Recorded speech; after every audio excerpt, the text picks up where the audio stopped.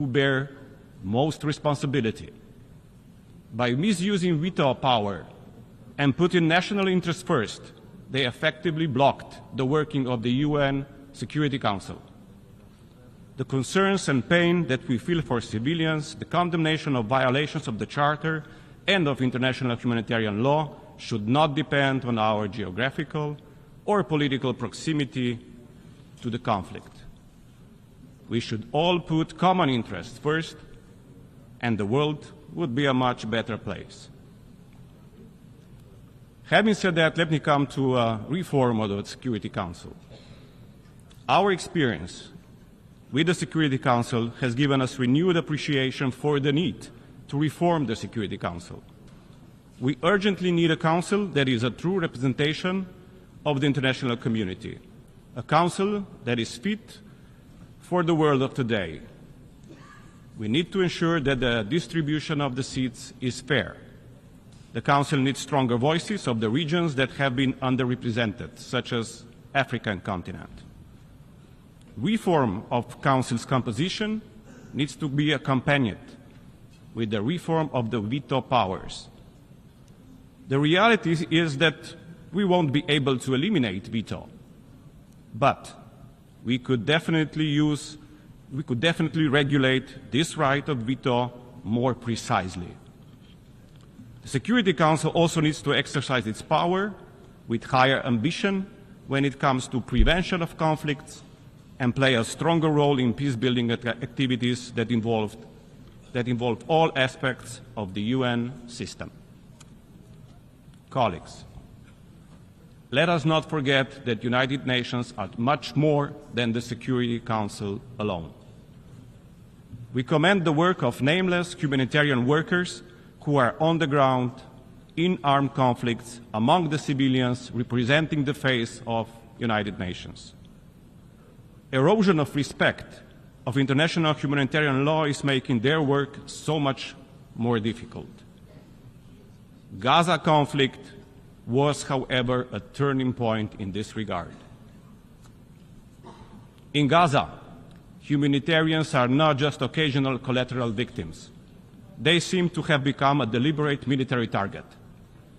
There is no other explanation for the highest number of humanitarian workers being killed last year, of whom a vast majority in Gaza. The sense of impunity for crimes in Gaza is putting humanitarian organizations under stress elsewhere. This is undermining the very essence of the United Nations, and it is affecting the work of the humanitarian organizations and agencies like ICRC and UNRWA all around the globe. Third pressing issue, climate change. The impact of climate change is mostly felt on the lifeline for people and nature, that is water, the most precious of the elements.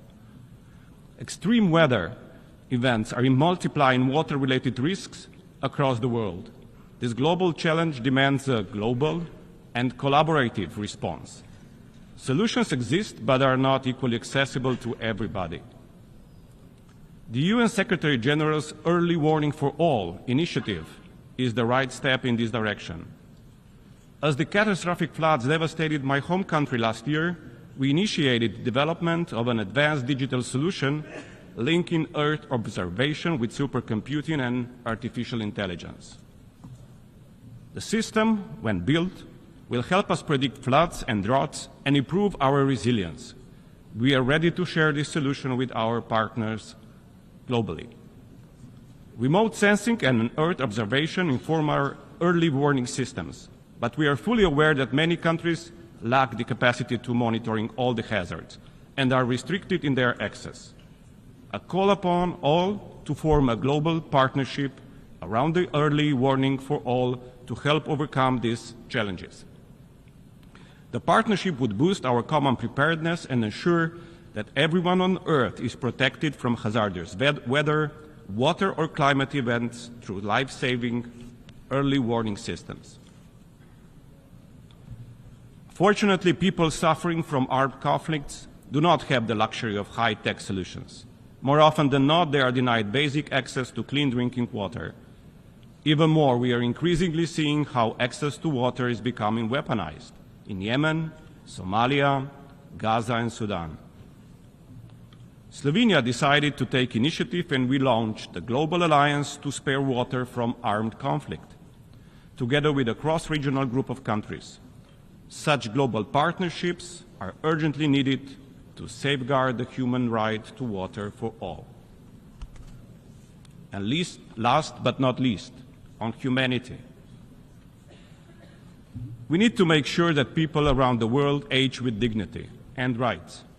The current international human rights law offers only a fragmented and inconsistent framework for the full protection of human rights of elder persons. This is why we are leading a global action towards a legally binding instrument on human rights of older persons. The world should spare no time to address the main issues related to gender equality, including the future developments and implementation of the Women, Peace and Security Agenda. The UN implementation, the UN should lead by example when it comes to the full, equal and meaningful role and leadership of women in our societies. In its entire history, the General Assembly has been led by only 4 women. We never had a female UN Secretary General. The time has come to reflect gender equality in top leadership positions of our organization. Slovenia has joined the supporters of the Rotation for Equality initiative, which calls for gender rotation in the position of the President of the United Nations General Assembly. In the times of crisis, children are always the most vulnerable ones.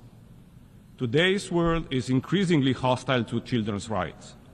More children than ever are experiencing violence in all settings. Many have lost their lives, are forcibly displaced, exposed to most traumatic experiences, imprisoned, denied education and healthcare, and face extreme poverty and social exclusion. Gaza is an example of extreme suffering of the children. Slovenia is offering concrete help with the foundation Let Them Dream, which is dealing with the rehabilitation of children from Gaza. It is an extremely noble and human project which was launched years ago and has already helped hundreds of children from Gaza who came on rehabilitation in Slovenia and will continue to do so. Sadly, some of these kids were now already the victims of recent aggression on Gaza. Let me finish with the story of the 2 young girls from Palestine. At the beginning of this week, I attended an event on missing futures in the occupied Palestinian territory organized by Save the Children. At this event, I heard stories from 2 courageous girls, Sarah and Rand. They spoke about their challenges in life, they spoke about their feelings, they spoke about their plans for the future. And despite all of the destruction, dehumanization and fear, there was no anger nor hate in their stories. They just had this enormous wish to live a normal, decent life. They just had this enormous wish to be able to educate and study in order to be able to contribute back to their community. One wants to become a doctor. Second wants to become a humanitarian worker. Today, I fulfill my promise to them and I bring their story to the General Assembly. Only with our united call for peace and against war, we could make sure that Sarah and Rand and all the other children of Palestine and the world are not among the thousands missing futures of children under occupation. I want to say this out loud and clear to the Israeli government. Stop the bloodshed. Stop the suffering. Bring the hostages home and end the occupation.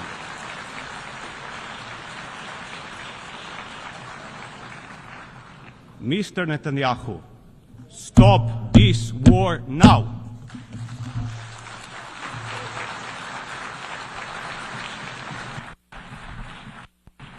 behalf of the Assembly, I wish to thank the Prime Minister of the Republic of Slovenia.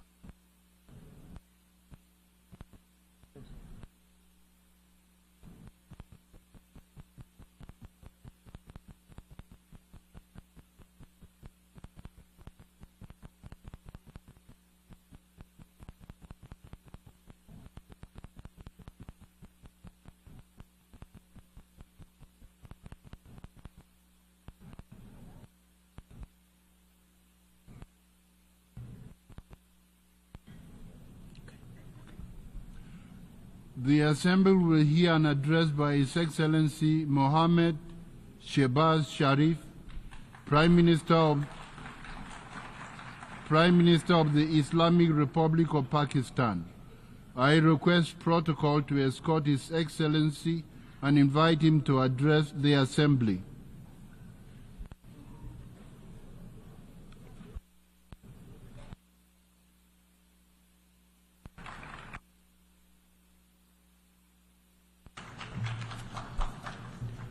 Bismillahir Rahmanir Rahim.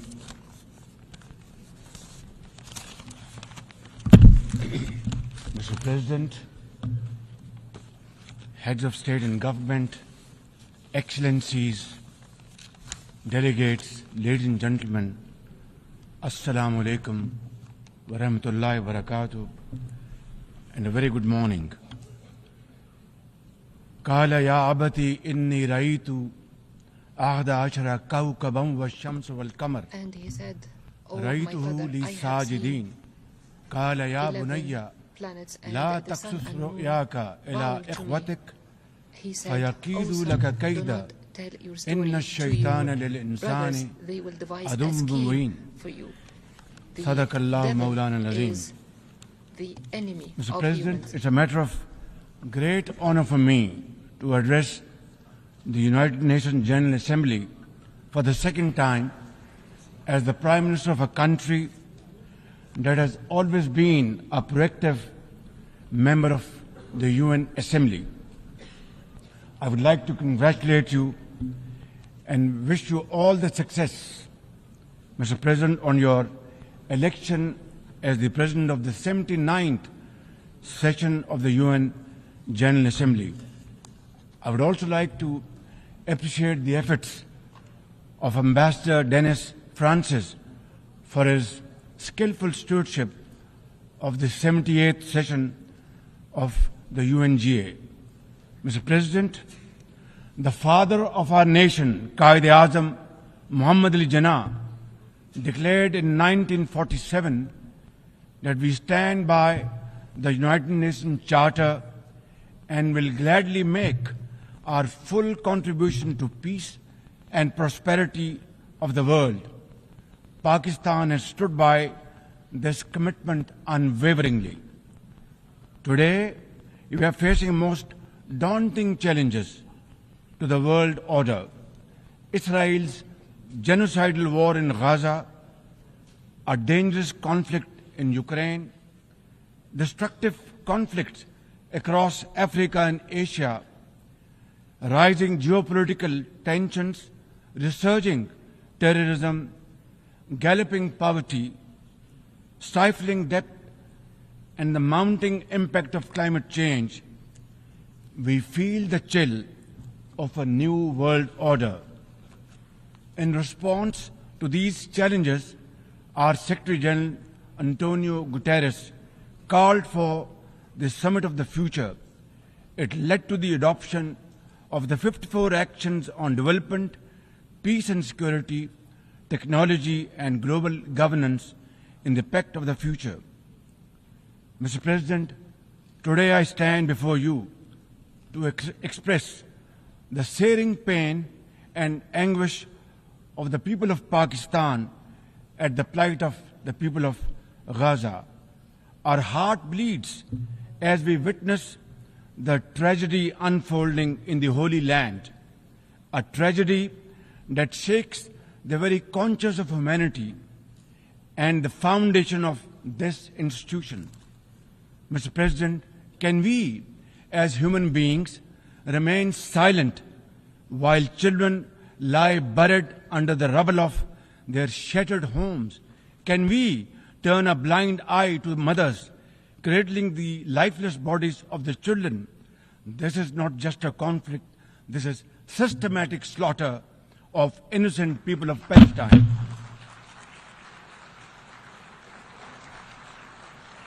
Ladies and gentlemen, an assault on the very essence of human life and dignity. The blood of Gaza's children stains the hands of not just the oppressors, but also those who are complicit in prolonging this cruel conflict.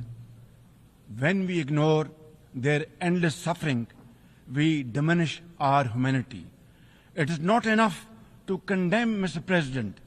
We must act now and demand an immediate end to this bloodshed. We must remember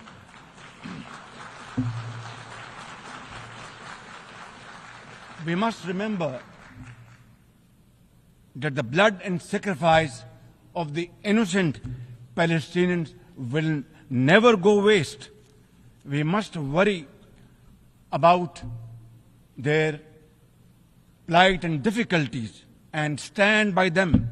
We must work for a durable peace through the two-state nation. We must seek a viable, secure, contiguous and sovereign state of Palestine based on the pre-1967 borders with Al-Quds al-Sharif as its eternal capital, and to advance the goals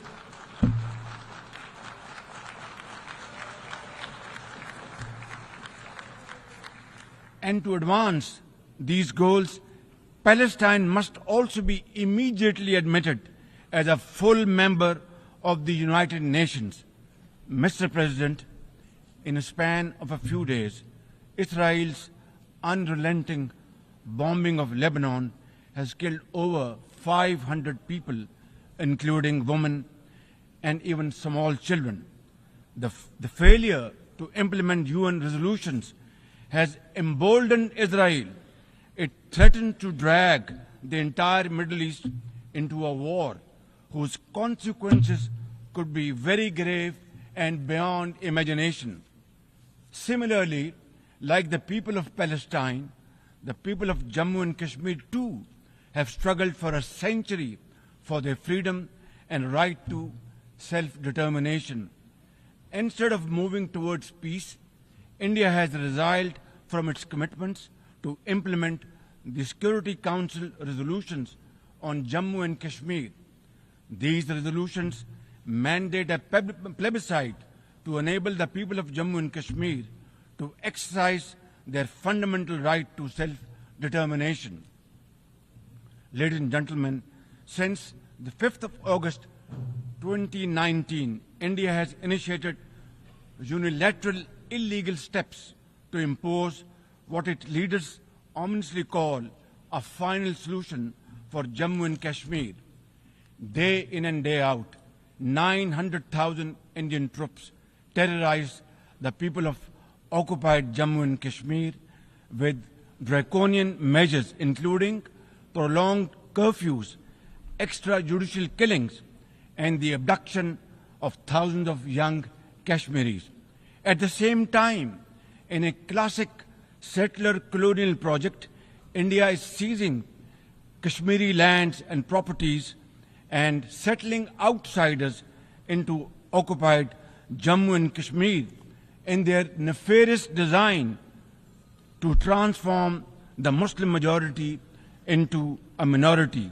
This hackneyed tactic is employed by all occupying powers, but it has always failed.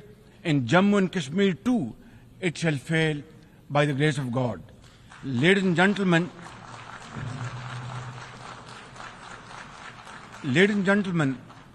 the Kashmiri people are resolute in rejection of the false Indian identity.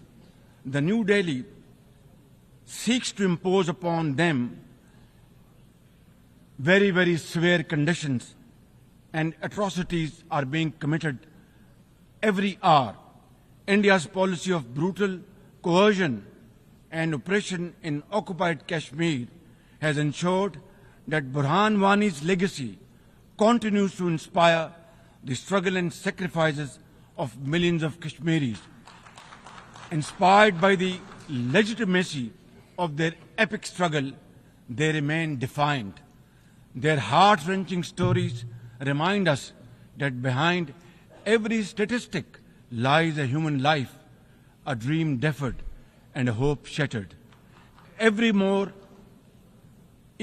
worryingly, it is engaged in massive expansion of its military capabilities, which are essentially deployed against Pakistan. Its war doctrines envisage a surprise attack and a limited war under the nuclear overhang.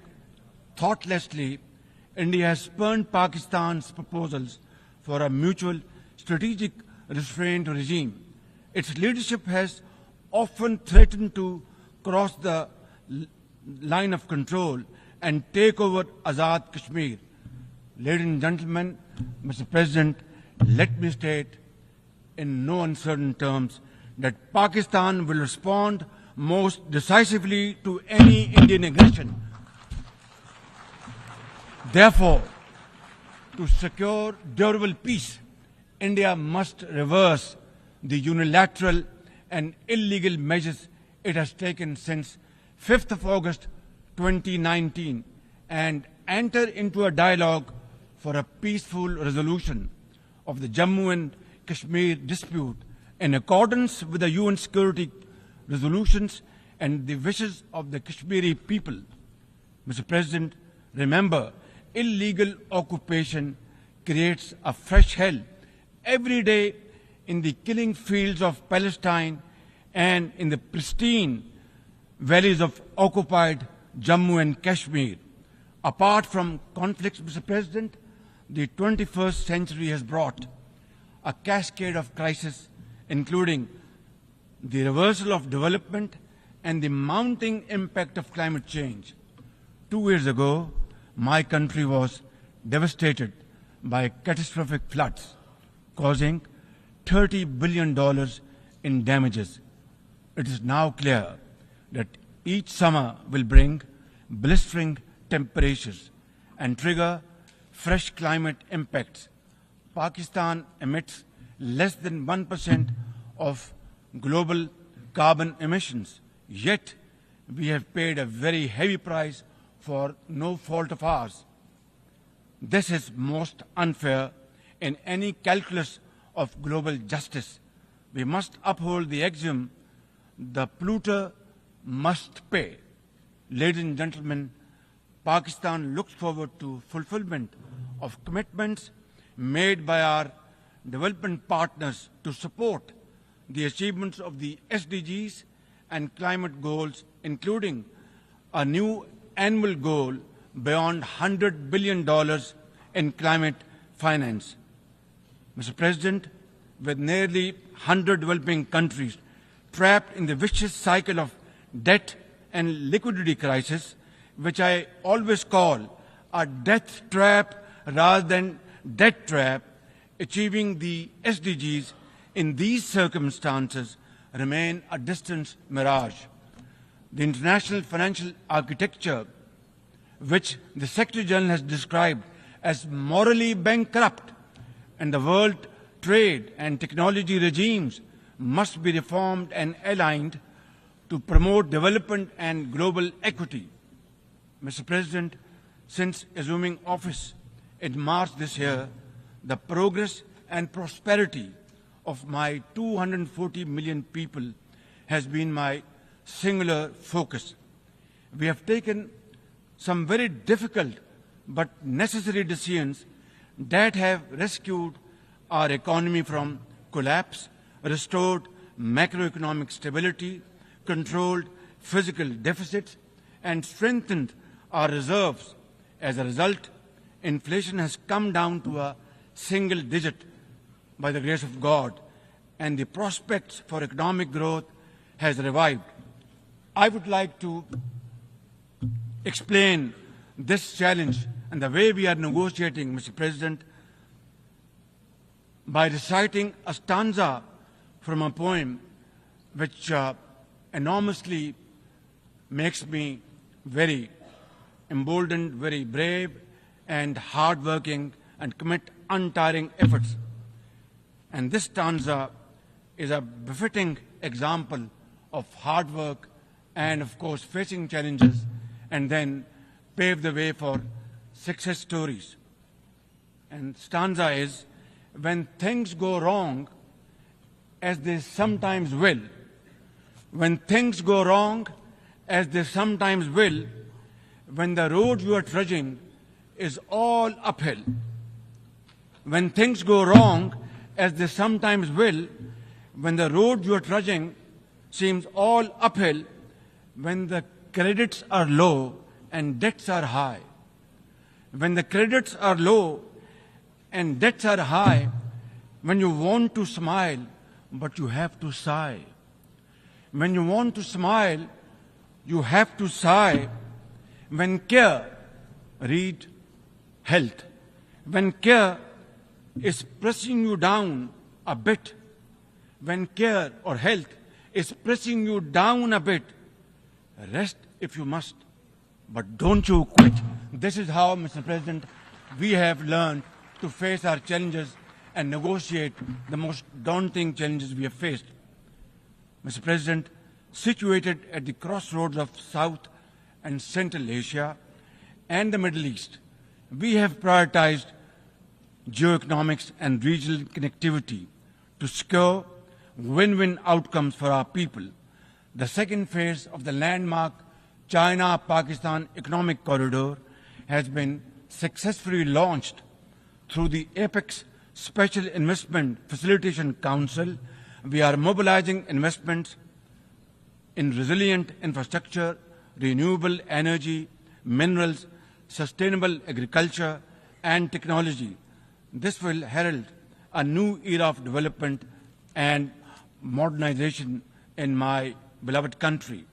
Ladies and gentlemen, for 2 decades, Pakistan has fought terrorism boldly and most successfully, defeating terrorist groups within Pakistan. We have paid a very heavy price. 80,000 of our brave soldiers and civilians have been martyred, including innocent school-going children. And the gory memories of APS school carnage haunt us till date. Our economy has suffered a loss of $150 billion.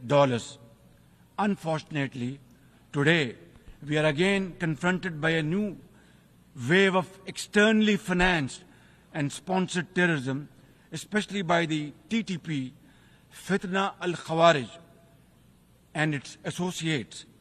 Ladies and gentlemen, make no mistake, inshallah, by the grace of God, we are determined to eliminate this threat as well through our comprehensive national effort by the name of Azm-e-Istehkam, meaning resolve to promote peace and stability.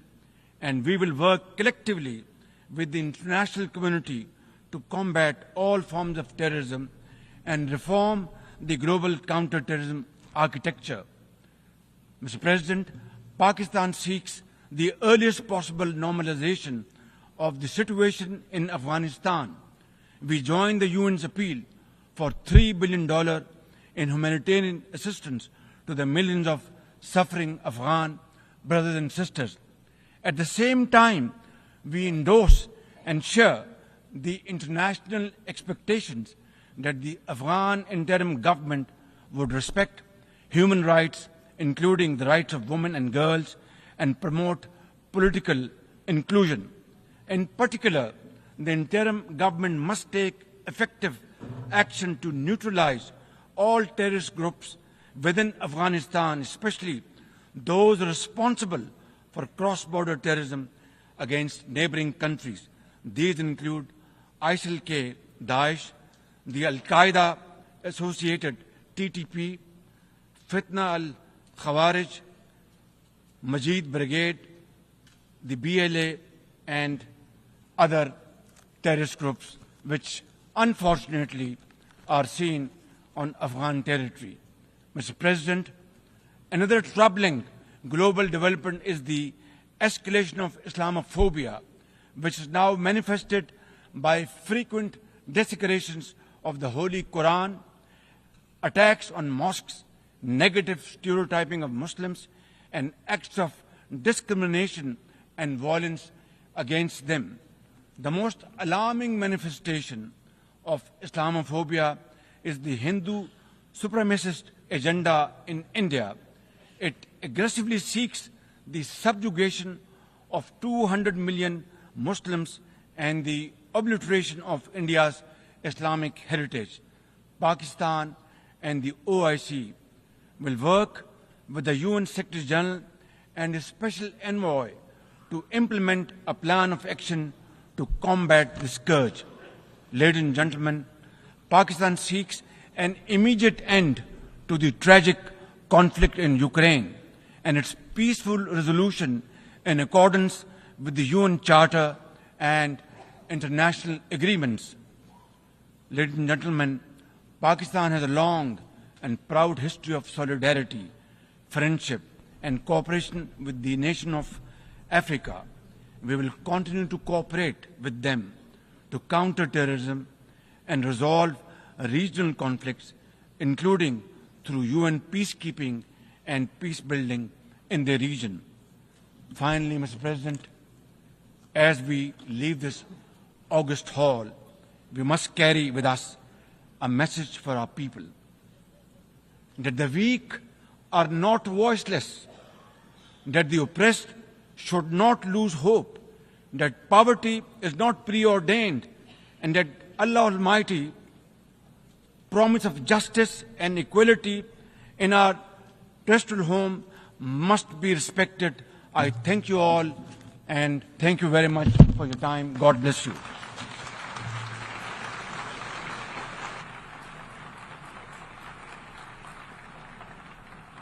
On behalf of the Assembly, I wish to thank the Prime Minister of the Islamic Republic of Pakistan.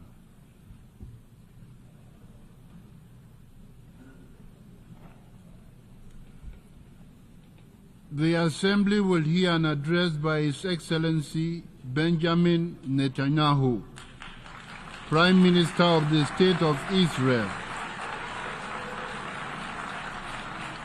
I request protocol to escort His Excellency and invite him to address the Assembly.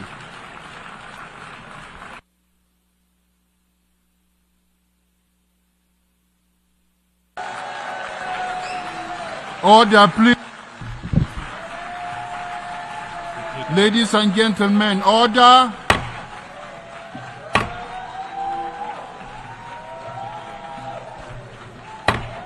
Order, please.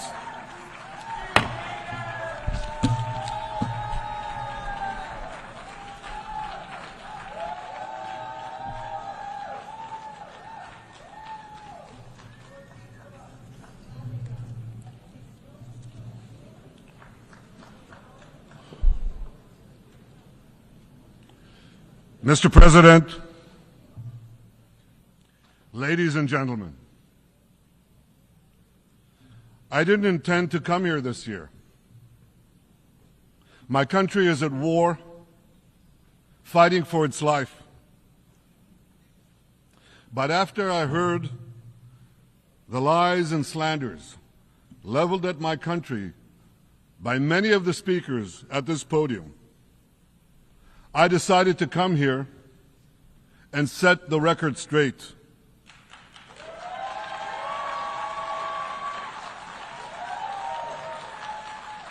I decided to come here to speak for my people, to speak for my country, to speak for the truth.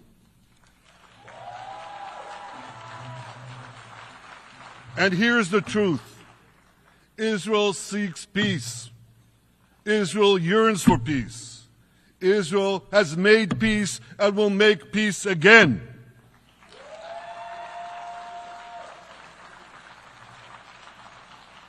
Yet we face savage enemies who seek our annihilation, and we must defend ourselves against these savage murderers.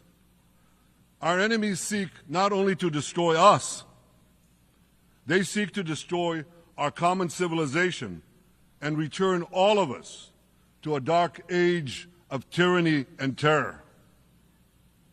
When I spoke here last year, I said we faced the same timeless choice that Moses put before the people of Israel thousands of years ago.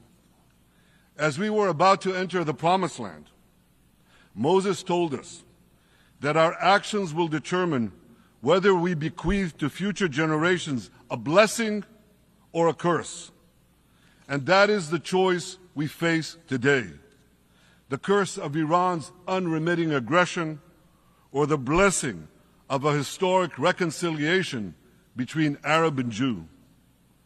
In the days that followed that speech, the blessing I spoke of came into sharper focus. A normalization deal between Saudi Arabia and Israel seemed closer than ever.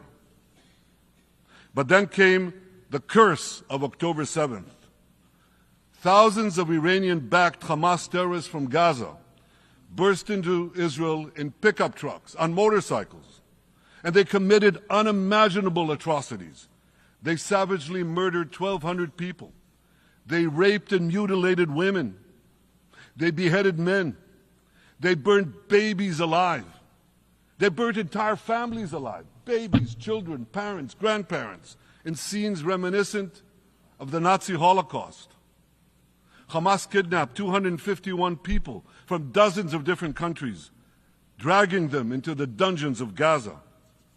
Israel has brought home 154 of these hostages, including 117 who returned alive. I want to assure you, we will not rest until the remaining hostages are brought home too. And some of their family members are here with us today. I ask you to stand up.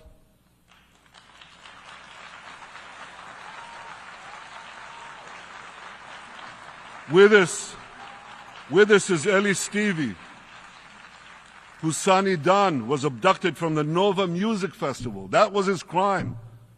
A music festival. And these murderous monsters took him. Kobe Smirno, whose son Jonathan was murdered, and his corpse was taken into the dungeons, into the terror tunnels of Gaza. A corpse held hostage. Salim al-Atrash, whose brother Muhammad, a brave Arab-Israeli soldier, was murdered. His body too was taken to Gaza. And so was the body of Ifat Hyman's daughter Inbar, who was brutally murdered at that same music festival. With us is Sharon Sharabi, whose brother Yossi was murdered, and who prays for his older brother Eli, who is still held hostage in Gaza. And with us too is Izhar Liftich from Kibbutz Nir Oz, a kibbutz that was wiped out by the terrorists. Thankfully, we achieved the release of his mother Yocheved, but his father Oded is still languishing in an underground terrorist hell of Hamas. I again promise you, we will return your loved ones home. We will not spare that effort until this holy mission is accomplished.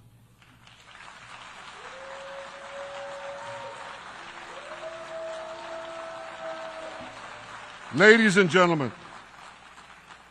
the curse of October 7th began when Hamas invaded Israel from Gaza, but it didn't end there. Israel was soon forced to defend itself on 6 more war fronts organized by Iran. On October 8th, Hezbollah attacked us from Lebanon. Since then, they fired over 8,000 rockets at our towns and cities, at our civilians, at our children. 2 weeks later, the Iran-backed Houthis in Yemen launched drones and missiles at Israel, the first of 250 such attacks, including one yesterday aimed at Tel Aviv. Iran's Shiite militias in Syria and Iraq have targeted Israel dozens of times over the past year as well. Fueled by Iran, Palestinian terrorists in Judea and Samaria perpetrated scores of attacks there and throughout Israel. And last April, for the first time ever, Iran directly attacked Israel from its own territory, firing 300 drones, cruise missiles, and ballistic missiles at us. I have a message for the tyrants of Tehran. If you strike us, we will strike you. There is no place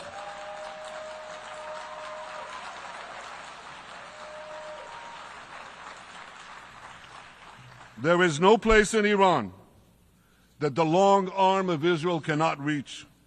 And that's true of the entire Middle East. Far from being lambs led to the slaughter, Israel's soldiers have fought back with incredible courage and with heroic sacrifice. And I have another message for this assembly and for the world outside this hall. We are winning.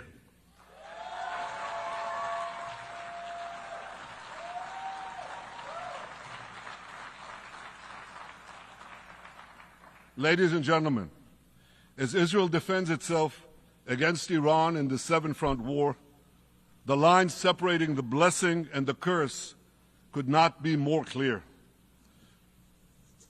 This is the map I presented here last year. It's a map of a blessing. It shows Israel and its Arab partners forming a land bridge connecting Asia and Europe between the Indian Ocean and the Mediterranean Sea. Across this bridge, we will lay rail lines, energy pipelines, fiber optic cables, and this will serve the betterment of 2 billion people.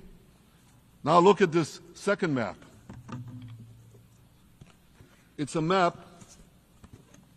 Look at the second map. It's a map of a curse.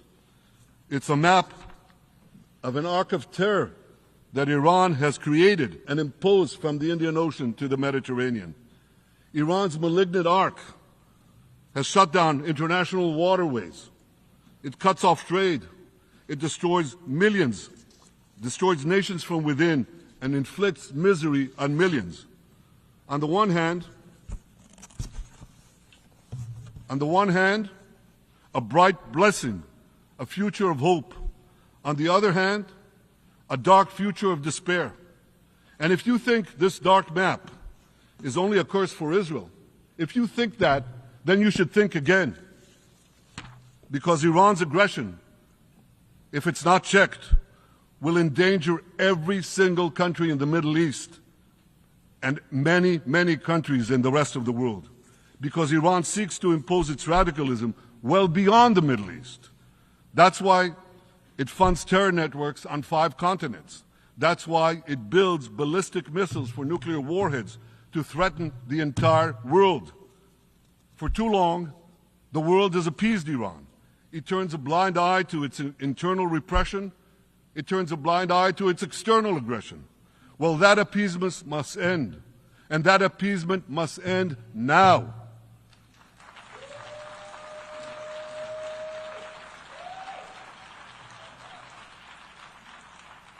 Nations of the world should support the brave people of Iran who want to rid themselves of this evil regime. Responsible governments should not only support Israel in rolling back Iran's aggression, they should join Israel. They should join Israel in stopping Iran's nuclear weapons program. In this body, in the Security Council, we're going to have a deliberation in a few months. And I call on the Security Council to snap back UN Security Council sanctions against Iran, because we must all do everything in our power to ensure that Iran never gets nuclear weapons.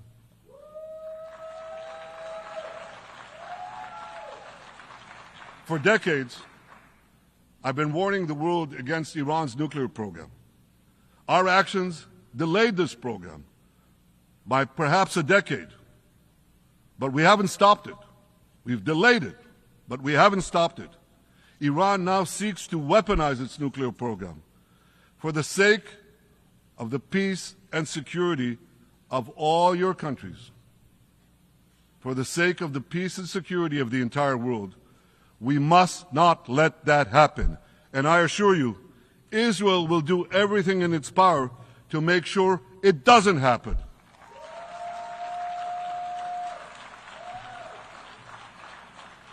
So, ladies and gentlemen, the question before us is simple. Which of these two maps that I showed you will shape our future? Will it be the blessings of peace and prosperity for Israel, our Arab partners, and the rest of the world? Or will it be the curse in which Iran and its proxies spread carnage and chaos everywhere? Israel has already made its choice. We've decided to advance the blessing. We're building a partnership for peace with our Arab neighbors while fighting the forces of terror that threaten that peace. For nearly a year, the brave men and women of the IDF have been systematically crushing Hamas's terror army that once ruled Gaza. On October 7th, the day of that invasion into Israel, that terror army numbered nearly 40,000 terrorists. It was armed with more than 15,000 rockets. It had 350 miles of terror tunnels, an underground network bigger than the New York subway system, which they used to wreak havoc above and below ground. A year later, the IDF has killed or captured more than half of these terrorists, destroyed over 90% of their rocket arsenal, and eliminated the key segments of their terror tunnel network. In major military operations,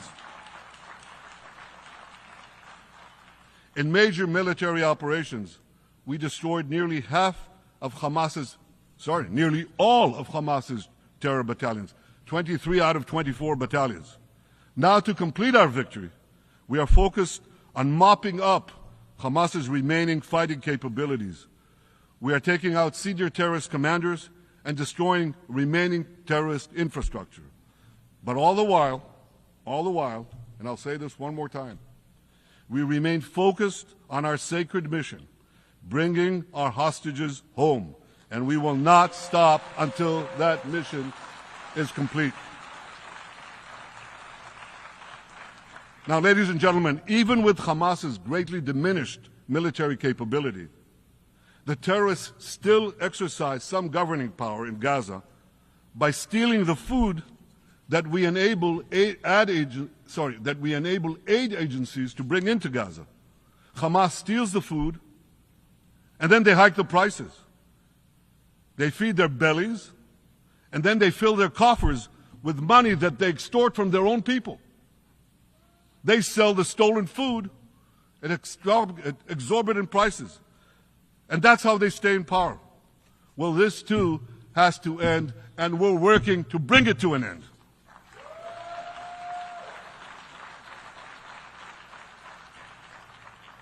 And the reason is simple. Because if Hamas stays in power, it will regroup, rearm, and attack Israel again and again and again, as it is vowed to do. So Hamas has got to go.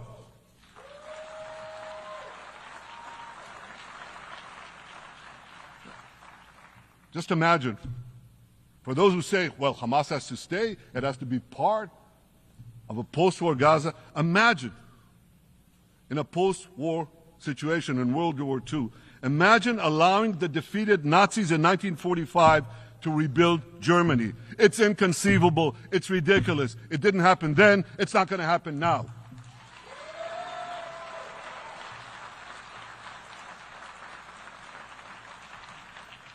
This is why Israel will reject any role for Hamas in a post-war Gaza. We don't seek to resettle Gaza. What we seek is a demilitarized and de-radicalized Gaza. Only then can we ensure that this round of fighting will be the last round of fighting.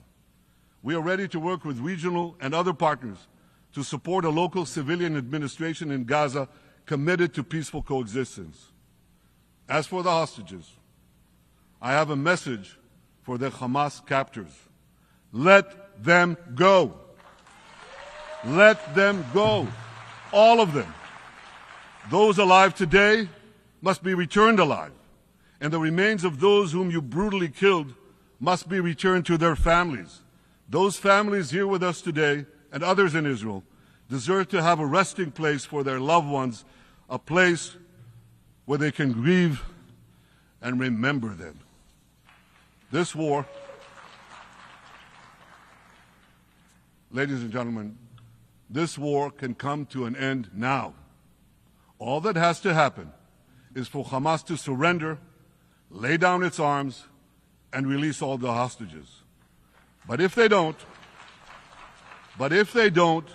we will fight until we achieve victory, total victory.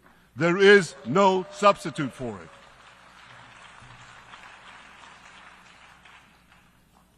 Israel must also defeat Hezbollah in Lebanon.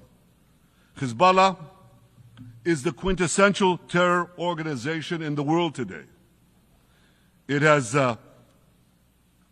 tentacles that span in all continents. It has murdered more Americans and more Frenchmen than any group except bin Laden. It's murdered the citizens of many countries represented in this room. And it has attacked Israel viciously over the last 20 years. In the last year, completely unprovoked. A day after the Hamas massacre, on October 7th, Hezbollah began attacks against Israel, which forced more than 60,000 Israelis on our northern border to leave their homes, becoming refugees in their own land.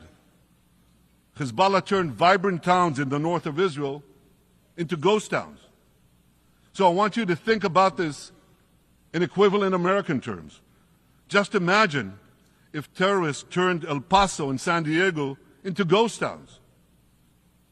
Then ask yourself, how long would the American government tolerate that? A day? A week? A month? I doubt they tolerate it even for a single day. Yet Israel has been tolerating this intolerable situation for nearly a year. Well, I've come here today to say, enough is enough.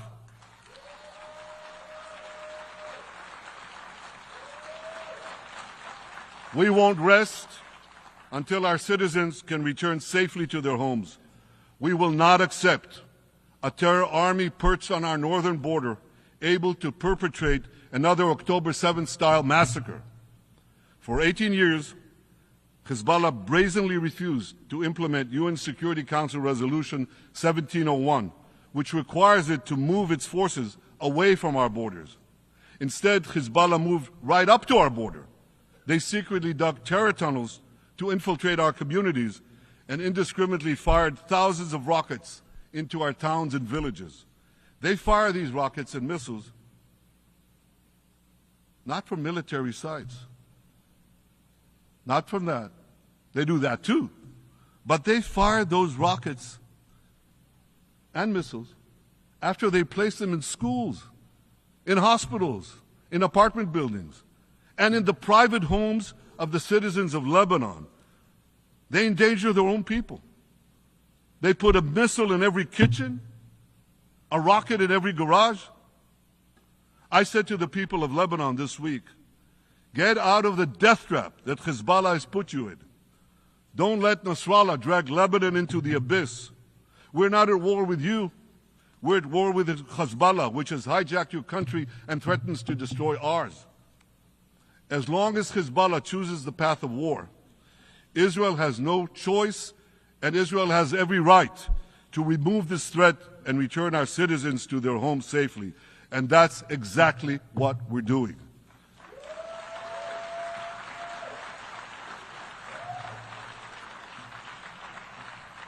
Just this week, the IDF destroyed large percentages of Hezbollah's rockets, which it built with Iran's funding for 3 decades.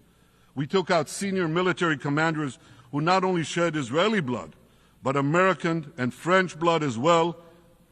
And then we took out their replacements, and then the replacements of their replacements. And we'll continue degrading Hezbollah until all our objectives are met.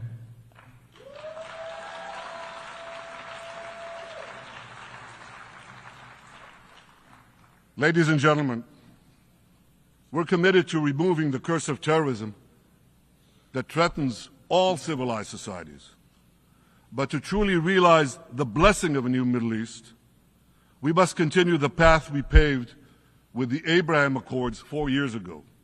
Above all, this means achieving a historic peace agreement between Israel and Saudi Arabia.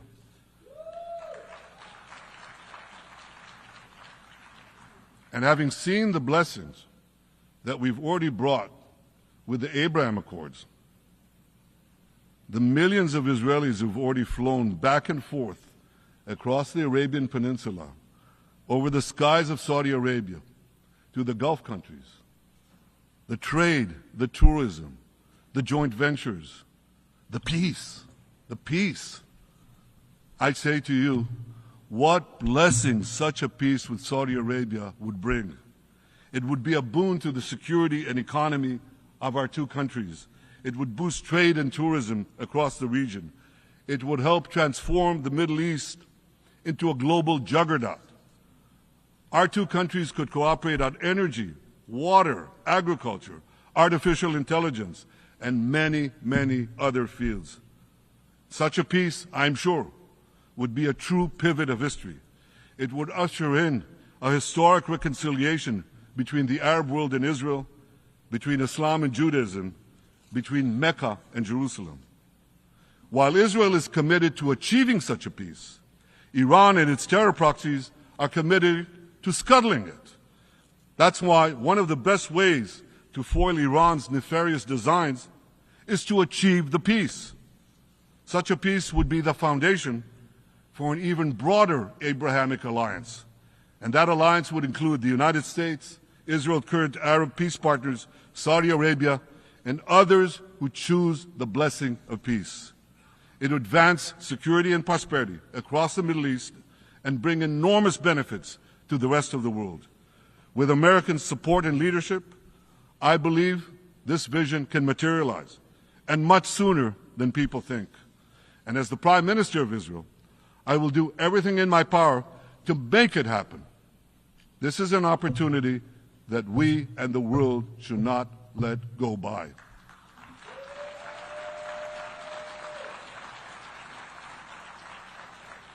Ladies and gentlemen, Israel has made its choice. We seek to move forward to a bright age of prosperity and peace. Iran and its proxies have also made their choice. They want to move back to a dark age of terror and war. And now I have a question. And I pose that question to you. What choice will you make? Will your nation stand with Israel? Will you stand with democracy and peace? Or will you stand with Iran, a brutal dictatorship that subjugates its own people, exports terrorism across the globe? In this battle between good and evil, there must be no equivocation. When you stand with Israel, you stand for your own values and your own interests. Yes, we're defending ourselves, but we're also defending you against a common enemy that through violence and terror seeks to destroy our way of life. So there should be no confusion about this. But unfortunately, there is a lot of it in many countries and in this very hall, as I've just heard. Good is portrayed as evil, and evil is portrayed as good. We see this moral confusion when Israel is falsely accused of genocide, when we defend ourselves against enemies who try to commit genocide against us. We see this too when Israel is absurdly accused by the ICC prosecutor of deliberately starving Palestinians in Gaza. What an absurdity! We helped bring in 700,000 tons of food into Gaza. That's more than 3,000 calories a day for every man, woman, and child in Gaza. We see this moral confusion when Israel is falsely accused of deliberately targeting civilians. We don't want to see a single person, a single innocent person die. That's always a tragedy. And that's why we do so much to minimize civilian casualties, even as our enemies use civilians as human shields. And no army has done what Israel is doing to minimize civilian casualties. We drop flyers, we send text messages, we make phone calls by the millions to ensure that Palestinian civilians get out of harm's way. We spare no effort in this noble pursuit. We see yet another profound moral confusion when self-described progressives march against the democracy of Israel. Don't they realize they support the Iranian-backed goons in Tehran and in Gaza? the goons who gun down protesters, murder women for not covering their hair, and hang gays in public squares, some progressives.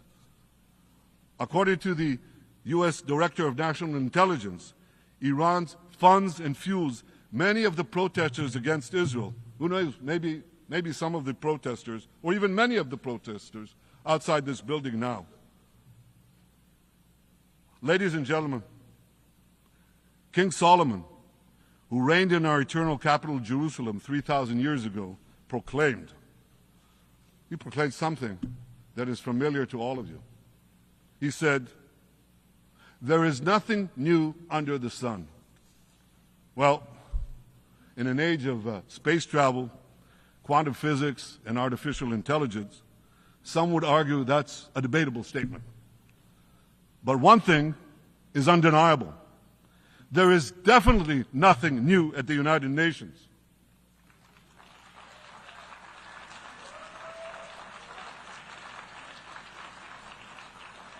Take it from me. I first spoke from this podium as Israel's ambassador to the UN in 1984. That's exactly 40 years ago. And in my maiden speech here, I think it's the same podium, by the way. In my maiden speech here, I spoke against a proposal to expel Israel from this body. 4 decades later, I find myself defending Israel against that same preposterous proposal. And who's leading the charge this time? Not Hamas, but Abbas, Palestinian Authority President Mahmoud Abbas. This is the man who claims he wants peace with Israel. Yet he still refuses to condemn the horrific massacre of October 7th. He's still paying hundreds of millions to terrorists who murder Israelis and Americans. It's called pay for slay. The more you murder, the more you get paid. And he still wages unremitting diplomatic warfare against Israel's right to exist and against Israel's right to defend itself. And by the way, they amount to the same thing. Because if you can't defend yourself, you can't exist. Not in our neighborhood, certainly, and maybe not in yours. Standing in this podium 40 years ago, I told the sponsors of that outrageous resolution to expel Israel, "Gentlemen, check your fanaticism at the door."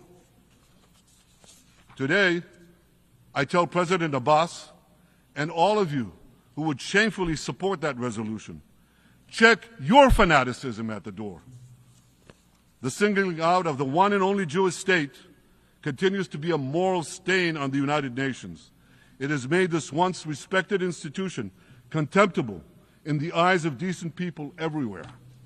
But for the Palestinians, this UN House of Darkness is home court.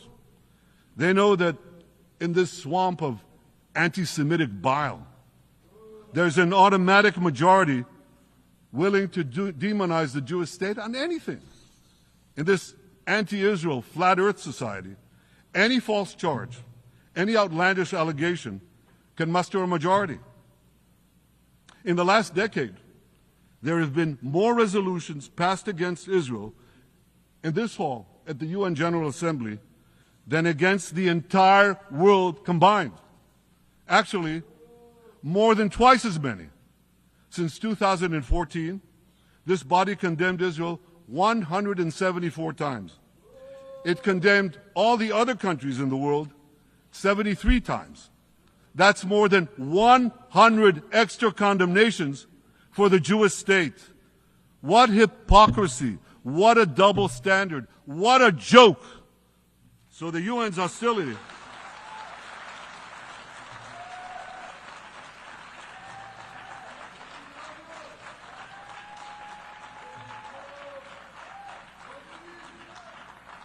So all the speeches you heard today, all the hostility directed at Israel this year, it's not about Gaza. It's about Israel. It's always been about Israel's very existence. And I say to you, until the Jewish state is treated like other nations, until this anti-Semitic swamp is drained, the UN will be viewed by fair-minded people everywhere as nothing more than a contemptuous farce. Now, given the anti-Semitism at the UN, it should surprise no one that the prosecutor at the ICC, one of the UN's affiliated organs, is considering issuing arrest warrants against me and Israel's defense minister, the democratically elected leaders of the democratic state of Israel. The ICC prosecutors rushed to judgment. His refusal to treat Israel with its independent courts the way other democracies are treated is hard to explain by anything other than pure anti-Semitism. Ladies and gentlemen, the real war criminals are not in Israel. They're in Iran. They're in Gaza, in Syria, in Lebanon, in Yemen. Those of you who stand with these war criminals, those of you who stand with evil against good, with a curse against the blessing, those of you who do so should be ashamed of yourselves.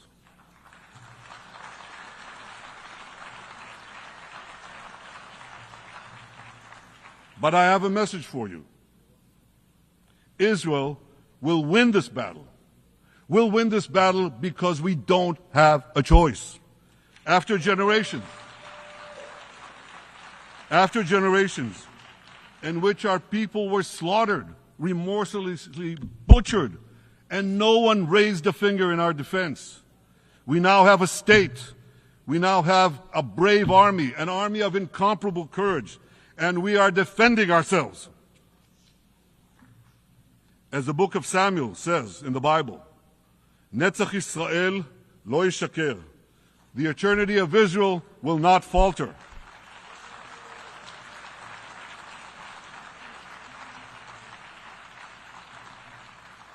In the Jewish people's epic journey from antiquity, in our odyssey through the tempest and upheavals of modern times, that ancient promise has always been kept, and it will hold true for all time. To borrow a great poet's phrase, Israel will not go gently into that good night. We will never need to rage against the dying of the light, because the torch of Israel will forever shine bright.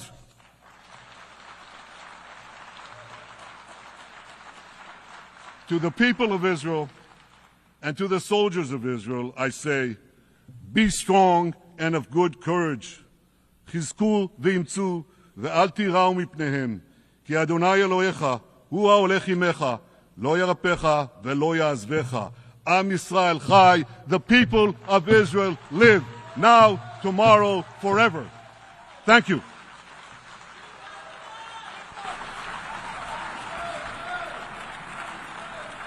On behalf of the Assembly, I wish to thank the Prime Minister of the State of Israel,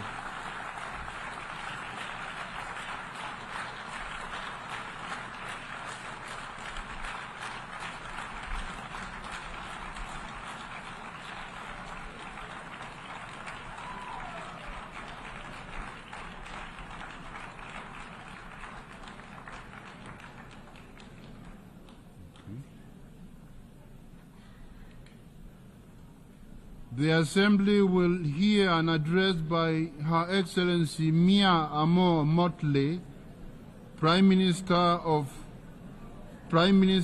Minister for National Security and the Public Service, and Minister for Finance, Economic Affairs and Investment of Barbados.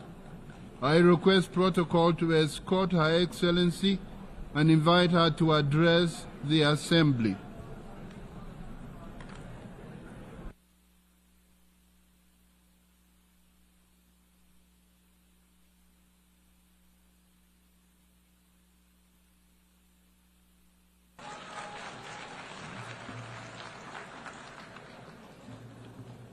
President,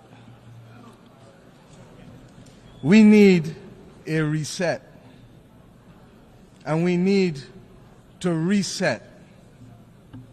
Mr. President, in your absence, I congratulate you on your assumption of this chairmanship of the General Assembly.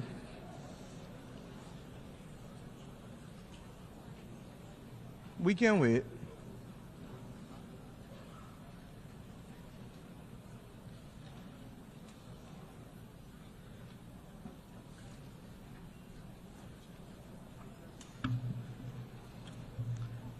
As I said, Mr. President, we need a reset, and we need to reset. Those of us here today representing our brothers and our sisters the world over have endured 4 years of polycrises. As the children of Mother Earth, we continue to wrestle with the climate crisis. As a human family, we grapple with the legacy of the pandemic. As a digitally connected people, we are now, regrettably, confronted by multiple theaters of war and scenes of horror and famine flowing from that war, armed conflict instead of pursued development.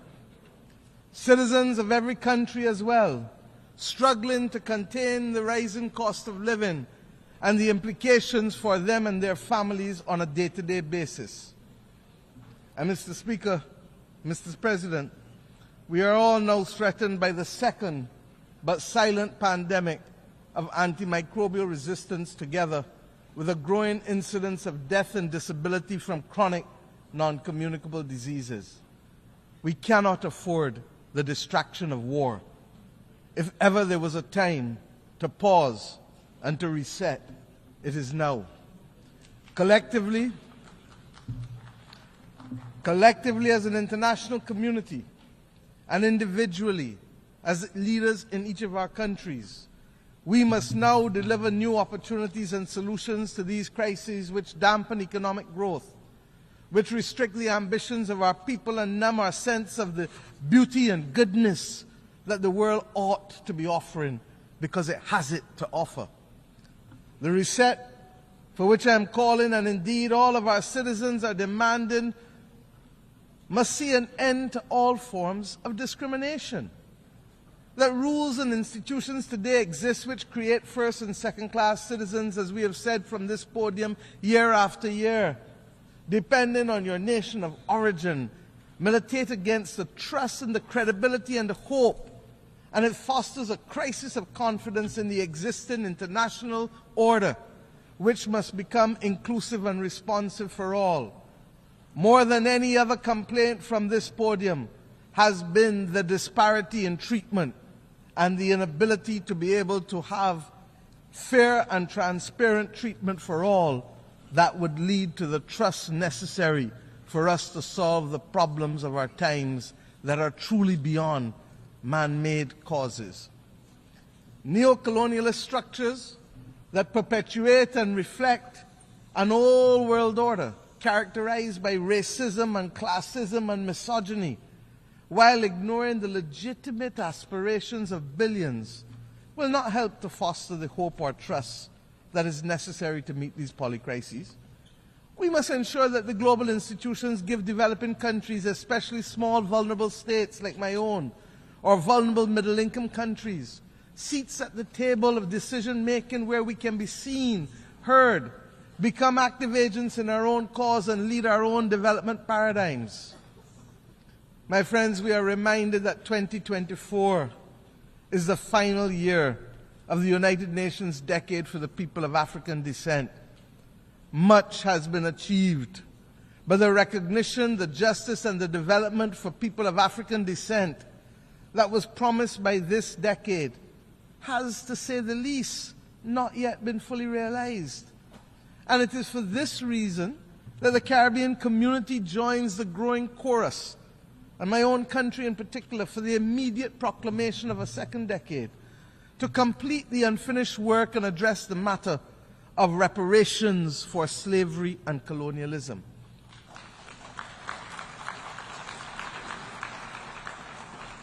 I start here because this is a necessary but complex conversation, and the Caribbean community is resolute that it must happen.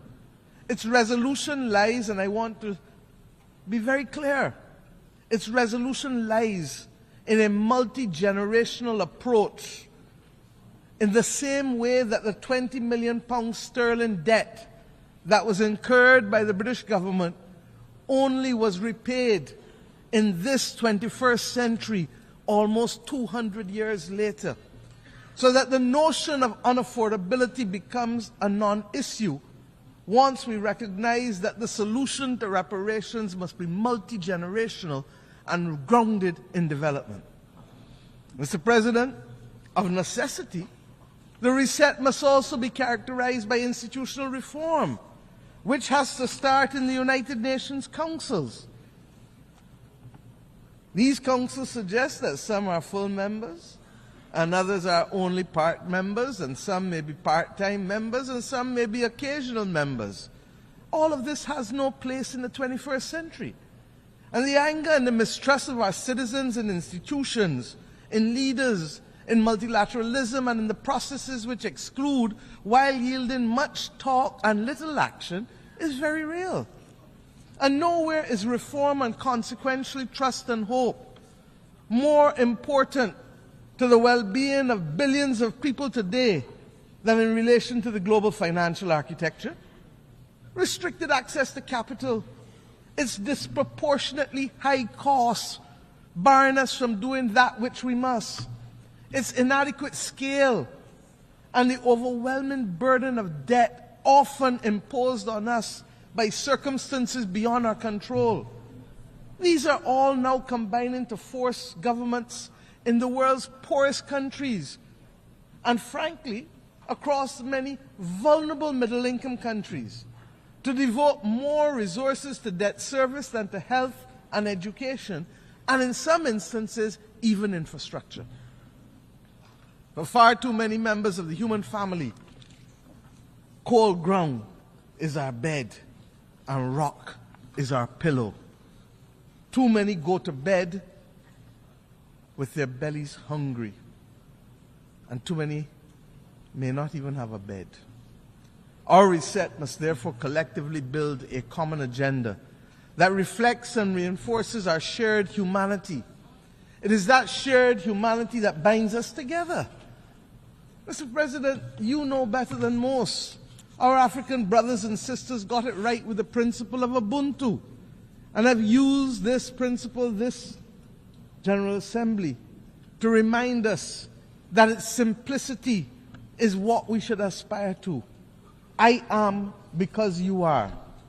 I am because we are. My well-being is tied to yours, and our collective well-being is connected to Mother Earth. This best voices the approach needed to give expression to the reset that is absolutely necessary. And we acknowledge that there are glimpses of hope. We have, for example, on Monday, agreed to a pact for the future, but we still have war. We have agreed on a global digital compact, but we still have raging pandemics in the slow motion silent pandemic. All of this rests, my friends, on the common agenda that the Secretary General had set out for us before. Yesterday, we agreed in a high-level meeting on a political declaration on antimicrobial resistance. A lot of fancy words, but this is where the rubber hits the road. Because all of us in this room know people who have died from infections and for whom the antibiotics simply are no longer effective, so that within 48 hours, a person's life is snuffed out, almost as if they were at war. My friends, following on the intervention of the Bridgetown Initiative and the Paris Pact for People and Planet, the efforts of many across the board, we acknowledge that there is some hope. And it is evident in the beginnings of the reform that we are seeing little by little, but nevertheless, they have started. These are all important steps, but we cannot take our eyes off the prize. Barbados' call for fundamental reset includes attitudes and behavior as much as actions or reforms. Heads of government are in agreement that we must trigger national development agendas of transformation with both speed and scale. We have a date with destiny against 1.5 degrees. We know that that is what is needed to survive. And the implications for people, even as we speak, can be dire. But if there is a failure to act with clarity of purpose, and if the political will retards progress, on the front of the much-needed reform within the international financial institutions, purely because heads of government do not speak to ministers of finance when they reach Washington, D.C., or their board directors, if there is a need for that to be dealt with, then, my friends, there must be a commitment to be equal to the current challenges of member states if we are not to perpetuate the discriminatory practices that result in undermining the transformational opportunities that we need.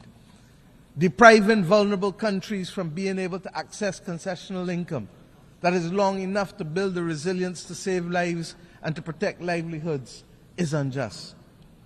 And that is why we must remain focused. That is why, my friends, we launched yesterday the third iteration of the Bridgetown Initiative, which identifies three key principles, very simply. One, we must change the rules of the international financial system and reform its governance and instruments. Two, we must shock-proof vulnerable economies by dealing with debt and liquidity in a comprehensive, development-focused manner.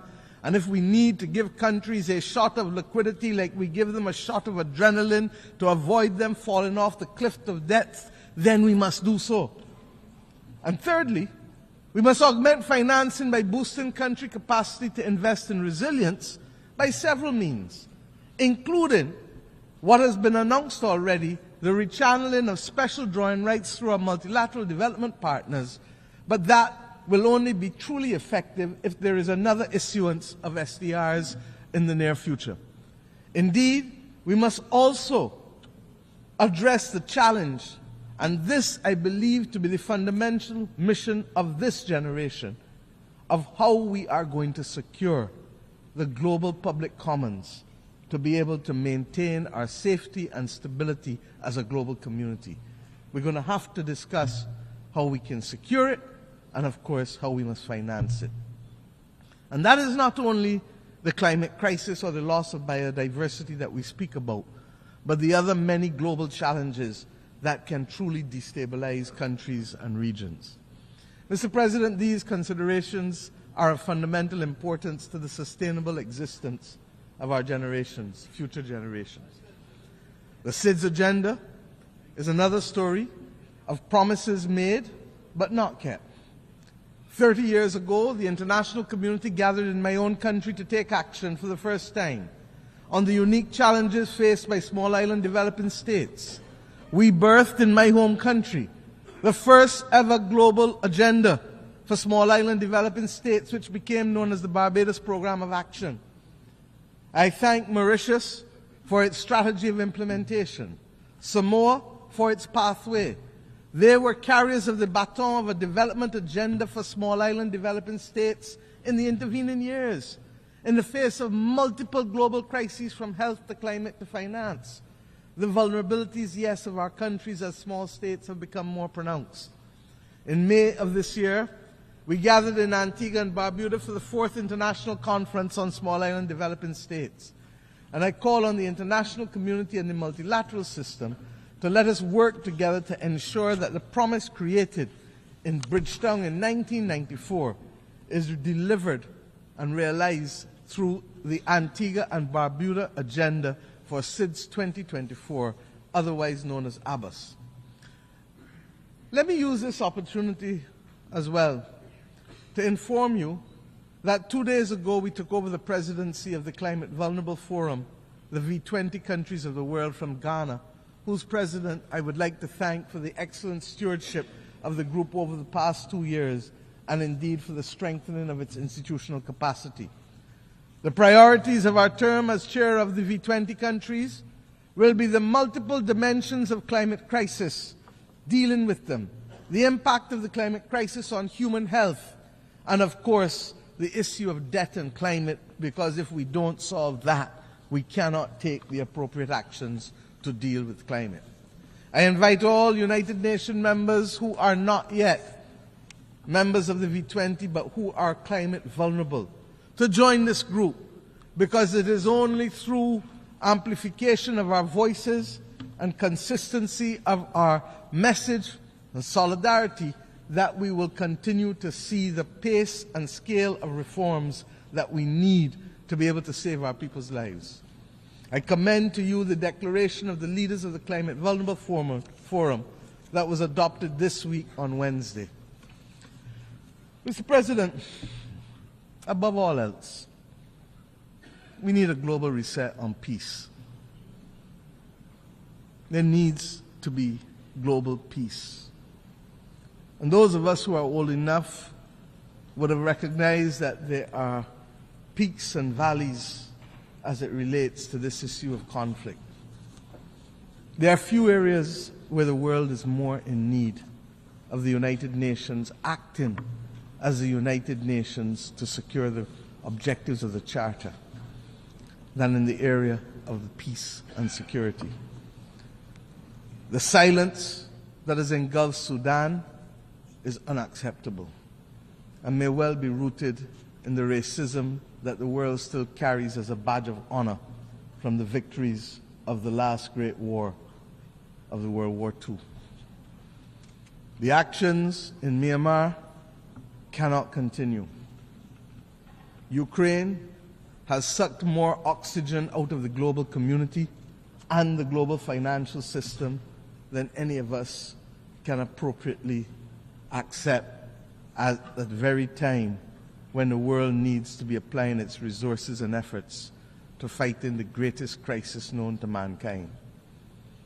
And the spread of the war from Gaza to the consequences in the West Bank to now clearly what is happening in Lebanon as we speak with Israel, all of these are but the tip of an iceberg of death, violence, and instability, and robs the global community of oxygen and resources at the very time when we need it most in a strategic way.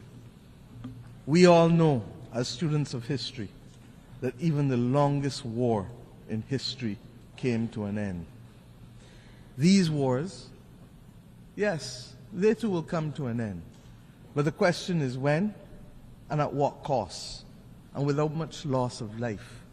With how many children not being able to be either given the chance to live or will now live with memories of war that will affect their every action for the next 60, 70, 80 years of their lives. Innocent people are paying the price with the one thing that is theirs to give, and they don't give it willingly. It is their life.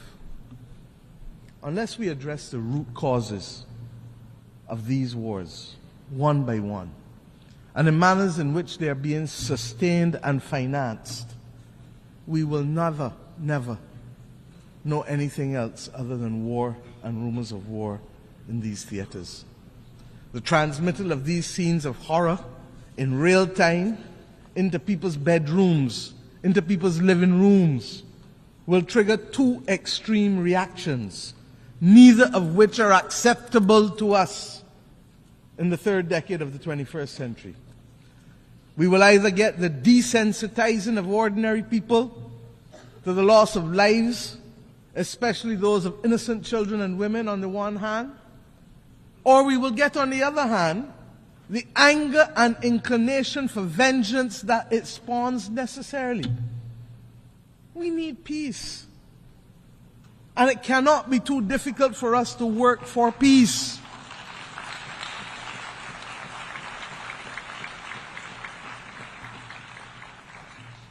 It is the same Bible that tells us in the stories of the Old Testament, much which has guided many people across this world. But when we turn from the Old Testament to the New Testament, it is Romans that says to us, "Vengeance is mine, saith the Lord," not any country, not any human being.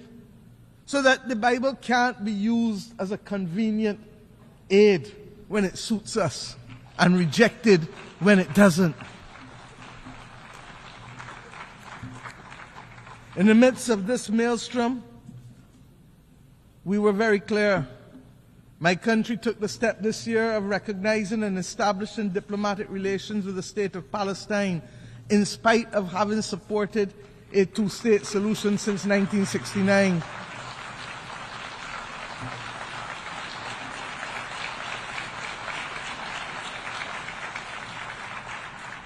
And we did this because it is clear to us that the state and people of Palestine, human beings, are entitled to full recognition by integration into and support from the international community. The Charter does not say we the people, with the exception of any one group from any one part of the world. We join with others, therefore, in congratulating the State of Palestine in taking their seat among the United Nations member states as they did on the 10th of September of this year.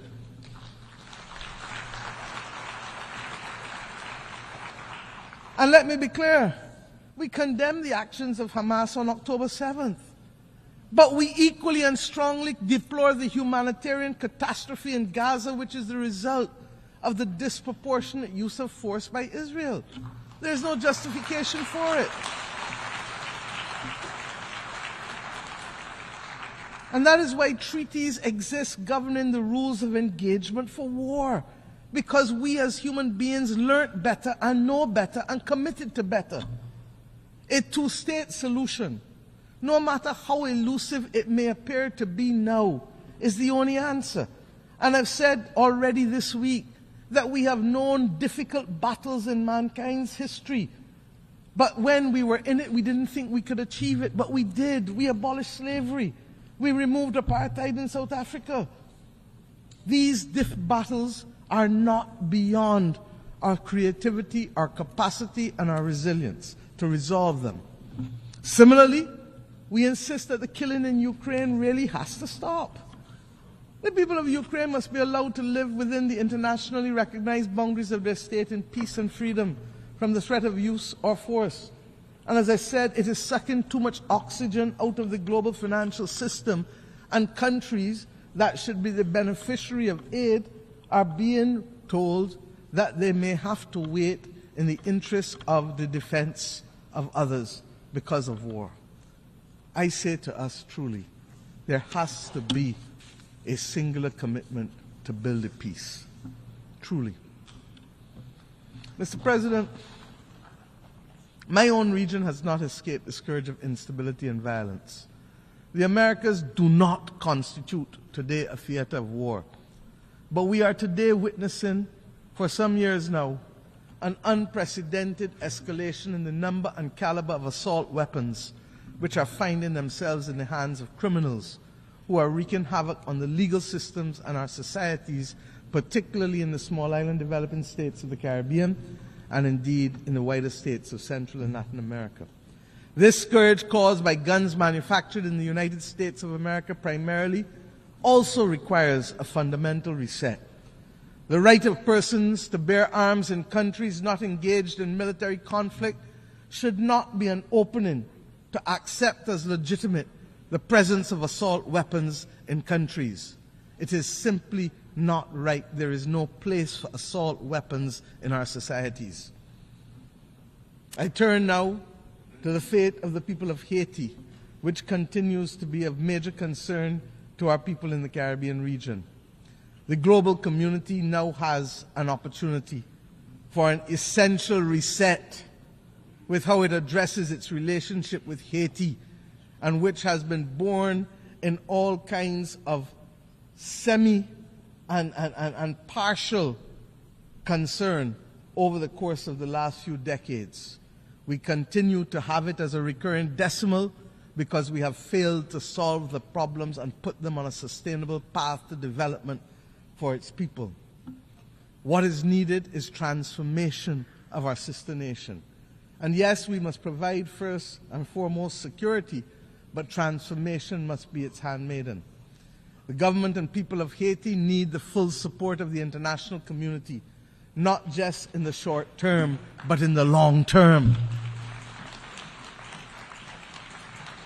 And yes, this starts by extending the mandate of the Multinational Security Support Force, escalating the work of the United Nations, deploying all the tools of bilateral, regional, and global cooperation, not excluding countries who want to participate for spurious reasons, ensuring that those of us who can step up to the plate by significantly increasing the pledge funds, that we do so, because we know that it takes cash to be able to deploy the forces and the police necessary to help with the restoration, so that Haitian mother or that Haitian child can go about their day-to-day life without fear of being assaulted or killed or being denied the right to work because of their simple fear of walking the streets.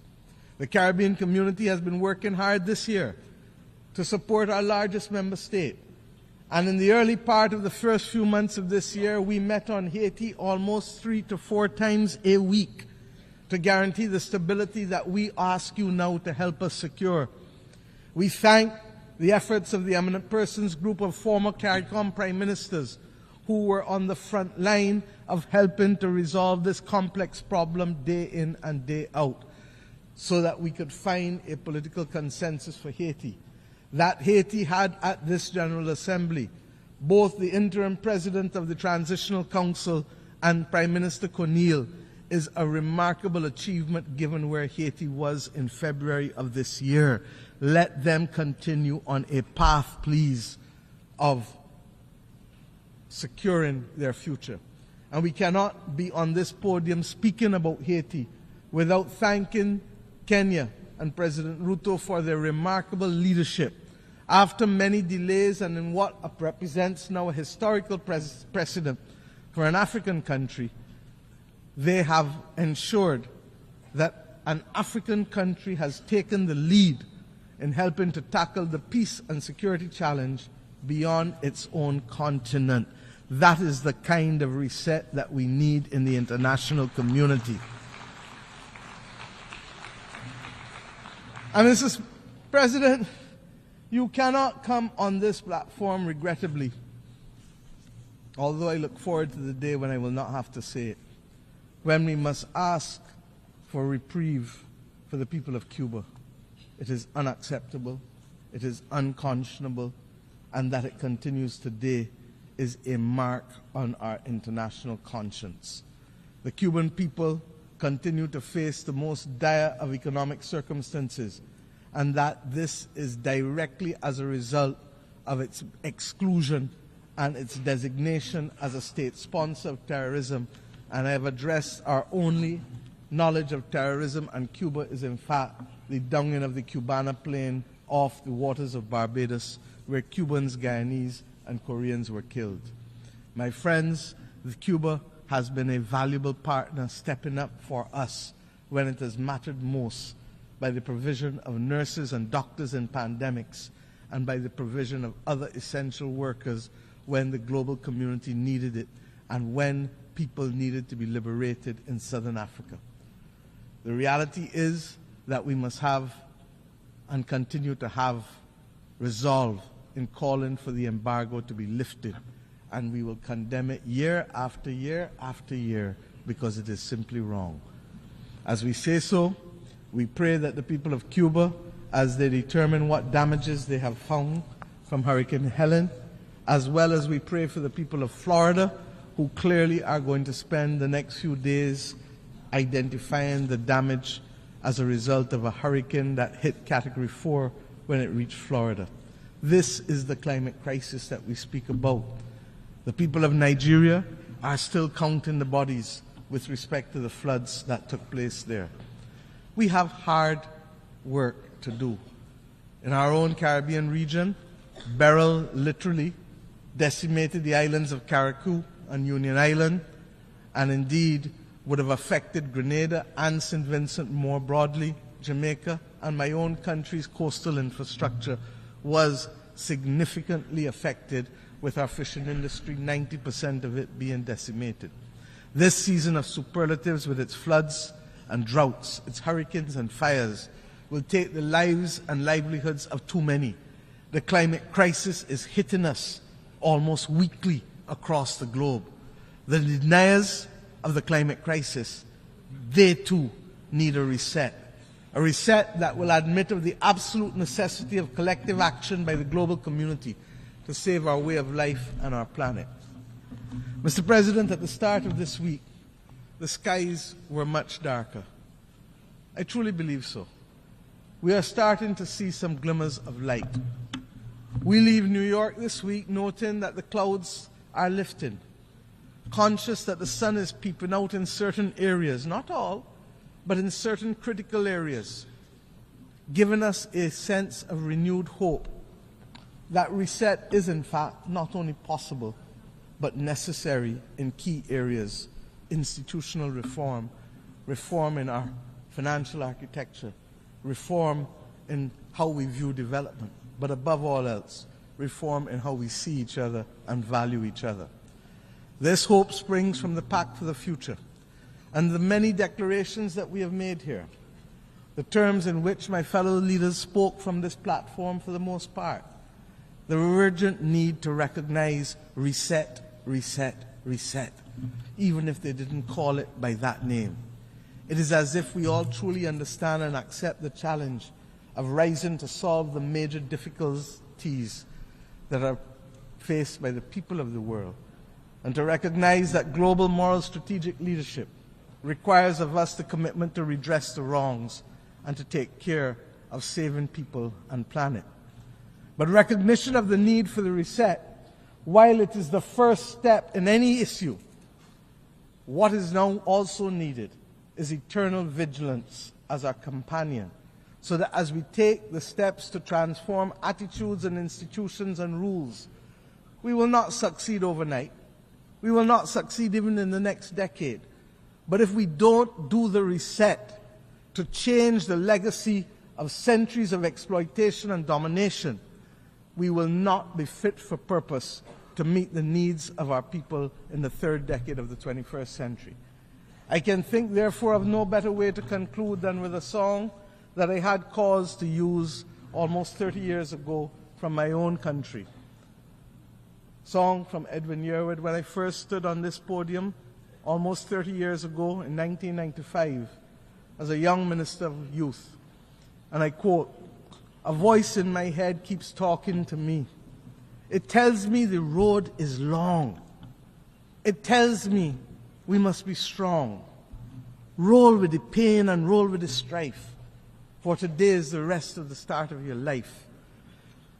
Mr. President, may the new hope fostered here this week signal the start of a new deal for people who hitherto were not seen, and even with the existence of this body, whose voice and presence were not felt.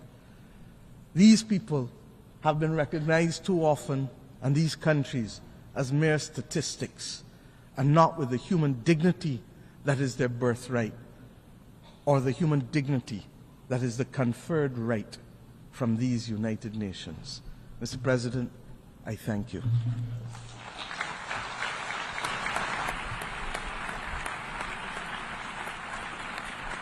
On behalf of the Assembly, I wish to thank the Prime Minister, Minister for National Security and the Public Service, and Minister for Finance, Economic Affairs and Investment of Barbados.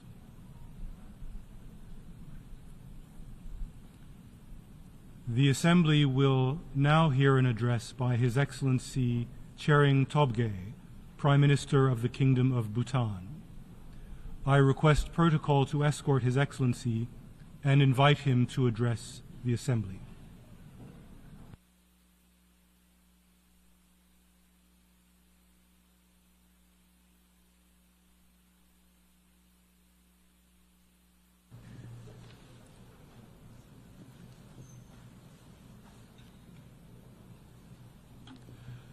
Mr. President, Mr. Secretary General, Excellencies, distinguished delegates, I bring to you warm greetings from His Majesty the Druk Gyalpo.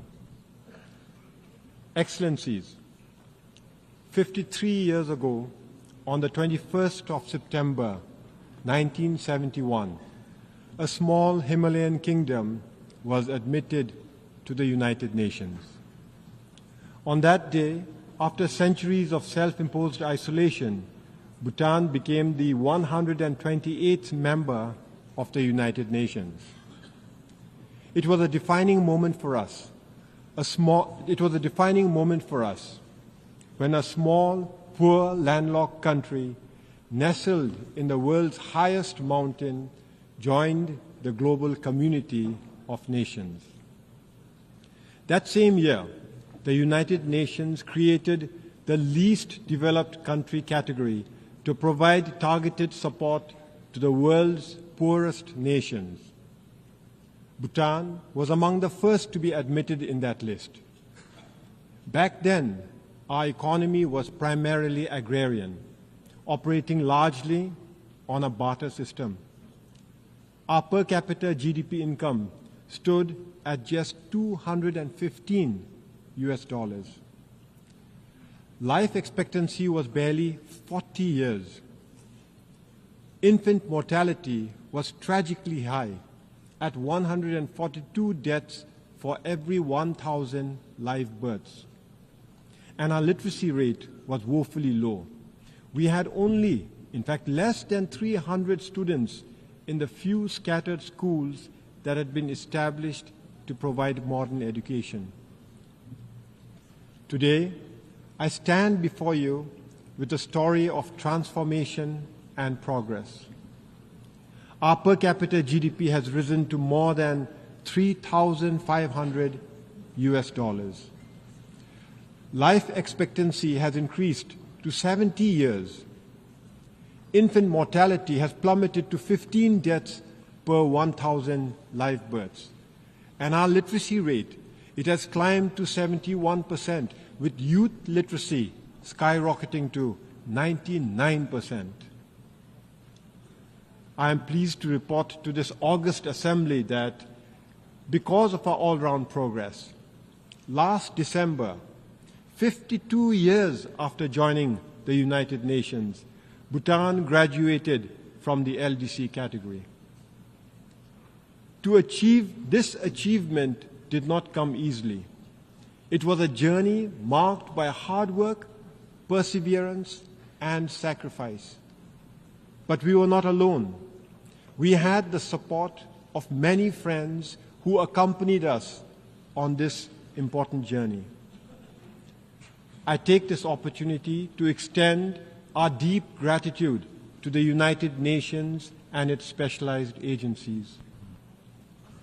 I would also like to thank all our development partners, including Japan, the European Union, the World Bank, and the Asian Development Bank for their unwavering support. But most importantly, I would like to reserve our deepest thanks to India, our closest friend and neighbor. They have been with us from the very beginning of our development journey and have remained steadfast in their support and friendship. Excellencies, graduating from the LDC category is a significant milestone. But what truly matters is that we did it in our own terms. Under the leadership of our enlightened monarchs, Bhutan has pursued a development path grounded in the philosophy of gross national happiness. This approach places the happiness and well-being of our people at the center of our development agenda. Thanks to gross national happiness, our economy, while it is still small, is sustainable and inclusive. Healthcare and education are free for all. Our unique culture not only survives, but thrives. More than 72% of our land is under forest cover, and we are recognized as a biodiversity hotspot and a carbon-negative country. Our democracy, a gift from our king, has been embraced by a reluctant population.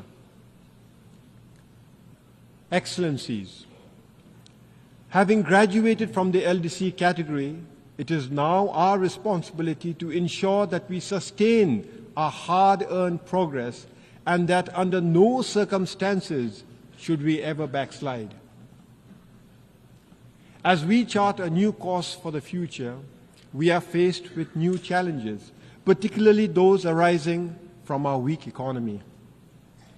Foremost among them is youth unemployment. To address these challenges, we must strengthen our economy. We must provide our youth with meaningful opportunities to grow and to prosper. We must embrace a new development paradigm. In this context, I am pleased to report that His Majesty the King has announced the establishment of the Gelifu Mindfulness City. The Gelifu Mindfulness City is a transformative vision for future urban spaces, a blueprint for living mindfully and sustainably. Spanning 2,600 square kilometers of pristine forests and fertile farmlands, it will enable human innovation and natural ecosystems to thrive together while fostering human well-being, environmental sustainability, and mindful living. We invite thought leaders, innovators, and investors to join us in building this groundbreaking city, contributing to a model of peace, harmony, and progress that others can follow. Excellencies, Bhutan's story is one of hope, but it is also a call to action.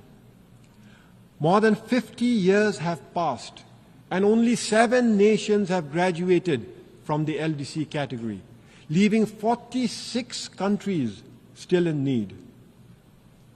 This is unacceptable. The international community must intensify its efforts to ensure that no nation is left behind, that all LDC countries achieve graduation. To accomplish this, we must address poverty, inequality, and vulnerability with a renewed sense of urgency. The Pact for the Future, which we adopted collectively at the Summit of the Future, provides us with a roadmap to transform the lives of the world's most vulnerable. However, transforming the future requires that we also transform institutions shaping it. The United Nations must evolve to meet the realities of today's world. The Security Council as it stands is a relic of the past. We need a council that reflects the current geopolitical, economic landscape, and social realities. Bhutan has long advocated for the reform of the Security Council to make it more representative and effective. For this, India, with its significant economic growth and population and leadership of the Global South, deserves a permanent seat at the Security Council. Similarly, Japan, a leading donor and peace builder, warrants permanent membership. Excellencies, in conclusion, let me reiterate our deep gratitude for the support we have received on Bhutan's journey to LDC graduation. Now we are committed to sustaining this progress, but we will need your continued support. In this regard, we invite your support and investment in initiatives like the Gelifu Mindfulness City. However, as we celebrate Bhutan's progress, we must also intensify our efforts to support other LDCs, ensuring that they too can achieve graduation.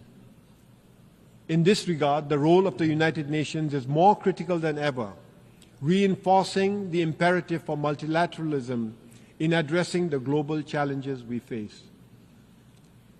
As we look to the future, I have the honor to close by repeating a profound message from His Majesty, our beloved King. I first did so 7 years ago, and I repeat, no nation today can stand alone in achievement. Time is slowly telling us that there can be no lasting individual success without success as a community. And there cannot be lasting national progress and success if it does not fit into a future of global peace, harmony, and equality. The world must progress together or fail together. Thank you, and Tashidile.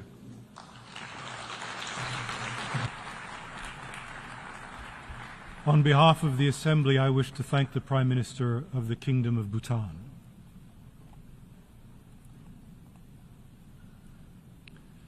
The Assembly will now hear an address by His Excellency Xavier Espot Zamora, Head of the Government of the Principality of Andorra.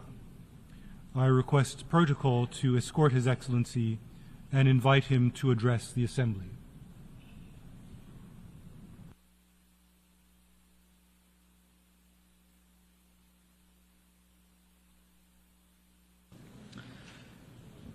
Senyor President, senyor Secretari General, Excel·lències, senyores i senyors.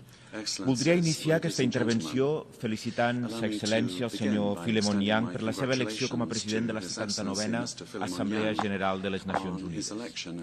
Li agraïm, senyor president, el lema que ha escollit, unitat en la diversitat per a l'avançament de la pau, el desenvolupament sostenible i de la dignitat humana per a tothom i arreu. Un lema amb el qual no podem estar més d'acord i que compartim plenament perquè el nostre país, el Principat d'Andorra, és l'evidència de la capacitat de les persones de perviure al llarg de gairebé 800 anys d'història de manera pacífica gràcies al respecte i a l'entesa en el si d'un territori que mai ha conegut guerres ni ha tingut exèrcits. Fins i tot en les èpoques més convulses del vell continent, Andorra ha estat un oasi de pau, de tolerància i de convivència. També vull adreçar un agraïment molt especial al secretari general, el senyor Antonio Guterres, per la seva perseverança, per anteposar sempre la conciliació i per ser una veu contundent a favor del respecte del dret internacional i de la lluita contra el canvi climàtic. En concret, vull fer una menció especial a l'impuls del secretari general a la Cimera del Futur, de la qual es desprèn el Pacte per al Futur que el meu país ha subscrit amb l'objectiu de reforçar el sistema multilateral i adoptar mesures concretes que ens permetin fer front als nous reptes i forjar un full de ruta per encarar els riscos existencials que amenacen la humanitat i la civilització i les condicions d'habitabilitat del planeta. Els nostres clàssics, que conformen la base de la cultura occidental, afirmen, i ho dic en present perquè els clàssics no moren mai, que tota paraula és vana i buida de contingut, tret que vagi acompanyada de fets. Importen, per damunt de tot, les obres i l'acció de les persones al llarg de la seva vida. Totes les civilitzacions són filles de les circumstàncies concretes que les han envoltat i molt sovint passen a la història per les seves conquestes. Però quina és la conquesta, quina és la vocació i quin és el llegat que deixarà aquesta civilització? O millor dit, quina és la conquesta, la vocació i el llegat que volem que deixi aquesta civilització. Senyores i senyors, avui, des d'Occident, oblidem sovint que la democràcia és quelcom que va molt més enllà de dipositar una papereta cada 4 o 5 anys. Perquè el que sosté el concepte de democràcia són els valors que se'n desprenen, entre els quals hi ha la dignitat, la tolerància, la igualtat, la llibertat i el respecte, tant per a les persones com per a les nacions. Uns valors que aquesta mateixa Assemblea General es va encarregar de blindar fa 76 anys amb la Declaració Universal dels Drets Humans. Però sembla que l'esperit amb el qual es va forjar aquesta mateixa declaració com un símbol de la pau i de la dignitat després de 2 guerres mundials devastadores es va esvaint poc a poc. L'avenç dels posicionaments polítics extrems s'explica com la reacció davant d'un ordre que es percep com amenaçat. El sentiment de pèrdua d'un passat no gaire llunyà i molt millor que el present envaeix les generacions actuals i es reactiva amb la percepció que el canvi climàtic provocarà un empitjorament de les condicions de vida, que la globalització i els moviments migratoris ens dilueixen i despersonalitzen com a societat o que els infants, els adolescents i els joves d'avui viuran pitjor que els seus pares. Ens trobem, per tant, en un punt d'inflexió en què cal encarar realment aquest debat i aportar respostes concretes i efectives per contrarrestar, per evitar tot plegat. A les portes del 80è aniversari, les Nacions Unides han de continuar sent l'organització en majúscules d'aquest món, des d'on tots els estats que la integrem i li donem sentit remem en la mateixa direcció, que no és altra que donar una resposta efectiva als grans reptes del nostre temps per deixar un llegat esperançador a les generacions futures. Senyores i senyors, mai no havíem disposat de tantes eines per assolir la cooperació i el diàleg. Per tant, davant d'un escenari complex, des de la igualtat de les nacions hem de fer prevaldre la Carta de les Nacions Unides i enfortir els seus pilars, a través de la defensa dels drets humans i el dret internacional humanitari com a conjunt normatiu de relació entre els estats. La gravetat dels conflictes a Ucraïna, a Gaza, al Líban, al Sudan o d'altres que malauradament ja són permanents, com a la regió del Sahel, no ens poden deixar indiferents i cal fer una crida urgent per arribar a un dels objectius més nobles de la política, la pau. Hem d'unir-nos i saber trobar solucions als conflictes fora de la violència i els recursos militars.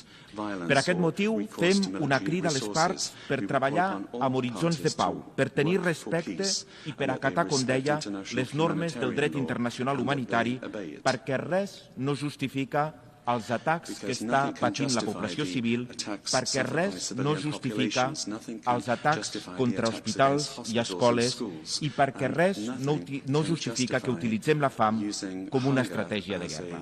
Res no justifica tanta irracionalitat, una irracionalitat de la qual els nens i les nenes són les principals víctimes. En l'agenda internacional andorrana, la infància i l'adolescència ocupen un lloc molt destacat, perquè creiem fermament que són el present i el futur i, per tant, tota acció al seu favor esdevé estratègica per al desenvolupament de qualsevol país.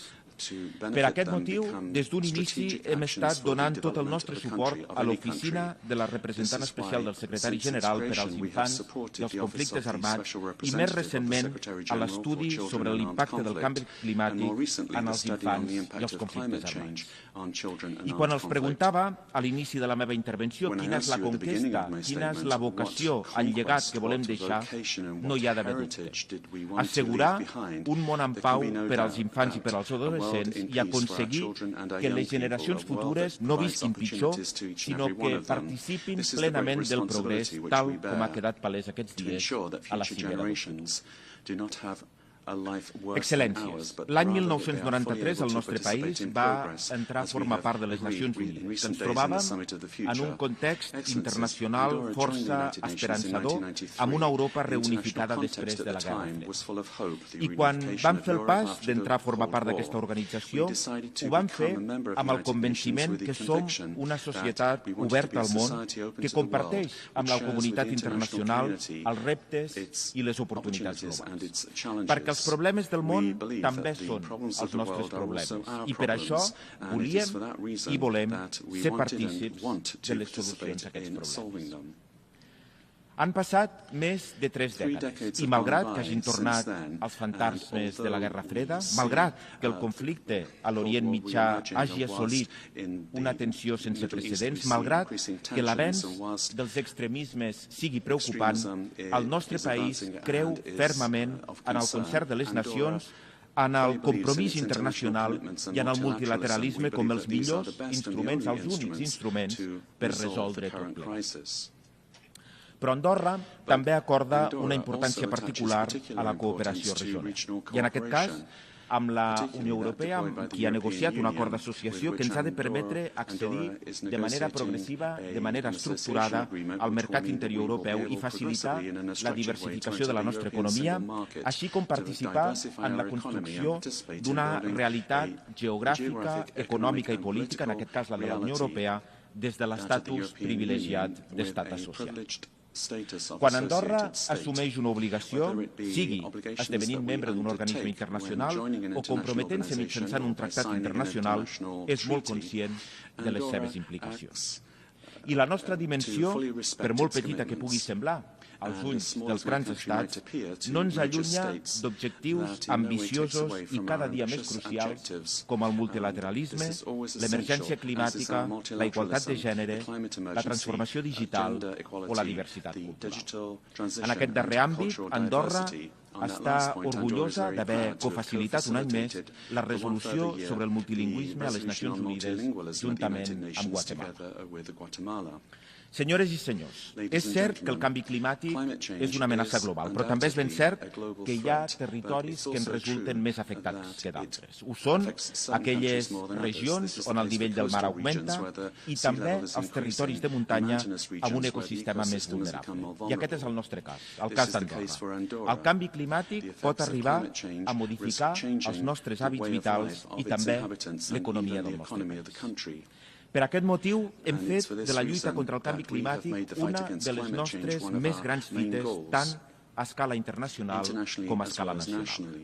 Des de la ratificació el 2011 del Conveni Marc de les Nacions Unides sobre el canvi climàtic, Andorra ha complert les seves obligacions de comunicació sota els principis de transparència, coherència, comparabilitat, exhaustivitat i precisió, i ho ha fet anticipant-se més a les exigències del conveni. El 2015, Andorra va ser una de les parts pioneres del Conveni Marc a comunicar la seva contribució a escala nacional i a actualitzar-la el 2020 i el 2022 amb la finalitat d'incrementar els objectius a mitjà termini i assolir la neutralitat climàtica al 2050. El 2023 va ser el primer país del món en presentar l'informe bianual de transparència, demostrant així una vegada més la importància del compromís que mantenim amb la lluita contra el canvi climàtic. En l'àmbit nacional també hem fet grans esforços per implementar una nova política energètica amb l'objectiu d'augmentar progressivament la producció nacional d'energia renovable i substituir les fonts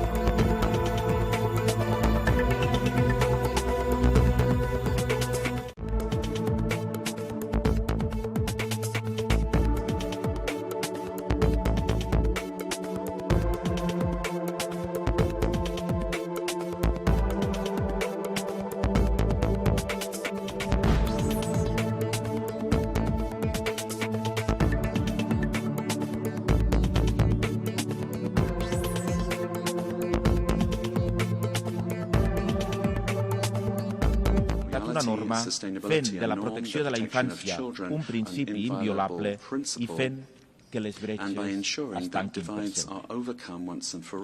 El poeta i novel·lista francès Louis Aragon va escriure que l'avenir de l'homme est la femme.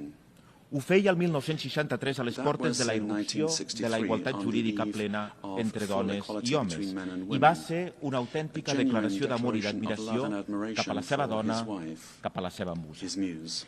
Encara ens queda un llarg recorregut per fer entendre a una part del món que quan les dones tenen les mateixes oportunitats per créixer, per aprendre, per manifestar-se, per treballar i per guanyar diners, tots, i dic bé tots, en sortim beneficiats.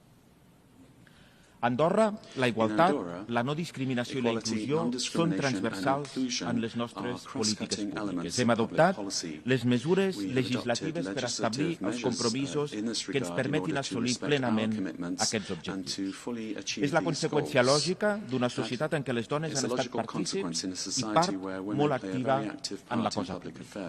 Però més enllà de les polítiques públiques hi ha un element clau per a la transformació social, que és l'educació. Educar en la igualtat no és només ensenyar als nostres fills i a les nostres filles a respectar-se mútuament.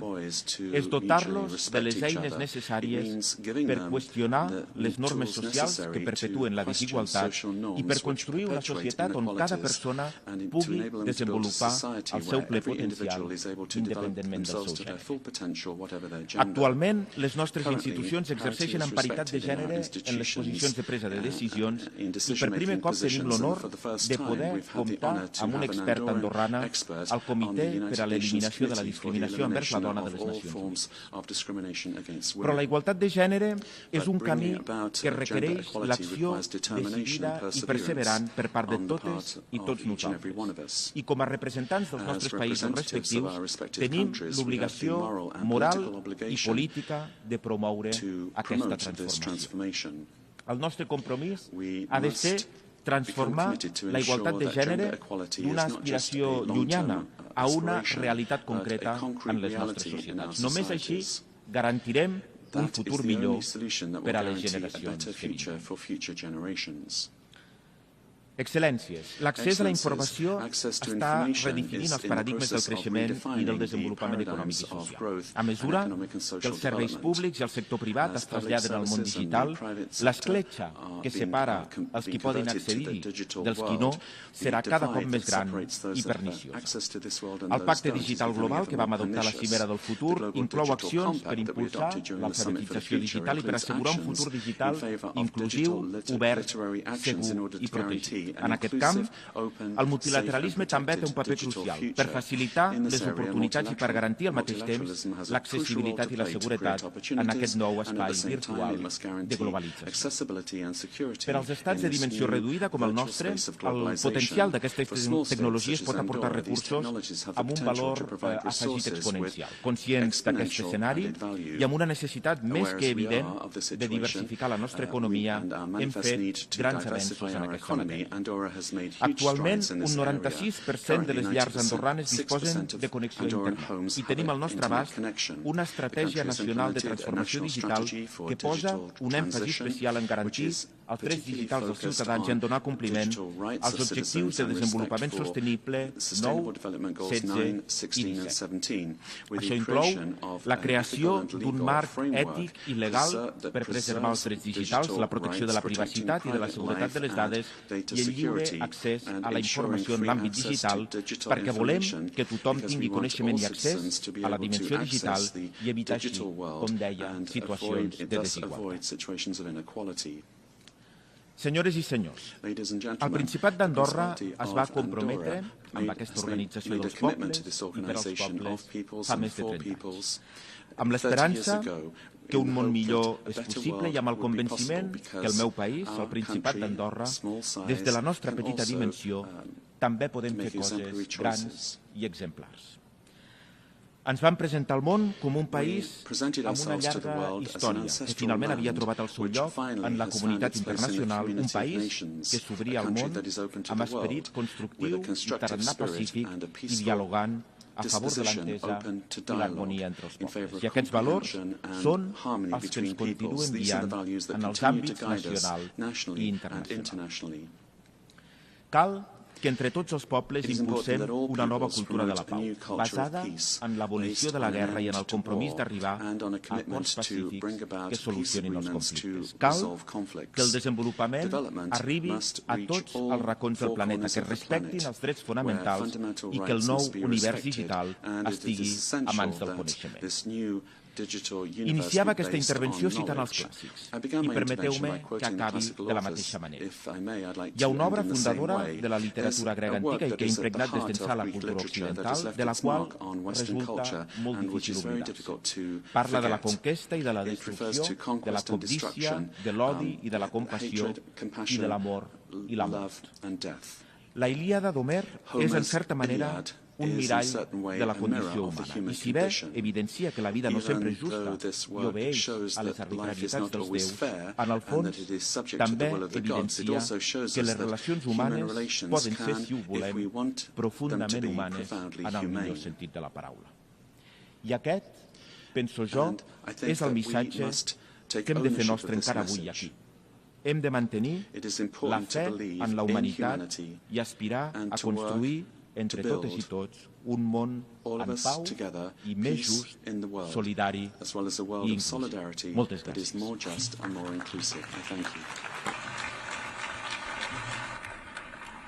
On behalf of the Assembly, I wish to thank the head of government of the Principality of Andorra. The Assembly will now hear an address by His Excellency Mohammed Yunus, Chief Advisor of the Interim Government of the People's Republic of Bangladesh. I request protocol to escort His Excellency and invite him to address the Assembly.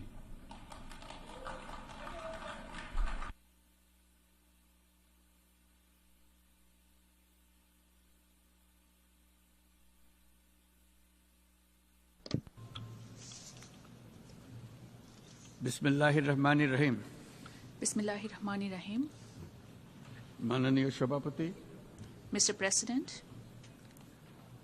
জাতিসংঘের সাধারণ পরিষদের সভাপতি নির্বাচিত হওয়ায় let me congratulate প্রথমেই you আপনাকে আন্তরিক on your অভিনন্দন election as the জানাচ্ছি। President of the United Nations General Assembly.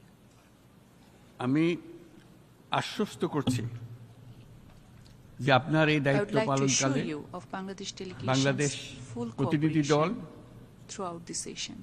আপনাকে পূর্ণাঙ্গ সহযোগিতা প্রদান করবে। জাতিসংঘের ম্যান্ডেটকে সমুন্নত রেখে I would also বৈশ্বিক place on সংকট record সমূহ our deep appreciation to the নিরসনে Secretary মহাসচিব General অ্যান্টোনিও Antonio গুটারেসের Guterres দৃঢ় প্রতিজ্ঞ for his unwavering commitment সাফল্যমণ্ডিত to deliver নেতৃত্বের on জন্য the UN তাকেও জানাই mandates and আন্তরিক address the সাধুবাদ। global challenges. Summit of the future আয়োজনে আমি মহাসচিবের দূরদর্শী ভূমিকার বিশেষ I particularly applaud his প্রশংসা করছি। vision in convening the Summit of the Future.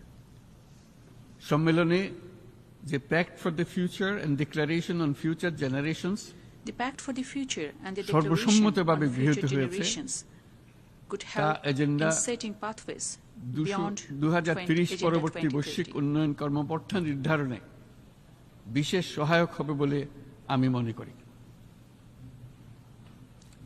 Bangladesh বিশ্বাস করে যে এই সম্মেলনের অর্জন বৈশ্বিক সমৃদ্ধি অর্জনের জন্য আমাদের Bangladesh সবার believes অভিপ্রায় that the ও summit's সহযোগিতা outcome কাঠামো will প্রণয়নে serve as a দিক guiding নির্দেশক framework হিসেবে in কাজ করবে। materializing our shared aspirations and rethinking collaboration এই for জুলাই posterity. আগস্ট মাসে বাংলাদেশে যে যুগান্তকারী পরিবর্তন সংগঠিত হয়েছে I তার stand in this প্রেক্ষিতেই আজ আমি Parliament of বিশ্ব Nations সম্প্রদায়ের এই মহান thanks to an সংসদে epochal transformation উপস্থিত হতে that পেরেছি। Bangladesh witnessed this July and August. আমাদের গণমানুষের বিশেষ করে তরুণ সমাজের The power of অফুরন্ত the Shakti ordinary people, in particular আমাদের our youth, বিদ্যমান presented রাষ্ট্র to our কাঠামো nation an ও opportunity প্রাতিষ্ঠানিক to overcome many আয়োজনগুলো of our systems Amul and রূপান্তরের এক institutions. নতুন সম্ভাবনার দ্বার উন্মোচন করেছে। আমাদের ছাত্র ও যুব সমাজের আন্দোলন প্রথম দিকে মূলত ছিল The বৈষম্য uprising led বিরোধী by the আন্দোলন, students and youth was initially aimed at পর্যায়ক্রমে ending তা গণ discrimination. আন্দোলনের রূপ নিয়েছে। Progressively, the এরপর movement সারা evolved পৃথিবী into a অবাক people's বিস্ময়ে দেখেছে কিভাবে The world eventually সমগ্র saw বাংলাদেশের মানুষ how people at large stood একনায়কতন্ত্র, against নিপীড়ন, autocracy, oppression, বৈষম্য, discrimination, অবিচার ও দুর্নীতির injustice, বিরুদ্ধে and corruption, রাজপথ both ও on the সামাজিক streets যোগাযোগের মাধ্যমে and online. দৃঢ়ভাবে রুখে দাঁড়িয়েছিল। আমাদের ছাত্র জনতা তাদের অদম্য সংকল্প ও প্রত্যয়ের মাধ্যমে একটি স্বৈরাচারী ও অগণতান্ত্রিক শাসন Our ব্যবস্থা people, থেকে আমাদের particularly মুক্তি এনে youth, দিয়েছে। gained us independence from an autocratic তাদের এই and সংকল্পের undemocratic মধ্যেই regime আমাদের with an দেশের exceptional ভবিষ্যৎ resolve and নিহিত। capability. That collective resolve should define Bangladesh of যা the এই future দেশকে বিশ্ব সম্প্রদায়ের মাঝে একটি দায়িত্বশীল and জাতির place our মর্যাদায় nation উন্নত as a করবে বলে responsible state আমি in the বিশ্বাস করি। Committee of the Nations. এই গণ আন্দোলন রাজনৈতিক অধিকার ও উন্নয়নের সুবিধা বঞ্চিত বাংলাদেশের আপামর This was জনসাধারণকে indeed a ঐক্যবদ্ধ movement করেছে। that primarily brought together people বাংলাদেশের who were মানুষ long left উন্নয়ন in কর্মকাণ্ডকে politics and development, অন্তর্ভুক্তিমূলক অংশীদারিত্ব who asked রূপে দেখতে prosperity to চেয়েছিল। be shared, to be inclusive. আমাদের জনগণ একটা ন্যায্য ও অন্তর্ভুক্তিমূলক ও কার্যকর গণতন্ত্রের জন্য লড়াই করেছে, যার জন্য আমাদের নতুন প্রজন্ম জীবন উৎসর্গ করেছে। আমাদের এই তরুণরা যে প্রজ্ঞা, সাহস ও প্রত্যয় দেখিয়েছে তা আমাদের অভিভূত করেছে, সারা বিশ্ববাসীকে অভিভূত করেছে। বন্দুকের গুলি উপেক্ষা করে বুক পেতে দাঁড়িয়ে গিয়েছিল আমাদের এই তরুণরা। অবৈধ রাষ্ট্র ক্ষমতার বিরুদ্ধে প্রবলভাবে সোচ্চার হয়েছিল আমাদের তরুণ তরুণীরা, স্কুল পড়ুয়া কিশোর কিশোরীরা। তারা নিঃসঙ্গ চিত্তে উৎসর্গ করেছিল তাদের জীবন। শত শত মানুষ চিরতরে হারিয়েছে তাদের দৃষ্টিশক্তি। আমাদের মায়েরা, দিনমজুরেরা ও শহরের অগণিত মানুষ তাদের সন্তানদের কাঁধে কাঁধ মিলিয়ে নেমেছিল রাজপথে। তপ্ত রোদ, বৃষ্টি, মৃত্যু ভয়কে তোয়াক্কা না করে তারা সত্য ও ন্যায়সঙ্গত আকাঙ্ক্ষার বিরুদ্ধে দীর্ঘকালব্যাপী রাষ্ট্রযন্ত্রকে পরিচালনা করার অশুভ ষড়যন্ত্রকে পরাভূত করেছিল। জনগণের এই আন্দোলনে আমাদের জানা মতে প্রায় 800-এর বেশি জীবন আমরা হারিয়েছি স্বৈরাচারী শক্তির হাতে। উদারনীতি, বহুত্ববাদ ও ধর্মনিরপেক্ষতার উপর মানুষের গভীর বিশ্বাস থেকেই বাংলাদেশ রাষ্ট্রের অভ্যুদয় হয়েছিল। 1971 সালে যে মূল্যবোধকে বুকে ধারণ করে আমাদের গণমানুষ যুদ্ধ করেছিল, সেই মূল্যবোধকে বহু বছর পরে আবার জেনারেশন জি, যে প্রজন্ম জি, নতুনভাবে আমাদেরকে দেখতে শিখিয়েছে। এরকমটি আমরা দেখেছিলাম 1952 সালের ভাষা আন্দোলনে বাংলাকে মাতৃভাষা হিসেবে প্রতিষ্ঠার সময়। বাংলাদেশের এই অভ্যুত্থান আগামী দিনগুলোতে বিশ্বের বিভিন্ন প্রান্তে মানুষকে মুক্তি ও ন্যায় বিচারের পক্ষে দাঁড়াতে প্রেরণা যোগাবে। আমাদের মুক্তি ও গণতান্ত্রিক আকাঙ্ক্ষাকে বাস্তবে রূপ দিতে আমি তাই আজ বিশ্ব সম্প্রদায়কে আমাদের নতুন বাংলাদেশের সঙ্গে সম্পৃক্ত হওয়ার উদাত্ত আহ্বান জানাচ্ছি। মাননীয় সভাপতি, যে রাষ্ট্র কাঠামো দুঃসহ হয়ে গেছে তার পুনর্গঠনের জন্য আমাদের তরুণরা, দেশের আপামর জনসাধারণ একমত হয়ে আমার এবং আমার উপদেষ্টা পরিষদের উপর আস্থা রেখে সরকার পরিচালনার এক মহান দায়িত্ব আমাদের উপর ন্যস্ত করেছে।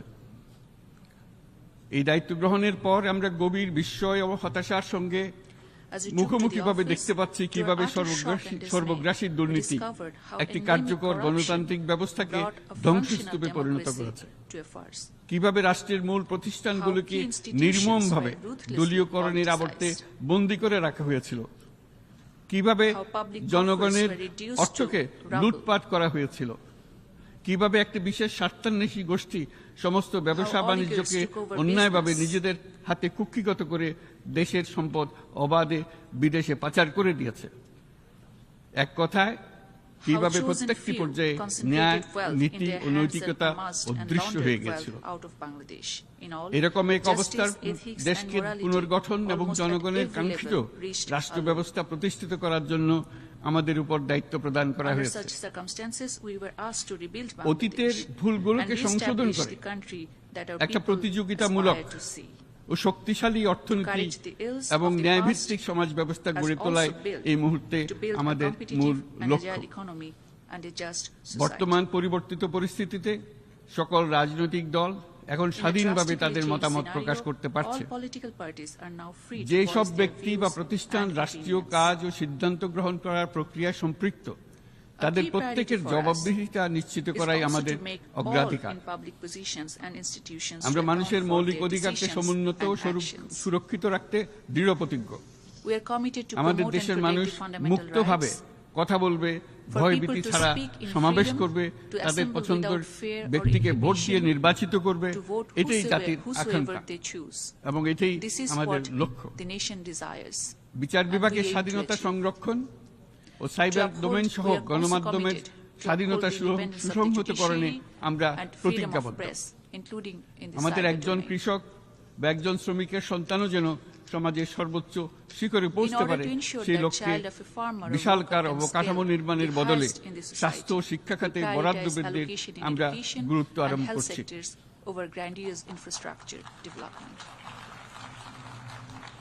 রাষ্ট্র ব্যবস্থার সকল পর্যায়ে সুশাসন ফিরিয়ে আনাই আমাদের অভিষ্ট। বাংলাদেশে যেসব আন্তর্জাতিক, আঞ্চলিক এবং দ্বিপাক্ষিক চুক্তির পক্ষভুক্ত সেগুলো প্রতিপালনে আমাদের সরকার বদ্ধপরিকর। জাতিসংঘ সহ বহু পাক্ষিক বিশ্ব কাঠামোতে বাংলাদেশের সক্রিয় অংশগ্রহণ ও অবদান অব্যাহত থাকবে। পারস্পরিক শ্রদ্ধাবোধ, মর্যাদা ও স্বার্থ রক্ষণের ভিত্তিতে বাংলাদেশ বিশ্বের সকল রাষ্ট্রের সাথে বন্ধুত্বপূর্ণ সম্পর্ক বজায় রাখবে। মাননীয় সভাপতি, গত 7 সপ্তাহের মধ্যে আমাদের সরকার বিভিন্ন গুরুত্বপূর্ণ পদক্ষেপ গ্রহণ করেছে। আমাদের অনুরোধে সাড়া দিয়ে জাতিসংঘের মানবাধিকার বিষয়ক হাই কমিশনার বাংলাদেশের গণ আন্দোলনকালে সংগঠিত মানবাধিকার লঙ্ঘনের বিষয়ে বিস্তৃত অনুসন্ধান এবং এইসব বিষয়ে ঘটনার পুনরাবৃত্তি রোধে পরামর্শ প্রদানের জন্য একটা ফ্যাক্ট ফাইন্ডিং কমিশন গঠন এবং তার কাজ শুরু করার জন্য দ্রুত বাংলাদেশে পাঠিয়ে দিয়েছে। আমি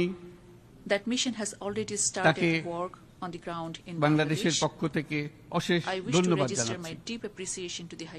দায়িত্বভার গ্রহণের 2 সপ্তাহের মধ্যে আমরা গুম প্রতিরোধে যে আন্তর্জাতিক কনভেনশন রয়েছে তাতে যোগদান করেছি।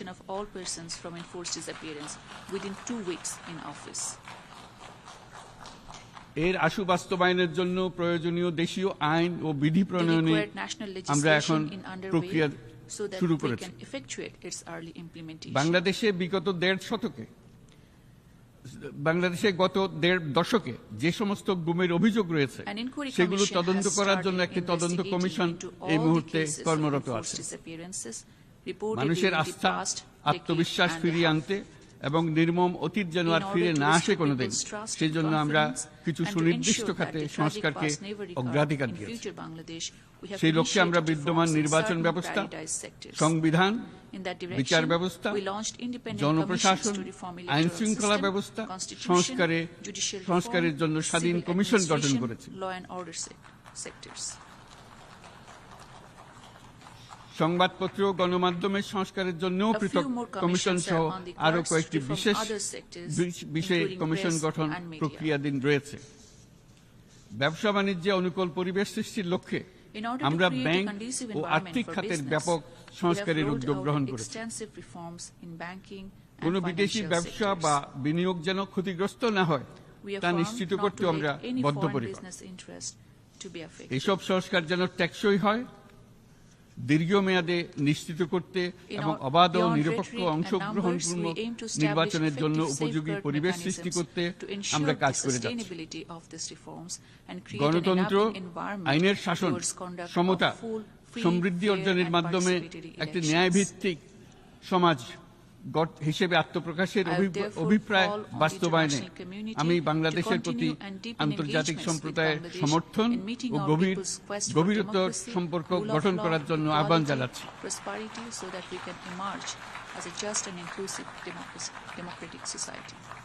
মাননীয় সভাপতি, বাংলাদেশ মনে করে যে শান্তি রক্ষা ও সংঘাত মোকাবেলা জনগণের সমৃদ্ধি নিশ্চিত করার মূল চালিকা শক্তি। সাম্প্রতিক বিপ্লবকালে আমাদের ইতিহাসের সবচেয়ে কঠিনতম সময়ে জনগণের মুক্তির আকাঙ্ক্ষা পূরণে তাদের পাশে দৃঢ়ভাবে দাঁড়িয়ে আমাদের সাহসী সশস্ত্র বাহিনী সমূহ আরও একবার শান্তির প্রতি তাদের অঙ্গীকার প্রমাণ করেছে।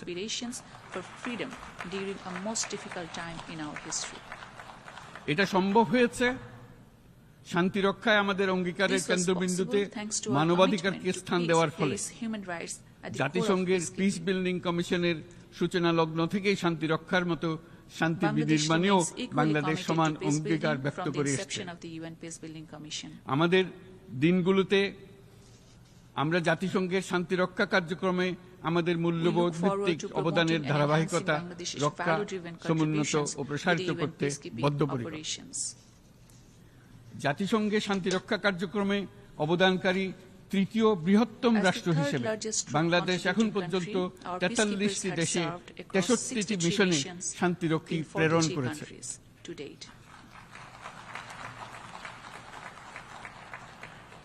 বসনিয়া থেকে শুরু করে কঙ্গো পর্যন্ত বিশ্বের বিভিন্ন প্রান্তে এসব মিশনে দায়িত্ব পালনকালে 168 জন বাংলাদেশি শান্তিরক্ষী নিজেদের জীবন বিসর্জন দিয়েছে। আমরা আশা করি যে কোনো অবস্থায় নানা প্রতিকূলতা সত্ত্বেও জাতিসংঘের ভবিষ্যৎ শান্তিরক্ষী কার্যক্রমগুলোতে বাংলাদেশের প্রতিরক্ষা বাহিনীর সদস্যরা একইভাবে অবদান রাখার সুযোগ পাবে।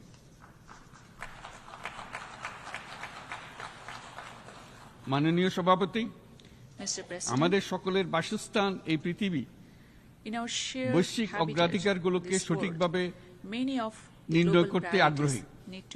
জলবায়ু পরিবর্তন আমাদের সকলের অস্তিত্বের প্রতি হুমকি স্বরূপ।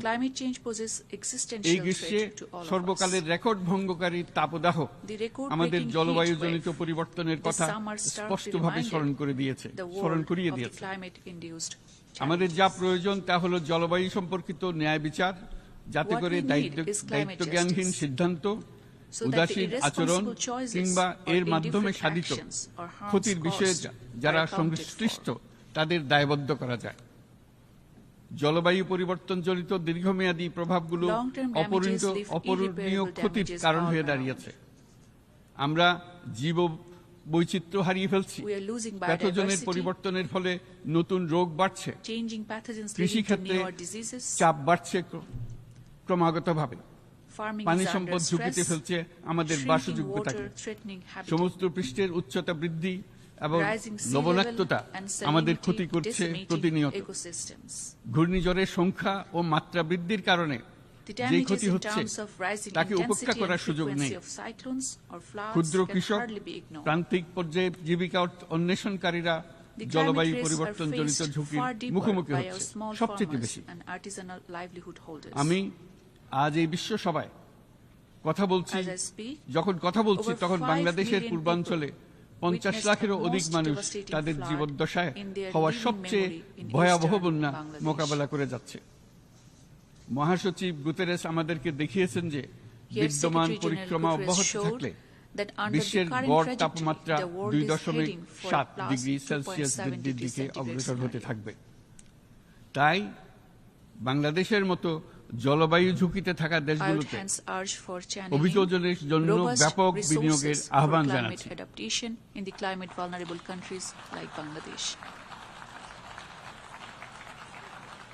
এছাড়াও উদ্ভাবনী শক্তির প্রয়োগ, অতিরিক্ত অর্থায়নের মাধ্যমে লস এন্ড ড্যামেজ ফান্ডকে কার্যকর করা আমাদের জন্য অত্যন্ত গুরুত্বপূর্ণ। একইভাবে আমাদের প্রয়োজন প্রযুক্তির সহজলভ্যতা, সক্ষমতা বৃদ্ধি। নির্দিষ্ট করে বললে আমাদের দরকার জীবন রক্ষাকারী প্রযুক্তি, বিশেষত কৃষি, পানি এবং জনস্বাস্থ্য খাতে, যেখানে ক্ষুদ্র ক্ষুদ্র উদ্ভাবন এবং সমাধানসমূহ ঝুঁকিতে থাকা জনগোষ্ঠীকে রক্ষা করতে পারে। জলবায়ু সংকটের মোকাবেলা এবং বৈশ্বিক অর্থনীতি সুসংহতকরণে আমাদের যুগপৎভাবে কাজ করতে হবে। বিশ্ব সম্প্রদায় এখন কার্বন মুক্ত পৃথিবী গড়ে তুলতে মনোযোগী হচ্ছে।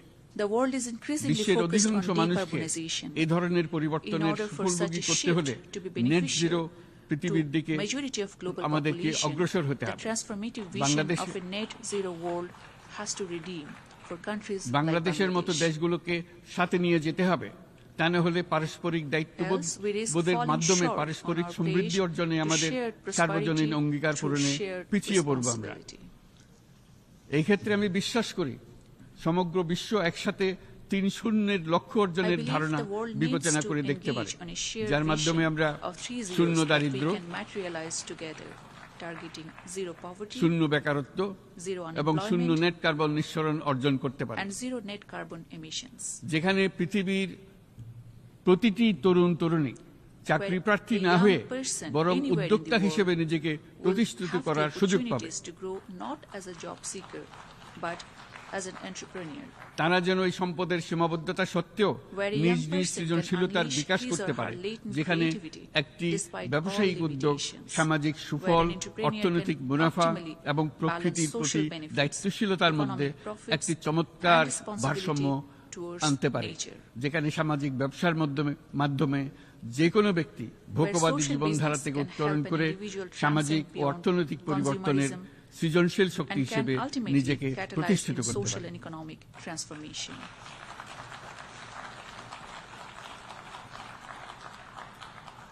এই সময়ে তাই প্রয়োজন উন্নত উন্নয়নশীল সকল দেশসমূহ এবং বিভিন্ন অংশীদারদের মধ্যে নতুন দৃষ্টিভঙ্গি, নতুন মূল্যবোধ এবং নতুন একতা।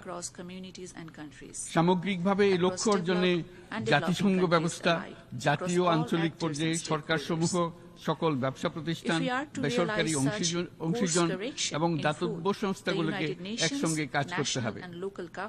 আমাদের অর্থনৈতিক কাঠামোতে সামাজিক ব্যবসাকে স্থান দিলেই নিচের অর্ধেকাংশ মানুষের জীবনে তা বিরাট পরিবর্তন আনতে পারে।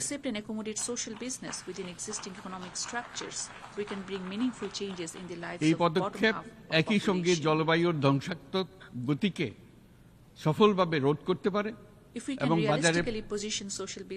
বাজার ব্যবস্থার মাধ্যমে এই মীমাংসা হতে পারে। এ বিষয়ে আমি মহাসচিব গুতেরেসের বিশেষ দৃষ্টি আকর্ষণ করছি। মাননীয় সভাপতি, বহুমুখী সংকটে জর্জরিত বর্তমান বিশ্বে যুদ্ধ এবং সংঘাতের ফলে ব্যাপক ভিত্তিতে মানুষের অধিকার খর্ব হচ্ছে। বিশ্ববাসীর উদ্বেগ এবং নিন্দা সত্ত্বেও গাজায় গণহত্যা থামছে না।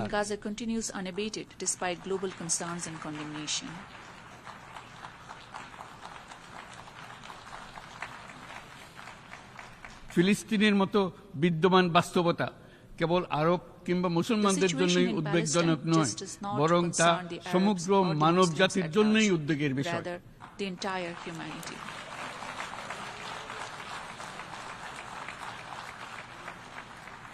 একজন মানুষ হিসেবে প্রত্যেক ফিলিস্তিনির জীবন অমূল্য।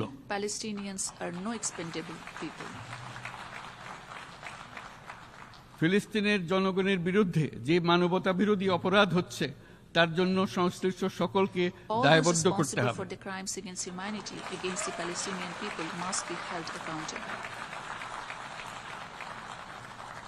ফিলিস্তিনের জনগণের উপর চলমান নৃশংসতা, বিশেষত নারী এবং শিশুদের সাথে প্রতিনিয়ত যে নিষ্ঠুরতা বিশ্ব দেখাচ্ছে, তা থেকে নিস্তারের জন্য বাংলাদেশ অনতিবিলম্বে সম্পূর্ণ যুদ্ধবিরতির আহ্বান জানাচ্ছে।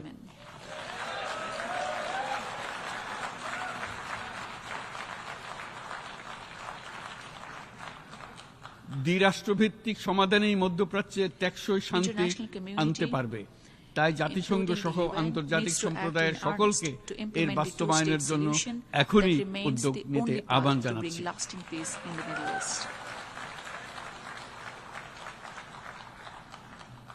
গত ২.৫ বছর ধরে ইউক্রেনে চলমান যুদ্ধে বহু মানুষ প্রাণ হারিয়েছে। এই যুদ্ধের প্রভাব সর্বব্যাপী, এমনকি বাংলাদেশের অর্থনীতিতেও এর নেতিবাচক প্রভাব আমরা অনুভব করছি। আমরা তাই উভয় পক্ষকে সংলাপে বসে বিরোধ নিরসনের মাধ্যমে যুদ্ধের অবসান ঘটানোর আহ্বান জানাচ্ছি। মাননীয় সভাপতি, বাংলাদেশ গত ৭ বছর যাবৎ মায়ানমার হতে আগত ১২ লাখেরও বেশি রোহিঙ্গাদের মানবিক কারণে আশ্রয় দিয়ে আসছে। এর ফলে আমরা বিরাট সামাজিক, অর্থনৈতিক, পরিবেশগত ক্ষতির সম্মুখীন হচ্ছি। মায়ানমারের অভ্যন্তরীণ সমস্যা থেকে সৃষ্ট এই সংকট বাংলাদেশ ও আমাদের অঞ্চলের জন্য প্রথাগত ও অপ্রথাগত উভয় ধরনের নিরাপত্তা ঝুঁকির কারণ হয়ে দাঁড়িয়েছে। মায়ানমার থেকে বাংলাদেশে বলপূর্বক বাস্তুচ্যুত রোহিঙ্গাদের সহায়তা করতে আমরা অঙ্গীকারবদ্ধ। আমরা রোহিঙ্গাদের জন্য মানবিক সহায়তা কার্যক্রম চালু রাখা এবং তাদের টেকসই প্রত্যাবর্তন নিশ্চিত করার উদ্দেশ্যে আন্তর্জাতিক সম্প্রদায়ের পর্যাপ্ত সহায়তা অব্যাহত রাখার আহ্বান জানাচ্ছি। রোহিঙ্গাদের সাথে সংগঠিত হওয়া ব্যাপক ভিত্তিক মানবাধিকার লঙ্ঘনের জন্য আন্তর্জাতিক বিচার আদালত এবং আন্তর্জাতিক অপরাধ আদালতে চলমান বিচার প্রক্রিয়ার মাধ্যমে ন্যায় বিচার নিশ্চিত করাও সমানভাবে গুরুত্বপূর্ণ। রোহিঙ্গারা যাতে নিজ দেশে স্বাধীন এবং মর্যাদাপূর্ণ জীবন যাপন করতে পারে সেই লক্ষ্যে অনুকূল পরিবেশ তৈরিতে জাতিসংঘ অন্যান্য আন্তর্জাতিক প্রতিষ্ঠানের ধারাবাহিক প্রচেষ্টার প্রশংসা দাবিদার। এই লক্ষ্যে রোহিঙ্গারা যাতে পর্যাপ্ত নিরাপত্তা ও অধিকার নিশ্চিত করে তাদের নিজ ভূমি রাখাইনে ফিরে যেতে পারে তার পথ সুগম করা অত্যন্ত দরকার। মায়ানমারের প্রতিনিয়ত পরিবর্তনশীল অবস্থা বিবেচনায় রেখে বাংলাদেশ আন্তর্জাতিক সম্প্রদায়ের সাথে একযোগে রোহিঙ্গাদের নিজ দেশে মর্যাদাপূর্ণ টেকসই প্রত্যাবর্তনের জন্য পরিবেশ সৃষ্টিতে কাজ করতে প্রস্তুত।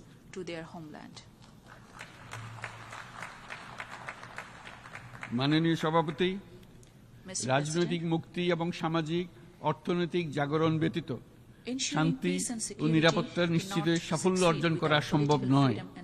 প্রায় এক দশক পূর্বে বিশ্ব সম্প্রদায় সর্বসম্মতক্রমে এজেন্ডা 2030 প্রণয়ন করেছিল।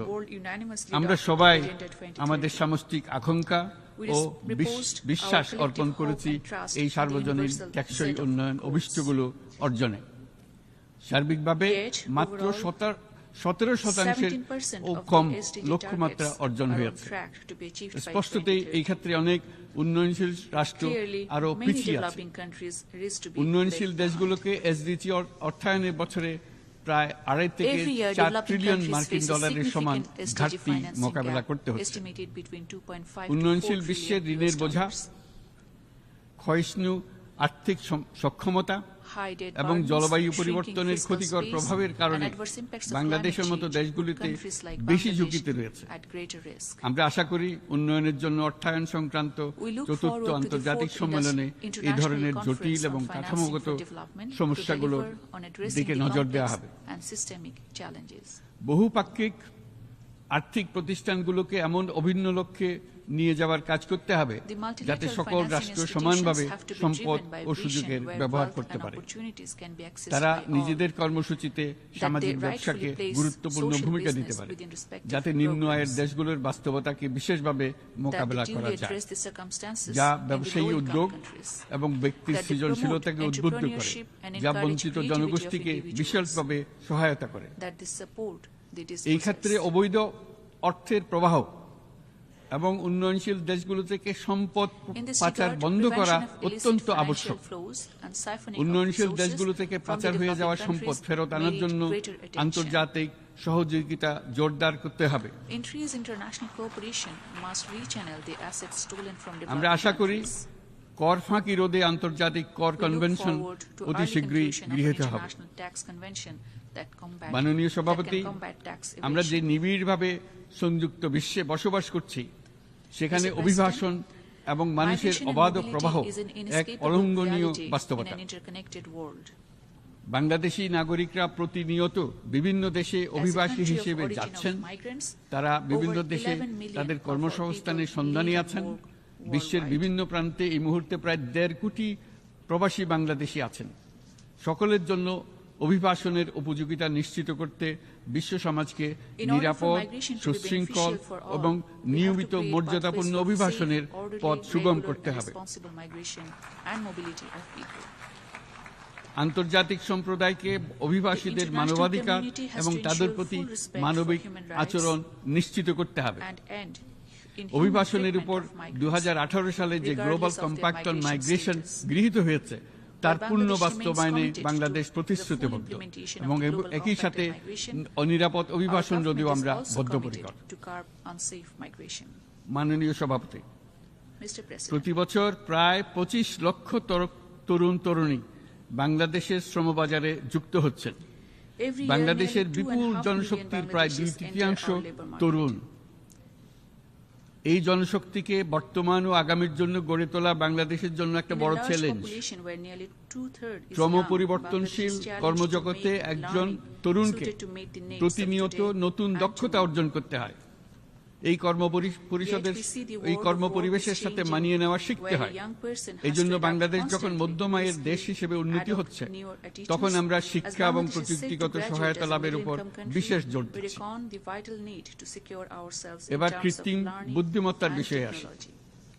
কৃত্রিম বুদ্ধিমত্তার অভাবনীয় বিকাশ এবং এর বহুমাত্রিক প্রয়োগে বাংলাদেশ বিশেষভাবে আগ্রহী। আমাদের তরুণ সমাজ জেনারেটিভ আর্টিফিশিয়াল ইন্টেলিজেন্সের সম্ভাবনা নিয়ে উচ্ছ্বসিত। একজন বিশ্ব নাগরিক হিসেবে তারাও চায় নতুন পৃথিবীতে নিয়োজিত হতে, কর্মক্ষম হিসেবে নিজেকে গড়ে তুলতে। বাংলাদেশের মতো বৃহৎ তরুণ জনগোষ্ঠীর দেশ যাতে কৃত্রিম বুদ্ধিমত্তার প্রয়োগজনিত অর্জিত সুফল থেকে পিছিয়ে না পড়ে, বিশ্ব সম্প্রদায়কে তা নিশ্চিত করতে হবে। একই সঙ্গে নিশ্চিত করতে হবে যেন কৃত্রিম বুদ্ধিমত্তার কারণে কর্মক্ষেত্রে মানুষের চাহিদা ক্রমাগতভাবে সংকুচিত হয়ে না যায়। এই প্রসঙ্গে আমি উল্লেখ করি যে আমরা ভিন্ন একটা ইন্টেলিজেন্স, অটোনোমাস ইন্টেলিজেন্স, অর্থাৎ যে কৃত্রিম বুদ্ধিমত্তা নিজেই নিজের কৃত্রিম বুদ্ধিমত্তাকে সম্প্রসারিত করতে পারে মানুষের কোনো হস্তক্ষেপ ছাড়াই, তার ব্যাপারে আমরা বৈজ্ঞানিকদের দৃষ্টি আকর্ষণ করতে চাই। তারা যেন এই ক্ষেত্রে অগ্রসর হওয়ার আগে মানুষের উপরে প্রভাব সম্বন্ধে নিশ্চিত হয়ে অগ্রসর হন। আমাদের ধারণা অটোনোমাস ইন্টেলিজেন্স মানুষের অস্তিত্বকে বিপন্ন করে তুলতে পারে, কাজে এই ব্যাপারে আমাদের সম্পূর্ণ সজাগ থাকতে হবে। মাননীয় সভাপতি, আমাদের আসলে দরকার নতুন ধরনের সহযোগিতা কাঠামো, যেখানে বৈশ্বিক ব্যবসা ও জ্ঞানের অধিকারী গোষ্ঠী মানুষের চাহিদাগুলোকে যথাযথভাবে অনুধাবন করবে। আন্তর্জাতিক সহযোগিতার মাধ্যমে উন্নয়নশীল দেশগুলোর জন্য এমন একটি রূপান্তরকারী ব্যবস্থা তৈরি করতে হবে যা কর্মসংস্থান, আর্থসামাজিক প্রতিকূলতা বা জীবিকার জন্য যুৎসই সমাধান নিশ্চিত করবে। মাননীয় সভাপতি, আমাদের প্রচেষ্টা, সক্ষমতা এবং সম্পদ একত্রীকরণের মাধ্যমে সকলের সামর্থ্য, উদ্ভাবনী শক্তি এবং সমৃদ্ধিকে কাজে লাগাতে হবে। আর্থসামাজিক উন্নয়ন এবং জলবায়ু সহনশীলতা নিয়ে আমরা প্রতিনিয়ত যে প্রতিকূলতার সম্মুখীন হচ্ছি, সম্মিলিত উদ্যোগের মাধ্যমে তার মোকাবেলা করতে হবে। বৈশ্বিক দক্ষিণের দেশগুলোকে অনন্য অর্থনৈতিক এবং সামাজিক প্রেক্ষাপটে দক্ষিণ দক্ষিণ এবং ত্রিভুজীয় সহযোগিতা এই ক্ষেত্রে বিশেষভাবে সহায়ক হতে পারে বলে আমি মনে করি। বৈশ্বিক দক্ষিণের আওয়াজকে বিশ্বব্যাপী জোরালোভাবে তুলে ধরার জন্য প্রয়োজন সম্মিলিত উদ্যোগ। সেজন্য বৈশ্বিক এজেন্ডা প্রণয়ন ও বাস্তবায়ন নিশ্চিত করতে বৈশ্বিক দক্ষিণের দেশগুলোর মতামতকে যথাযথ গুরুত্বের সাথে বিবেচনা করতে হবে। জনাব সভাপতি, কোভিড অতিমারির অভিজ্ঞতায় আমরা দেখেছি জনস্বাস্থ্যে ব্যাপক বিনিয়োগ কতটা গুরুত্বপূর্ণ হতে পারে। বিশ্ব স্বাস্থ্য সংস্থায় বৈশ্বিক অতিমারি চুক্তির চলমান আলোচনায় বাংলাদেশ নেতৃত্ব প্রদান করে চলেছে। আমরা চাই কার্যকর আন্তর্জাতিক সহযোগিতা, জনস্বাস্থ্য ব্যবস্থায় অর্থায়ন, প্রযুক্তি হস্তান্তর, গবেষণা ও উন্নয়ন, ভ্যাকসিন থেরাপিউটিক্সের উৎপাদন, বহুমুখীকরণ এবং সকল ভ্যাকসিনকে মেধাস্বত্ব অধিকার মুক্ত ঘোষণা করার ব্যাপারে ঐক্যমত্য গঠন। অসংক্রামক রোগসমূহের বিরুদ্ধে লড়াইয়ে এই বিষয়গুলি অত্যন্ত গুরুত্বপূর্ণ। জনাব সভাপতি, এবছর আমরা জাতিসংঘের সাথে বাংলাদেশের অংশীদারিত্বের সুবর্ণ জয়ন্তী উদযাপন করছি। গত 50 বছর ছিল আমাদের জন্য একটা পারস্পরিক শিক্ষণীয় সম্মিলিত যাত্রা। সীমিত উপায়ে বাংলাদেশ বৈশ্বিক শান্তি ও নিরাপত্তা, ন্যায়, সমতা, মানবাধিকার প্রতিষ্ঠায় ধারাবাহিকভাবে অবদান রেখে আসছে। আমাদের সমন্বিত প্রয়াসের পেছনে আছে সত্যিকার অর্থে একটি নিয়মভিত্তিক বৈশ্বিক ব্যবস্থা গড়ে তোলা। এই প্রসঙ্গে উদাহরণ হিসেবে আমি স্মরণ করছি 1999 সালে জাতিসংঘ সাধারণ পরিষদে ক্ষুদ্র ঋণের উপর গৃহীত রেজুলেশনের কথা। সেই সময় জাতিসংঘ 2005 সালকে ইয়ার অফ মাইক্রোক্রেডিট ঘোষণা করেছিল, যার ফলে ক্ষুদ্র ঋণ বিশ্বব্যাপী সম্প্রসারিত হবার সুযোগ পেয়েছিল। একই সময়ে বাংলাদেশের উদ্যোগে গঠিত হয়েছিল ফ্রেন্ডস অফ মাইক্রোক্রেডিট। 2001 সাল থেকে সাধারণ পরিষদে কালচার অফ পিস সংক্রান্ত বাৎসরিক যে রেজলিউশন গৃহীত হয়ে আসছে, বা নিরাপত্তা পরিষদে নারী, শান্তি ও নিরাপত্তা সংক্রান্ত যে 1325 নম্বর রেজলিউশন গৃহীত হয়েছিল, তা বাংলাদেশের বিশ্বজনীন উদ্যোগগুলোর প্রতিফলন এবং অবদান। মাননীয় সভাপতি,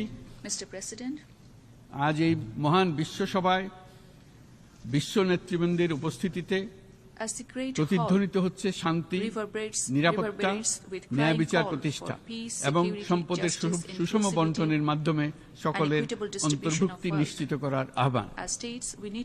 সদস্য রাষ্ট্র হিসেবে আমাদের প্রত্যেককে আজ গভীরভাবে অনুধাবন করতে হবে কিভাবে আমরা নারী, পুরুষ সকলের জন্য ও আগামীর দিনগুলোতে উদ্যোক্তা হবার সমান সুযোগ সৃষ্টি এবং তাদের ক্ষমতায়ন নিশ্চিত করতে পারি।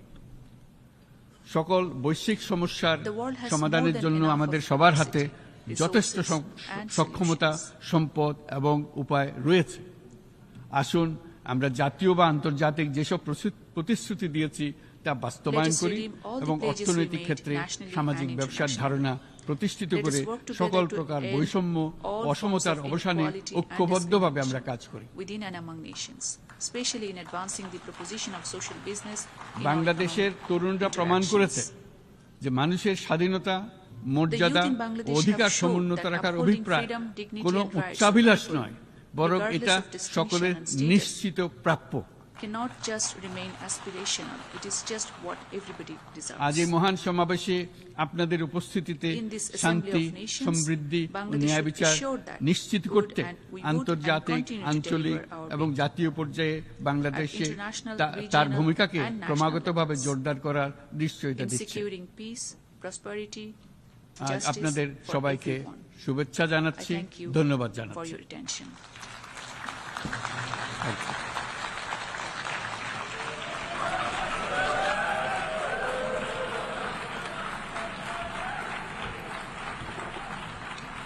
On behalf of the Assembly, I wish to thank the Chief Advisor of the Interim Government of the People's Republic of Bangladesh.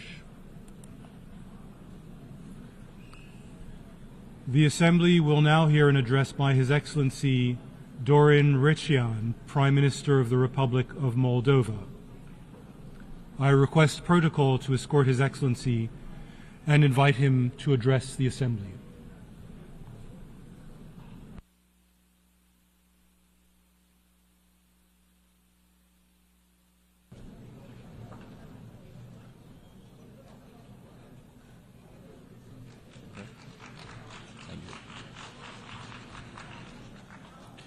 Mr. President, Mr. Secretary General, Excellencies, it is an honor to represent my country, Republic of Moldova, at this unique forum where small and large nations alike address core issues on the global agenda.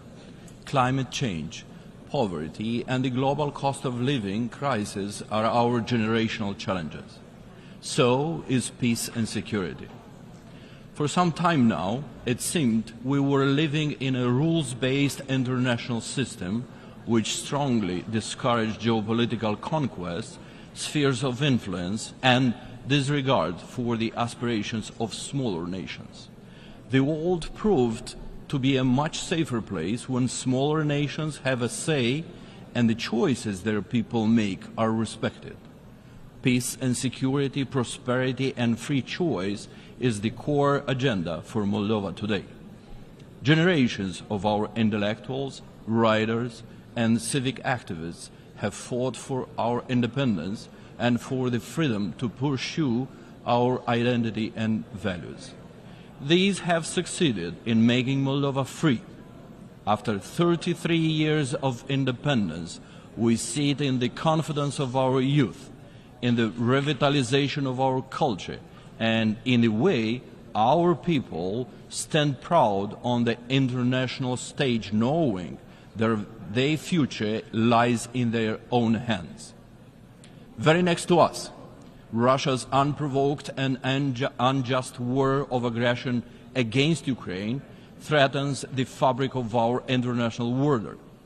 It throws us back to the times of great power politics, when a large state pursues cynical geopolitical designs to divide the region into spheres of influence and annex smaller neighbors, denying them a say in their own destiny.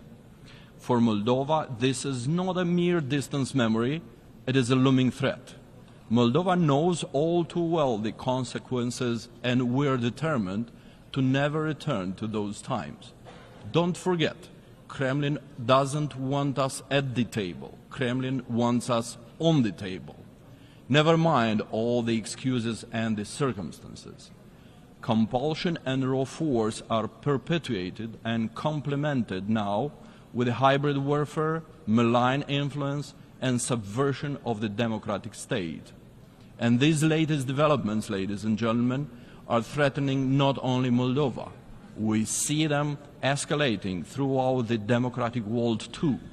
Even mature democracies find it difficult to cope with, witnessing polarization and division. Therefore, Ukraine is now fighting not just for its statehood, nation, and its very existence. It is fighting for each nation's freedom to choose and pursue its own national aspirations. Moldova stands by and in solidarity with Ukraine in defense against Kremlin's aggression. And we urge the international community to timely provide all necessary support to Ukraine. Distinguished audience, despite the war at our border, Moldova remains an active and committed contributor to the regional security. We are a reliable partner for our neighbors, Romania and Ukraine, as well as the European Union.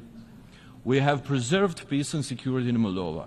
At the same time, we have supported humanitarian efforts by welcoming over 1 million Ukrainian refugees and ensuring their safety. Peace is not just our goal, it is our duty. Peace remains our core commitment. Moldova is also committed to a just, peaceful resolution of the Transnistrian conflict with full respect for Moldova's sovereignty and territorial integrity within its internationally recognized borders. For this to happen, Russia's illegal military presence must end. I call on the international community to reaffirm the need for the immediate and unconditional withdrawal of the Russian military from Moldova. This is not just about Moldova, it's about upholding international law, safeguarding regional stability, and ensuring that no country's sovereignty is compromised by foreign military presence. Ladies and gentlemen, Moldova's destiny belongs to Moldovans, not outside powers. Kremlin's efforts to suppress the dignity and will of the people of Moldova through both internal subversion and external intimidation have no place in the 21st century. Despite our differences, we have always taken big decisions as a nation together and have proudly reaffirmed our national dignity and self-worth. The social compact of our society is individual freedoms, human rights, competitive elections, and open society, not Kremlin's satellite state. Today, our people are closer than ever to fulfilling these aspirations. We're full of hope and determination. Hope for a democratic, prosperous future in the European family of nations, to which we rightfully belong. And this hope is firmly rooted in Moldova's collective achievements over the past years, determined to work hard and tirelessly to become a proud member of the EU's peaceful and prosperous family. Moldova stands today stronger and more united. Despite flooding Moldova with illicit money, propaganda and falsehoods, and waging a fully fledged hybrid attack, Kremlin has failed to divide our house against itself. Moldova is no longer a gray zone, a profitable money laundering enterprise for unscrupulous oligarchs and foreign powers who plundered the state and the people and manipulated institutions for their benefit. International sanctions against these perpetrators have helped, and we are working to return their stolen money. Our commitment to reform is unwavering, and we have made progress in cleaning up its justice system and law enforcement. The international community has recognized these efforts, with Moldova's corruption perception and rule of law rankings improving significantly. We acted to make our economy resilient even in the face of the regional instability. Despite proximity to the war zone, Moldova's business environment is improving, though slowly. Small and medium enterprises have a more promising outlook, and exports of high-quality products are picking up thanks to our access to European markets. Moldova is doing digital and is bringing the government closer to its citizens and businesses.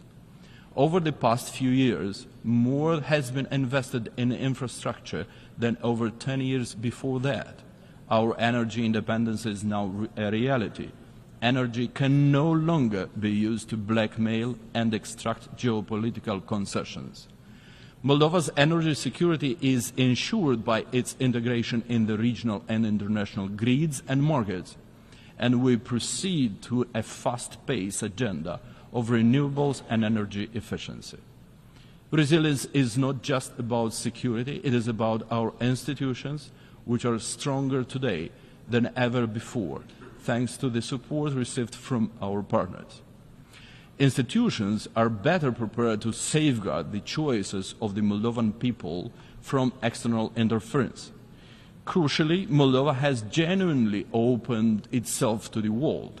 In recognition of the country's progress, in December of 2023, EU leaders unanimously agreed to open accession negotiations with Moldova. This is our most significant achievement since independence, and we are committed to be ready to join the EU by 2030. Our European path is a matter of vital national interest and our strongest guarantee of peace, democracy, and development. On October 20th, Moldova will reaffirm its European choice in a referendum to enshrine EU integration into our constitution. Russia may continue its attempts to disrupt Moldova's path through the threats, disinformation, and destabilization to change the sovereign choice of the Moldovan people. They want to keep Moldova captive in its past.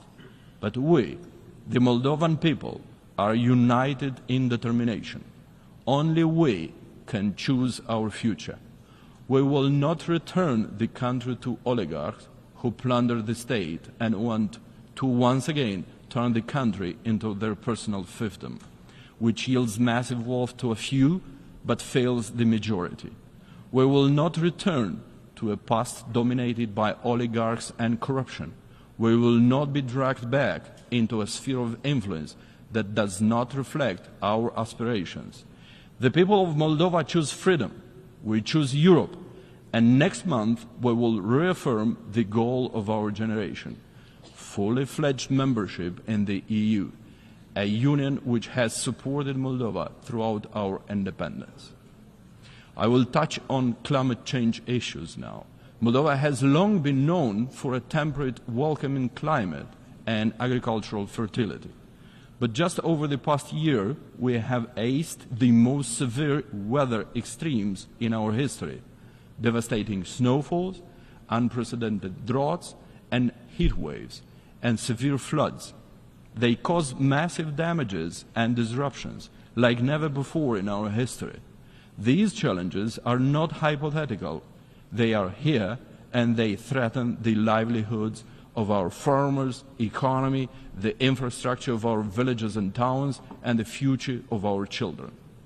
Climate change risks destroying many things we heavily rely on throughout the planet. In this context, we welcome the adoption of the Pact for the Future by the United Nations General Assembly.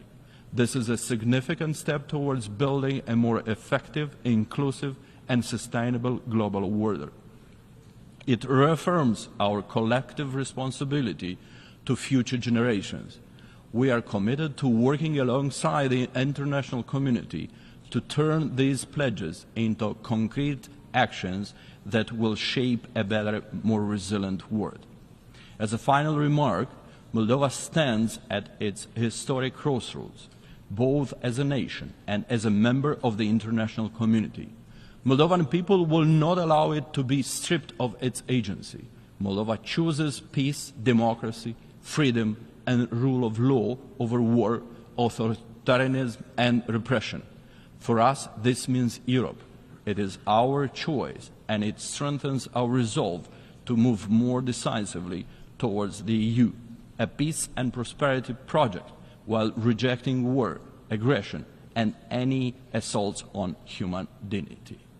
Dragi moldoveni, de acasă și de pretutindeni, acum este momentul să ne unim efortul, să fim consolidați și să aducem Republica Moldova acolo unde este locul, în marea familie europeană, unde pacea și prosperitatea sunt asigurate. Thank you.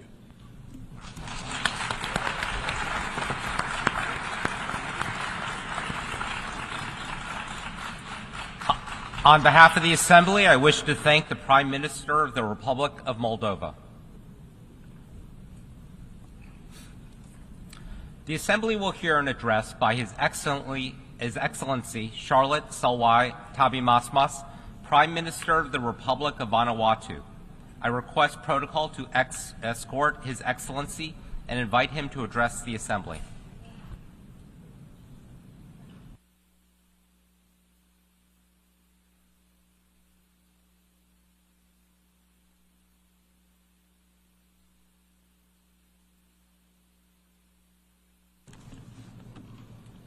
Monsieur le Président, Excellences, chef d'État et de gouvernement, President, Excellencies, Heads of State and Government, Mr. Secretary General, distinguished delegates, ladies and gentlemen, I have the great honour to address this eminent Assembly on behalf of the Government and of the people of the Republic of Vanuatu.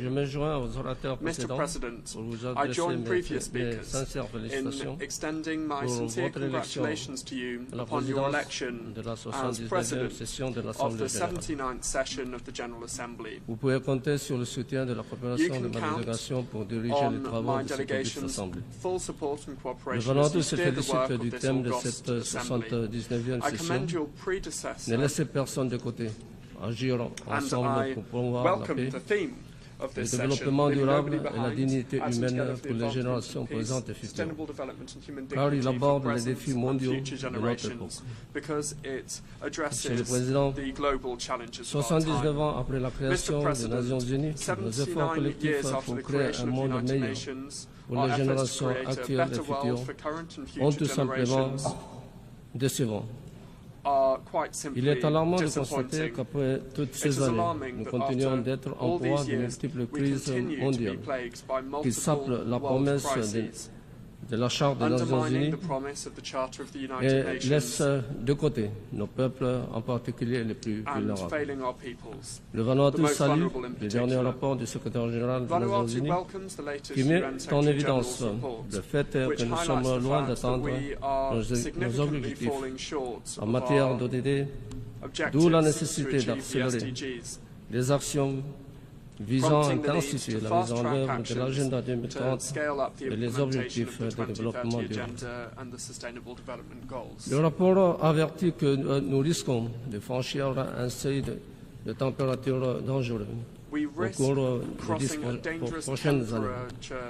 C'est pourquoi le Vanuatu a sollicité un avis consultatif de la Cour internationale de justice afin d'obtenir des éclaircissements sur les obligations juridiques des États en matière de changement climatique, une initiative qui a suscité une attention mondiale sans précédent.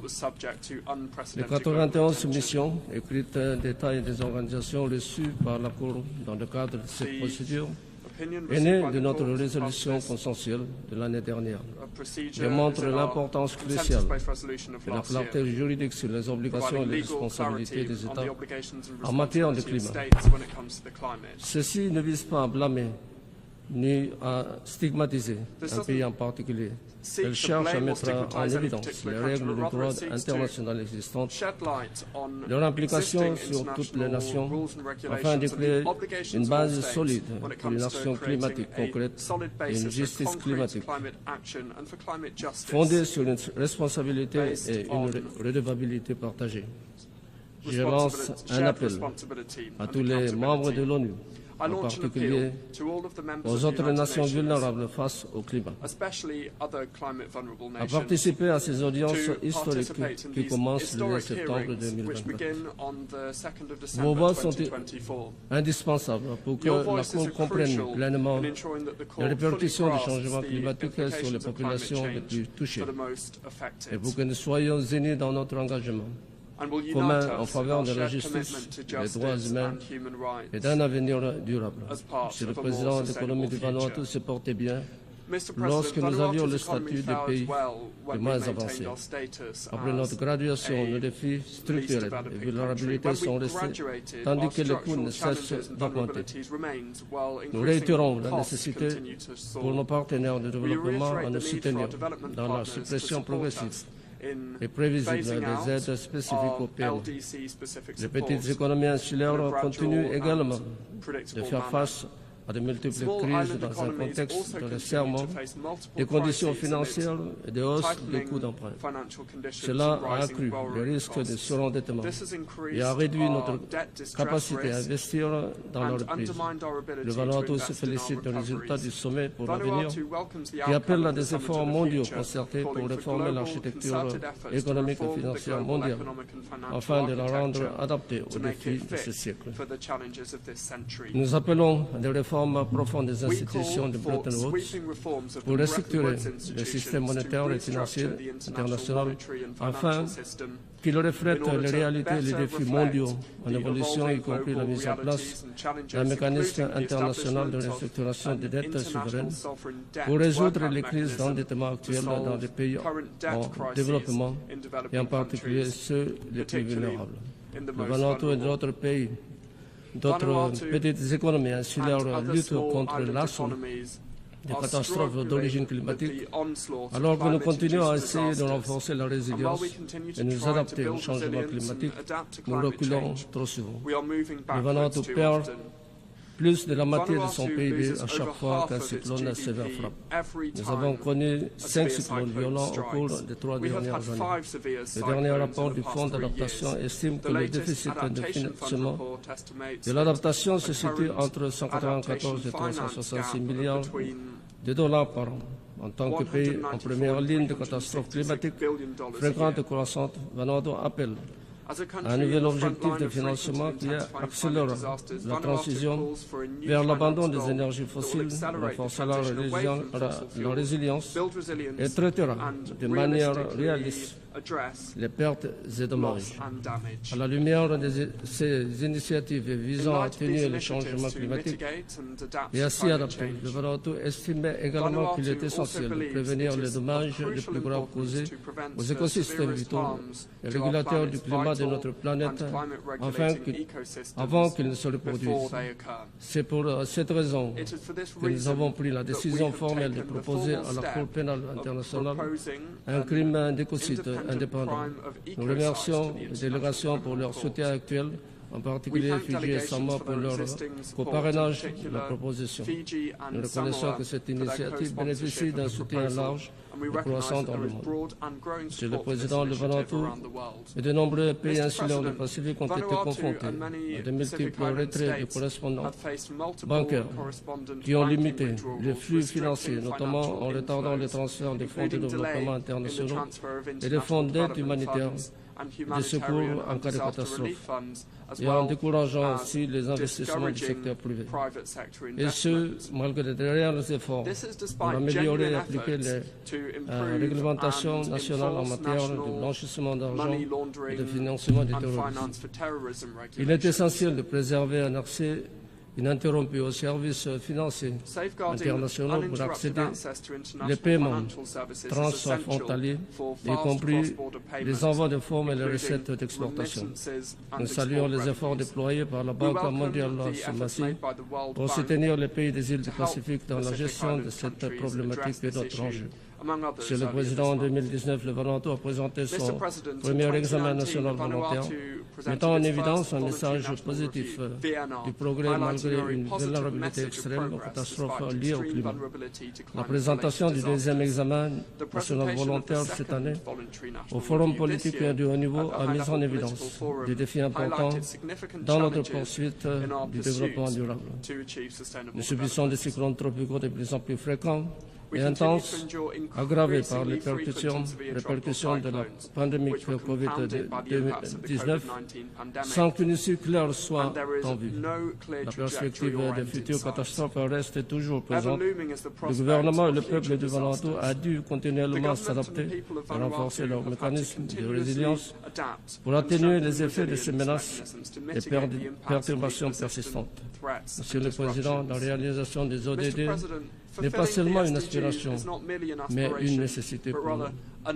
Le sommet 2023 sur les ODD a vu l'adoption d'une déclaration politique forte et a lancé une nouvelle phase d'action accélérée pour réaliser les ODD d'ici 2030, en juillet de cette année.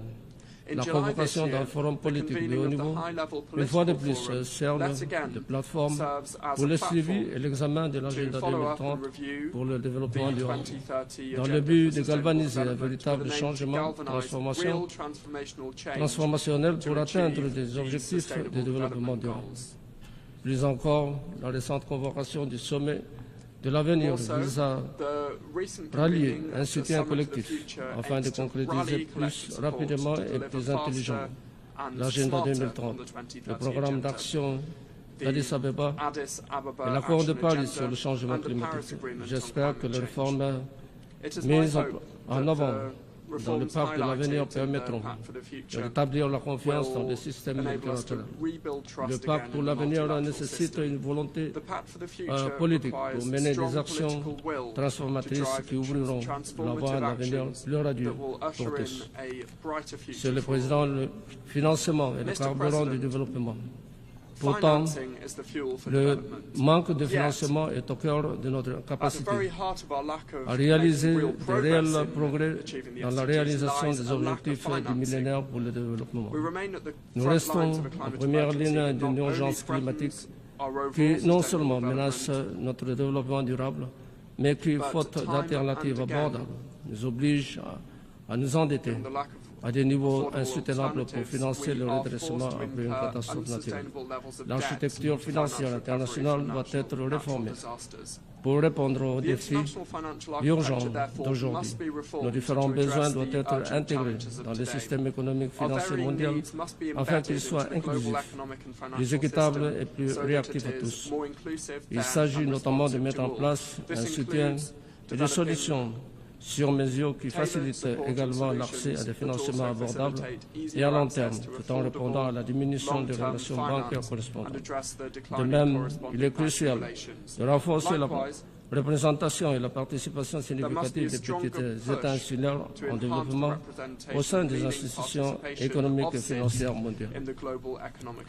Monsieur le Président, Vanuatu, comme bon nombre de voisins du Pacifique, reste confronté à des menaces sanitaires et de développement aigu et existentiels, notamment le fardeau de maladies non transmissibles et à la malnutrition ainsi que des menaces de futures pandémies. Le Covid-19 et les cyclones tropicaux violents ont révélé au Vanuatu la fragilité de son infrastructure sanitaire et la nécessité d'investir dans un système de santé capable de mieux répondre aux besoins de sa population et aux futures pandémies et qui sera résilient au changement climatique et aux catastrophes naturelles qui en découlent. Nous demandons instamment à l'Organisation mondiale de la santé et aux pays partenaires de collaborer pour améliorer l'accès au financement durable afin de soutenir nos efforts de prévention et de contrôle des maladies non transmissibles, ainsi notre démarche pour établir un système de santé adapté. Monsieur le Président, faire avancer l'agenda de ne laisser personne de côté dans le cadre des territoires non autonomes implique que nous devons travailler de manière constructive à l'achèvement du processus de colonisation. Récemment, les premiers peuples de la Nouvelle-Calédonie ont exprimé leur insatisfaction quant à la conduite du troisième référendum sur l'indépendance politique vis-à-vis de la France. Cela a conduit à des émeutes causant plusieurs décès, perturbant l'activité économique. Il est essentiel de reconnaître et respecter le droit des premiers peuples sur leurs terres, leurs océans et leur culture. J'ai encouragé les premiers peuples de la Nouvelle-Calédonie à collaborer avec la France pour discuter de leur avenir politique. En attendant, la Nouvelle-Calédonie doit demeurer sur la liste des territoires décolonisés. Dans le même ordre d'idées, nous appelons à ce que les droits des premiers peuples de la Papouasie occidentale sur leurs terres coutumières, leur culture soient respectés. Je plaide pour qu'ils collaborent avec le gouvernement indonésien afin de relever leurs défis et obtenir une plus grande autonomie pour une participation accrue au processus décisionnel. Monsieur le Président, pour parvenir à un développement durable, nous avons besoin de la paix.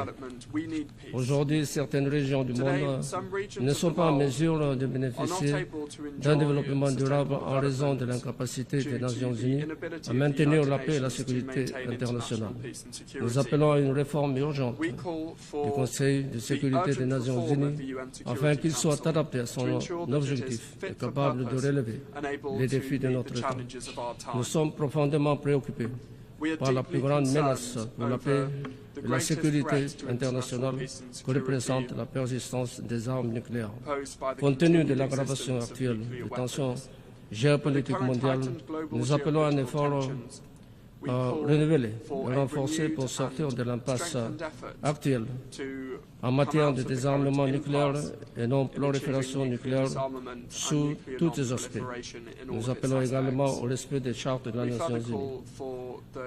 Dans le monde fracturé et polarisé aujourd'hui, nous devons accélérer nos efforts pour travailler ensemble et rétablir la confiance dans le système multilatéral, au centre duquel se trouvent les Nations Unies. Le sommet de l'avenir nous offre de l'espoir, mais nous devons passer de la rhétorique à des actions plus concrètes sur le terrain. Nous avons besoin de paix pour faire progresser le développement durable et la dignité humaine pour les générations actuelles et futures. Il est essentiel d'agir sur le financement comme moteur du développement. Je vous remercie.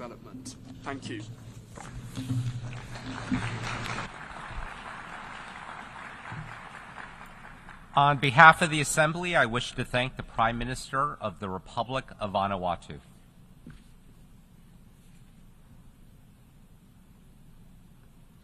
The Assembly will hear an address by His Excellency Andrej Plenković, Prime Minister of the Republic of Croatia. I request protocol to escort His Excellency and invite him to address the Assembly.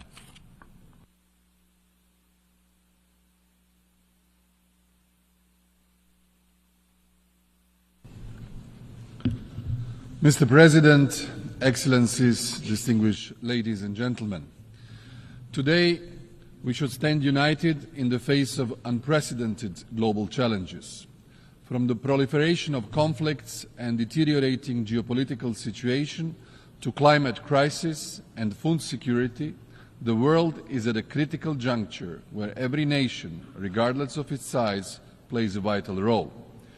Croatia's journey over the past 34 years has been a testament to resilience and determination.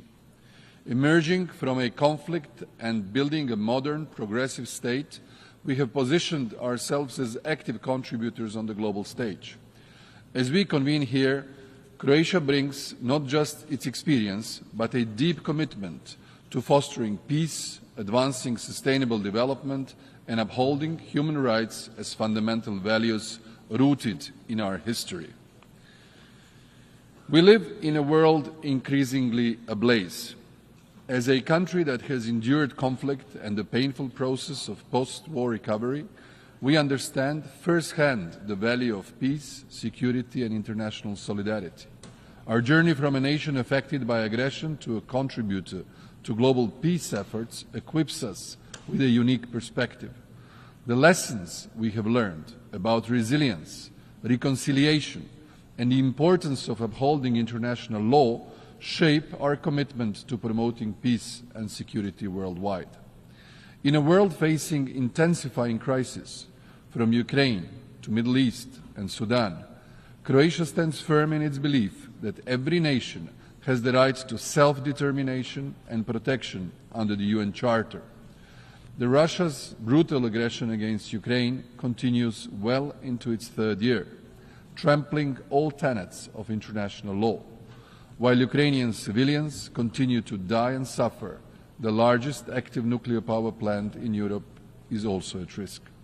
This undermines all principles of nuclear safety and may bring about catastrophic consequences with cross-border impact. All member states of the United Nations have the right to be independent, and their people must be free to choose their own path. They must not depend on their neighbour's permission, nor should they be left alone to succumb to a neighbour's military aggression. In that vein, we will not tire in our support to Ukrainian sovereignty and territorial integrity, and in our assistance, and we call upon all to do the same. At the same time, the looming threat of a wider conflict in the Middle East is evident. The heinous terrorist attack on Israel on 7th October horrified us. So did the unspeakable continued tragedy since endured by the Palestinian civilian population in Gaza, where thousands were killed and wounded. Whatever historical or present grievances continuing down this path will not bring a lasting resolution, only more death and destruction. We call for the immediate and unconditional release of all remaining hostages and on both sides to engage in genuine negotiations to end hostilities and prevent further escalation. The Middle East and its people deserve a better future, the rest of the world as well. The wars in Ukraine and in the Middle East are overshadowing the immense humanitarian and civilian catastrophe unfolding in Sudan. This is even more alarming considering the context of increasing fragmentation of the security architecture in many parts of the African continent. Reversing this trend should be seen as a priority by all of us. We must not leave Africa behind, a continent where half of the population is younger than 19, should and must be seen as a source of hope for humanity, not as an afterthought. The UN Charter is not just another document we can simply and easily replace. The world's constitution must be upheld more than ever before. Reinvigoration of effective multilateralism with the UN in its center must not be reduced to a phrase we use on the occasions like this. In the same vein, we must not falter when it comes to strengthening international arms control, disarmament and the non-proliferation architecture. This is essential not just to avoid conflict, instability or even greater tragedies, but to reduce the already heightened risks of escalations, either deliberate or as a result of a misunderstanding. Extremist and terrorist groups and their affiliates continue to pose a severe threat around the world, leaving no society safe. Their continued expansion in various regions and the increasing level of violence they resort to only remind us that countering and preventing terrorism requires long-term commitment as well as continued coordinated efforts of the entire international community. As a country that proudly hosted, supported and enabled the success of the United Nations Transitional Administration for Eastern Slavonia, rightly considered by many as the most successful peacekeeping mission in the history of the United Nations, and which Croatia managed to join just a decade ago NATO after the departure of the last UN peacekeeper, we know all too well the meaning of peace building, its significance and the efforts it requires. As this year's Vice Chair of the Peace Building Commission and last year's Chair, Croatia supports strengthening the links between the three pillars of the United Nations: peace and security, development and human rights. There is no peace without sustainable development and no sustainable development without peace. There is little time left to strengthen our focus on prevention at all levels. For the Peace-Building Commission, it means to focus more on structural prevention through national prevention strategies and operational prevention by sending flexible civilian missions upon a country's request. The 2025 review of the peace-building architecture will be a crucial moment to strengthening the PBC and to broaden its mandate and give it some decision-making powers. You can count on Croatia's active participation to share its experience and in view of its candidature to be again a member of the PBC in 2026. Croatia is also proud that today a Croatian company is a global leader in robotic demining, and we are actively supporting Ukraine by providing our expertise to assist in the clearance of mines and unexploded ordnance in conflict-affected areas. Ladies and gentlemen, we are committed to sustainable development, which is deeply rooted in its unique position as one of the most biodiverse and nature-rich countries in Europe. Often referred to as the nature park of Europe, Croatia has long recognized the importance of preserving its natural resources. Our achievements in renewable energy, where we rank among the top in the European Union, and our strong performance in meeting the UN Sustainable Development Goals reflect a national strategy that balances economic growth and social stability with environmental stewardship. As we stand at the crossroads of environmental crisis and digital transformation, Croatia's experience offers valuable insights into how we can harness innovation while protecting our planet for future generations. The path we take today will determine our future tomorrow. Therefore, we must choose it wisely. Croatia, in its national development strategy till 2030, espoused a vision of a competitive, innovative and safe country with a recognizable identity and culture, a country with preserved resources, quality living conditions and equal opportunities for all. We have built our strategy on the three main interrelated development pillars: digital transformation, decarbonization and demographic revitalization. The digital transformation of our societies is inevitably changing our way of life and our way of doing business more rapidly and intensively than any transition in the last century. We are transforming our state and public administration, businesses and society, and half of our population is using the digital services of the state. Croatia's IT industry is competitive and booming. At the same time, while new and emerging technologies are unlocking great potential, they also come with risks. To manage these, we need effective, accountable and inclusive institutions at all levels, as well as informed citizens. My government will continue with policies which promote this path. Humanity's greatest challenge of the 21st century is climate change, coupled with loss of biodiversity, reduction of food and natural resources, increase in the number of droughts, fires and floods, as well as the acceleration of the sea level rise. Croatia is located in the Mediterranean, one of the world's regions expected to be hit hardest by climate change. It is not by accident that Croatia got a portfolio for the Mediterranean in the new European Commission. This summer we saw record-breaking heat waves, followed by torrential rains in our part of Europe only last week. The green transition is therefore pivotal for us all. Promoting nature-based solutions is one of our main national tools for climate change and adaptation and migration. For this reason, we need to strengthen the multilateral system of dealing with climate, biodiversity and sustainable development. We need to put more efforts in dealing with climate as a threat amplifier that endangers security and stability of many regions and countries in the world, especially in Africa. We spare no effort to integrate the 2030 Agenda and the Sustainable Development Goals in our national policies and initiatives, and strategies and into the reinforced and reformed global governing structure.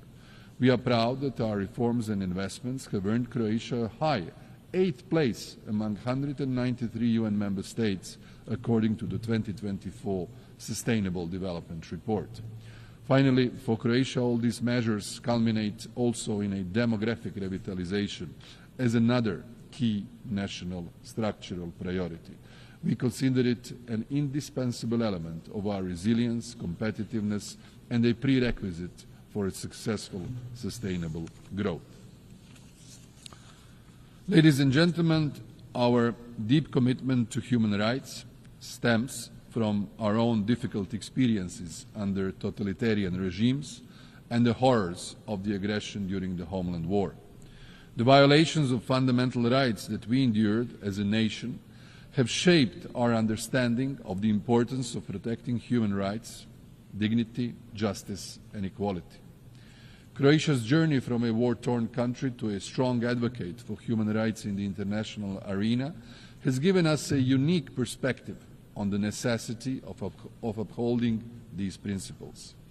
With this background, we remain steadfast in our dedication to promoting human rights, preventing atrocities, and providing humanitarian assistance to those in need, both at home and abroad.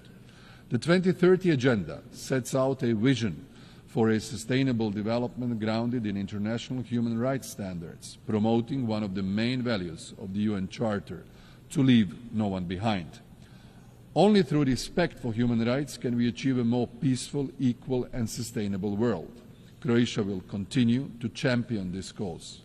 As a country still searching for 1,792 missing persons from the Homeland War, Croatia spares no efforts to end the anguish of uncertainty for their families. We shall never cease the search for them, and we shall never stop demanding answers from those who know their fate. We contribute by sharing our acquired expertise with interested countries and by advocating for the missing persons everywhere in the world, in our national capacity and as a committed member of the Global Alliance for the Missing. Croatia is today extending its support to Ukraine by offering its expertise in prosecuting war crimes and making its seasoned experts available to assist Ukraine in navigating the complex process of accountability and justice, drawing from its own experience in addressing the aftermath of war crimes committed during the Homeland War. Committed to eradicating domestic violence and violence against women, we have introduced femicide as a distinct criminal offence.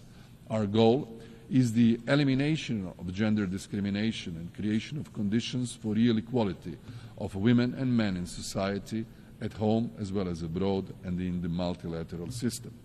This is why Croatia promotes women, peace and security at the global level, as we know the disproportionate effect of conflict on women, but we have also seen how women, when participating in all peace-building and sustaining peace process, are agents of change and harbingers of peace. Croatia also advocates a comprehensive approach to issues affecting persons with disabilities. This includes mainstreaming disability in all fields of human rights. With this in mind, in the UN, we will be leading an effort by a cross-regional group of countries to proclaim the International Day of Deaf Blindness.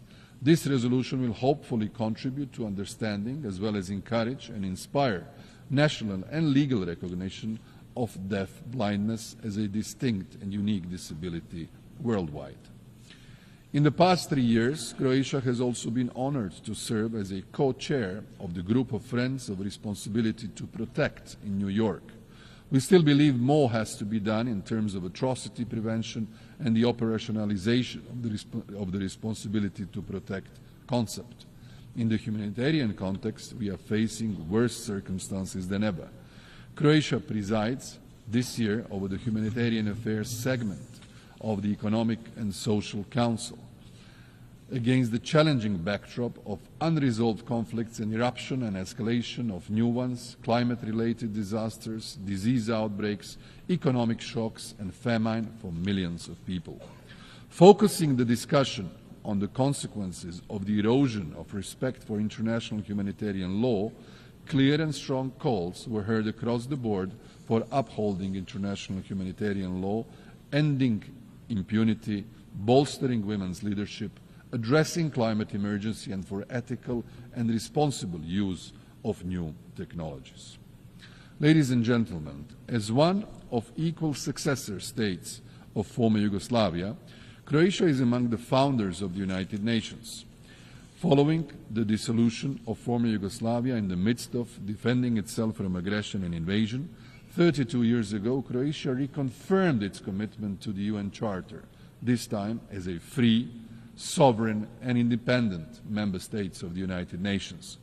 Ours is a journey of liberty and democracy, a pursuit of peace and prosperity, of vigilant defense of human rights and dignity, while honoring the values and principles of multilateralism and international cooperation that UN embodies. Our experience as a small but resilient nation with a deep understanding of peace, security and development underscores the importance of reforming and revitalizing the UN to ensure it remains fit to address the global challenges of today and tomorrow.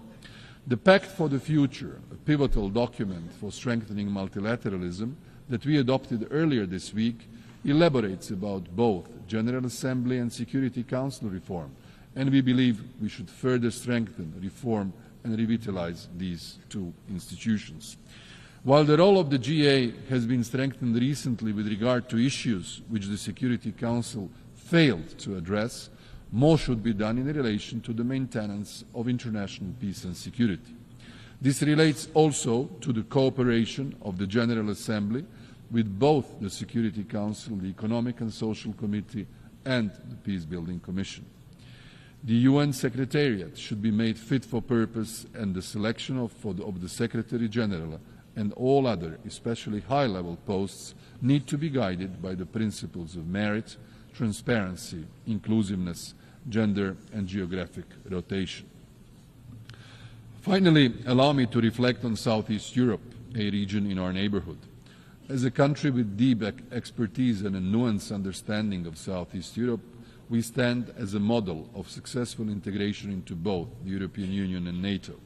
This unique position not only gives us Croatia a special status within the region, but also grants its significant authority in advocating for peace, stability and European aspirations of our neighbours. Croatia consistently encourages our Western Balkan partners to invest even more in fulfilling the established criteria. Regional cooperation and good neighbourly relations, along with solving outstanding issues and disputes, remain an essential, indispensable part of the process. The merit-based approach and rewarding individual achievements in fulfilling the standards will accelerate accession to the European family. In this regard, those who cooperate in good faith, align with the EU's, for instance, foreign policy resolutions and positions, and conduct genuine reforms should move ahead on their EU accession path. Of particular importance for us is the stability of our neighbouring Bosnia and Herzegovina, with which we share more than 1,000 kilometers long border. In order to achieve security and stability in the country, the constitutional full equality of the three constituent peoples, Croats, Bosniaks and Serbs, must be ensured, and the Dayton-Paris Accords, the peace treaties that ended the war and confirmed the multinational, multi-confessional and multicultural Bosnia and Herzegovina must be upheld. In conclusion, the story of our country is one of transformation from a nation rebuilding after war to a committed partner within the global community. Our journey reflects the power of collaboration, vision and perseverance. As we look ahead, Croatia is ready to join, to continue contributing to a world where peace, justice, human rights and sustainable development are attainable for all. Together, through multilateralism, we can overcome today's challenges and build a future where every country, every citizen can thrive. The path may be long and difficult, but by standing united, we can make it a reality. Let us move forward with renewed purpose, ensuring that the foundations we build today will support a prosperous and peaceful tomorrow. Thank you for your attention.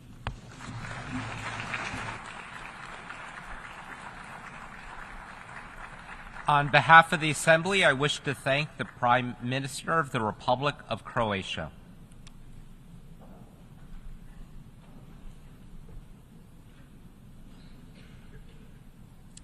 The Assembly will hear an address by His Excellency James Marape, Prime Minister of the Independent State of Papua New Guinea. I request protocol to escort His Excellency and invite him to address the Assembly.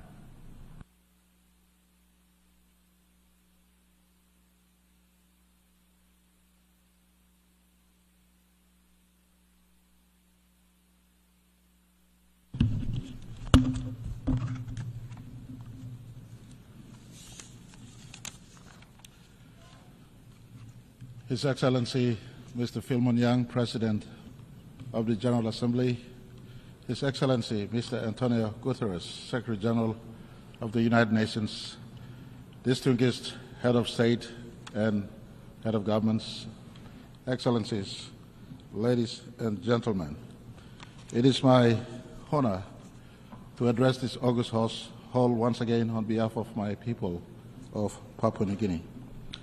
Mr. President, firstly, let me congratulate you, the government and people of Cameroon, on your successful election to lead the work of the 79th session of the General Assembly.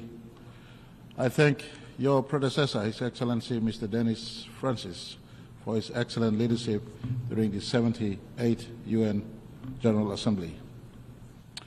I also extend my gratitude to the United Nations Secretary General for his strong leadership to mobilize the support of the global community on key issues that require our collective efforts, especially in dealing with climate change-related matters. Mr. President, you selected a theme for this debate, leaving no one behind, acting together for the advancement of peace, sustainable development, and human dignity for the present and future generations. I believe is very pertinent. I thank you and commend your foresight in drawing our collective attention to the work we must still do for peace and humanity, considering the vast challenges that continues to threaten our society and what we face today. Mr. President, I speak on three threats to humanity that is complementary to your theme. These threats, in my view, are religious intolerance, poverty induced by climate change, and geopolitical differences and sovereignty contests over territories and people. And I will prefix this statement here with my country as a backdrop. Mr. President, Papua New Guinea is the world's most culturally and linguistically diverse nation, with over 830 languages in a myriad of sub-ethnicities and subcultures that are still authentically indigenous today as I speak. A real-time modern nation of 1,000 tribes. And we embrace this diversity and do our utmost best to function as one people, one nation, and one country in our intention to leave no one behind. In terms of environment, Mr. President, my country hosts up to 7% of world's biodiversity, mostly housed within a tropical rainforest that is the third largest in the world and has a vast marine ecosystem. We sustainably manage our forest, land, and sea because our livelihood depends on them. Papua New Guinea, in a small way, teaches the world on how living in balance with nature, tolerating cultural diversities, and practicing environmental stewardship. The father of our country, our modern Papua New Guinea, the late great Grand Chief Sir Michael Thomas Somare, was a champion in this regard. In fact, Sir Michael's championed the cause of Article 5 that has become has found its place into Paris Agreement as I speak today, early in year 2000s. This is a reflection of Papua New Guinea's strong affinity to the forest, land, and sea. In this regard, my country has been contributing to the public or global discourse over the last 2 decades in as far as environmental management is concerned and matters relating to climate change. Unfortunately, this has been met with very little return of action. However, we continue to stand ready to assist the United Nations family in this area. Mr. President, over the last 49 years of our country's history as an independent nation, our challenges has been many, compounded by vast ethno-linguistic diversities and cultural complexities and the small size of our economy.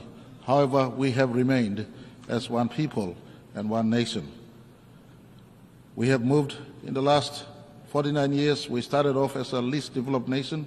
Today, we have entered the middle income earning nation status, and we intend in the next 20 years to migrate from where we are today to a high income earning nation by 2025. In doing that, we will migrate from being just a raw resource exporter to a manufacturing economy within the next decade. Mr. President, I want to assure you all that all this is being done in total alignment, and we have aligned our development agendas to the United Nations Charter, especially consistent with the 17 Sustainable Development Goals of the United Nations. Our aspirations mirror that of this august institution. In fact, in 1975, when we gained independence, our National Constitutional 8-point plan directs not just my government today, but government into the future, as it was in the past governments that led my country, on our national aspirations to leave no person behind. Mr. President, our nation's Vision 2050 that was launched in 2010 compels governments to develop Papua New Guinea into a top 50 nation by 2050 in terms of Human Development Index. Papua New Guinea looks forward to submitting to the United Nations a full progressive report in July of 2025 at the high-level political forum, secondary voluntary national review covering the work we have undertaken thus far amidst the challenges we continue to face and the steps we are taking going forward that will culminate in 2030.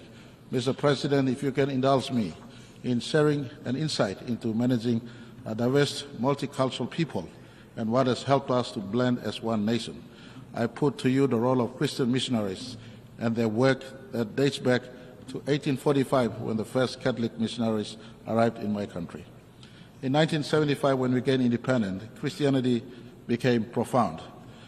Consistency with your theme, Christianity in PNG has been the front runner, bearing message of unity, peace, and sustainable coexistence, embracing diversity of cultures, language, and tribes into one human family, living in our natural environment as God has created. Since then, Christian churches have contributed immensely to our country's development through their health and education programs. Real Christianity teaches love, peace, unity, forgiveness, giving meaning to leaving no person behind. Whilst PNG is identified as a Christian nation, Mr. President, I want to assure you and all who are listening that Section 45 of our nation's Constitution protects individuals' right to choose and practice of faith and religion. We subscribe strongly to Article 18 of the Universal Declaration of Human Rights on freedom of thought, conscience, and religion. United Nations has been the anchor of this God-given right of humanity. And I offer my country's support to the protection of individuals' choice and rights to practice their faith, and urge that this remains a key duty of United Nations. Mr. President, since the dawn of humanity, history teaches us that many wars have been fought and many lives lost as a result of religious intolerance. We see that happening today. Earth's history is stained with blood of innocent people who have died from state, tribe, or church-sanctioned killings. The United Nations, Mr. President, must condemn laws that encroaches upon individual choice of religion and worship. This is a God-given right. And I see the issue of enforcement of religion upon one another as a threat to peace and coexistence of mankind. I ask United Nations to keep watch over religious freedom of all people, especially minority people in society where major religions are practiced. Mr. President, the second threat I see facing humanity is poverty, and especially poverty induced by climate change. The pursuit of wealth has caused man to plunder edge of its resources beyond the threshold of sustainability. with little consideration for our children's future. The acceleration of climate change, for instance, is a direct result of mankind's insatiable appetite for resources. An attitude of survival of the fittest, nations and corporations jostle and stampede over each other in order to harvest resources, causing environmental degradation, deforestation, banning of cheaper fossil fuel, and pollution, spiraling our planet into climate catastrophes that will further engender poverty. Nations like mine oceans nations like mine continue to live with the climate change-induced sea level rise and weather pattern changes that has now become an accidental threat. That is why we welcome the Chair's summary of the high-level meeting on sea level rise. Together with other Pacific Island countries, we continue to recognize the 1982 UN Convention on Law of Sea as a legal framework within which all activities in the ocean and seas must be carried out. We reaffirm commitment to the Pacific Island Forum Declaration of Continuity of Statehood and the protection of persons in the face of climate change-related sea level rise. Last month, the Pacific Island Leaders Forum in Tonga officially recognized these climate change manifestations as existential threat to our Pacific people. We stand united in the support of Vanuatu-led United Nations General Assembly proposal for the inclusion of sea level rise as a standalone agenda in the United Nations General Assembly and other relevant United Nations processes. Mr. President, despite our economic needs, PNG remains committed to safeguarding both our blue ocean life and our green forest life for its children. As a forest nation, PNG continues to play a proactive role to progress our commitments under the United Nations Framework Convention on Climate Change and the Paris Agreement by undertaking adaptations and mitigation effort. However, accessing of global climate finance continues to be a challenge to Papua New Guinea and many small nations. We call on the United Nations to look into this matter with a sense of urgency, or else we can liquidate our forests and marine resources to achieve our development aspirations, especially in a pursuit to alleviate poverty from our people. It is for this reason I speak in solidarity with all forest nations, especially those in the Congo Basin and those in the Amazon Basin, for adequate compensation if we are to preserve our forests, which is in fact the lungs of Earth. Mr. President, Papua New Guinea's vast forests, rich biodiversity, marine life, and indigenous people and cultures are now at the crossroads of great change, either of preservation or loss and extinction. The responsibility to save our environment and planet should bear on all of us in equal measure. It is now up to members of the United Nations to save these forests, which are global assets as I speak. On this note, I want to thank my good friend, His Excellency Emmanuel Macron, President of France, for mobilizing European Union funding for a forest conservation area called Managalas in my country. This is the kind of partnership that should be encouraged. And again, I remind the world, the forest of PNG is a global asset. It must be preserved at a price transferable to improving the lives of my forests. You cannot talk about climate change without conversation on forestry. They are the two sides to the same coin in conversations on climate change. And I call for others out there, especially those who have big carbon footprints. You have to do justice to planet Earth by doing your part, especially assisting us in the preservation of our forests. Mr. President, the third threat facing humanity, in my view, is geopolitical differences and sovereignty contests over territories and people. Increasing geopolitical conflicts and tensions are fueling fragmentation and protectionism around the world today. The restrictions on trade, disruptions in supply chains, growing competitions are crippling our economies. We need to examine peaceful strategies and solutions and invest in peace-building initiatives for de-escalation, mutual understanding, cooperation, build trust, and foster peaceful relationship. The United Nations role in this must be respected by all nations, for really it was for this reason that the UN was born. So the world does not need to face many more wars again or another big war again. Mr. President, I say this: violence begets violence, and is evil no matter what the justification may be. Violence begets violence. Peace must be achieved by peaceful means. No matter how long or unjust it may seem, peace must be achieved by peaceful means. We live in a time where the press of a button, an atomic or nuclear bomb has the ability and potential to destroy our planet. All conflicts can be resolved if we allow United Nations one rule book to take prominence over our own parochial national interests. In PNG, we partner United Nations in national and subnational peace-building efforts.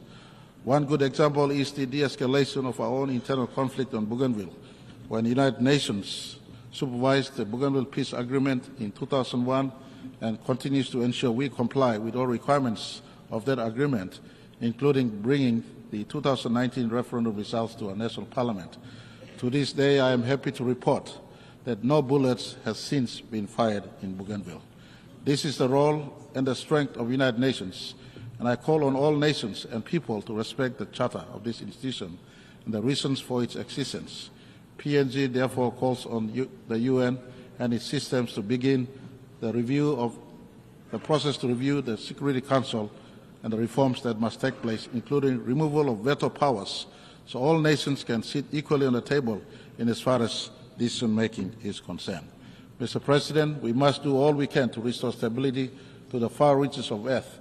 Global conflicts cause domino effect, and the subsequent impacts are felt throughout the world, including intergenerational wounds. Mr. President, as I conclude, let me remind us again on our collective responsibility to together preserve our planet and our human race.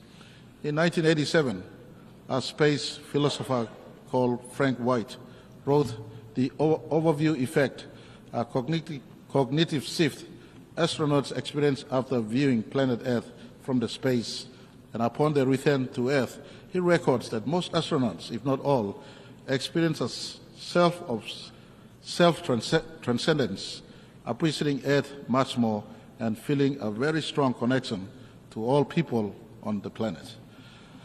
And I am sure Neil Armstrong in 1969, on July 20, when he gazed back on planet Earth, standing on moon, he would have looked back and he would not have seen his planet, he would not have seen his country, the United States of America. He would have seen the blue planet, the planet he called home. I call upon all of us, esteemed leaders of this planet, let us adopt a little bit of overview effect to see the world through the eyes of the astronauts. They see the planet from humanity perspective, one planet, one people, one humanity. They appreciated Earth much better. And I want to ask all of us,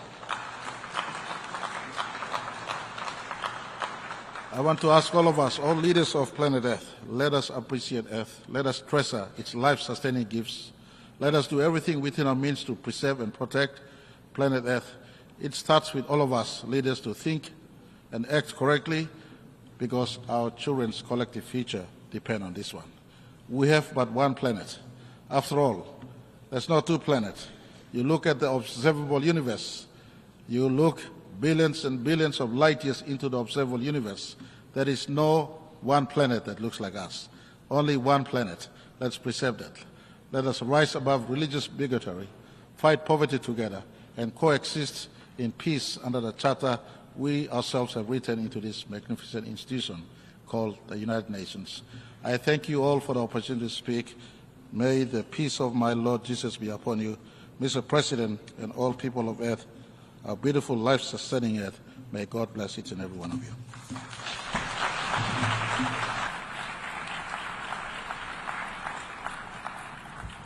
On behalf of the Assembly, I wish to thank the Prime Minister of the independent state of Papua New Guinea.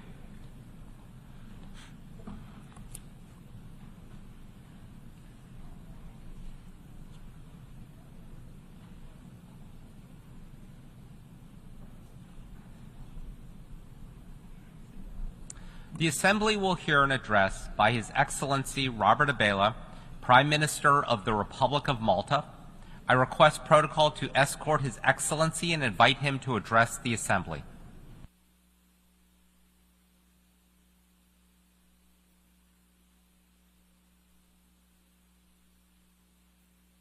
Secretary General, President, Excellencies, distinguished delegates, and dear friends. When we gathered this time last year, little could we have predicted that just a couple of weeks later our world would be plunged into even greater turmoil by the despicable attacks of October the 7th. And the 12 months since, we have seen continued loss of life and a humanitarian emergency on such a scale that it is all too easy to give up hope, all too easy to believe that nothing can be done, all too easy to turn the other cheek. We cannot escape from the stark reality that our world faces the gravest of challenges, and the populations of far too many of these United Nations face the greatest perils. The gravity of these threats is such that we, as leaders from across the globe, are confronted with a choice of two paths. We can choose the path of despair, dejectedly deciding that it is impossible to make a difference, or we can choose the path of persistence, determined that no matter how rough the waters, we can and we must redouble our efforts to meet those challenges and mitigate those perils. I emphatically believe that we have a moral responsibility to take the path of persistence. I will never apologize for reaffirming the simple belief that motivated me to come into public life, that tomorrow can be better than today. And no matter what the headwinds, it is a belief that still motivates all I do. I refuse to believe that we should just give up. I refuse to listen to those siren whispers that the worst is inevitable and it is not worth working for better outcomes. I refuse to give in to the notion that we can defer difficult decisions, or that small countries have to passively accept the actions of the larger players. To acquiesce to that negativity would be to accept that this General Assembly, that this United Nations is nothing more than a council of despair. To that, I say a resounding no. This United Nations can and must be a council of hope. Nobody is going to pretend that we can wave any sort of magic wand or deliver instant solutions. But we have a duty to keep hope alive, to keep trying, to keep working, to keep battling for the values that were the very foundation of the idea of a United Nations. 8 decades ago, from the rubble of the first truly global conflict, our forerunners had the courage and the foresight to see that the world had to have a forum where the voice of every nation could be heard. And as colonialism rightly crumbled, there were a lot of newly independent nations to add their signatures to the Charter.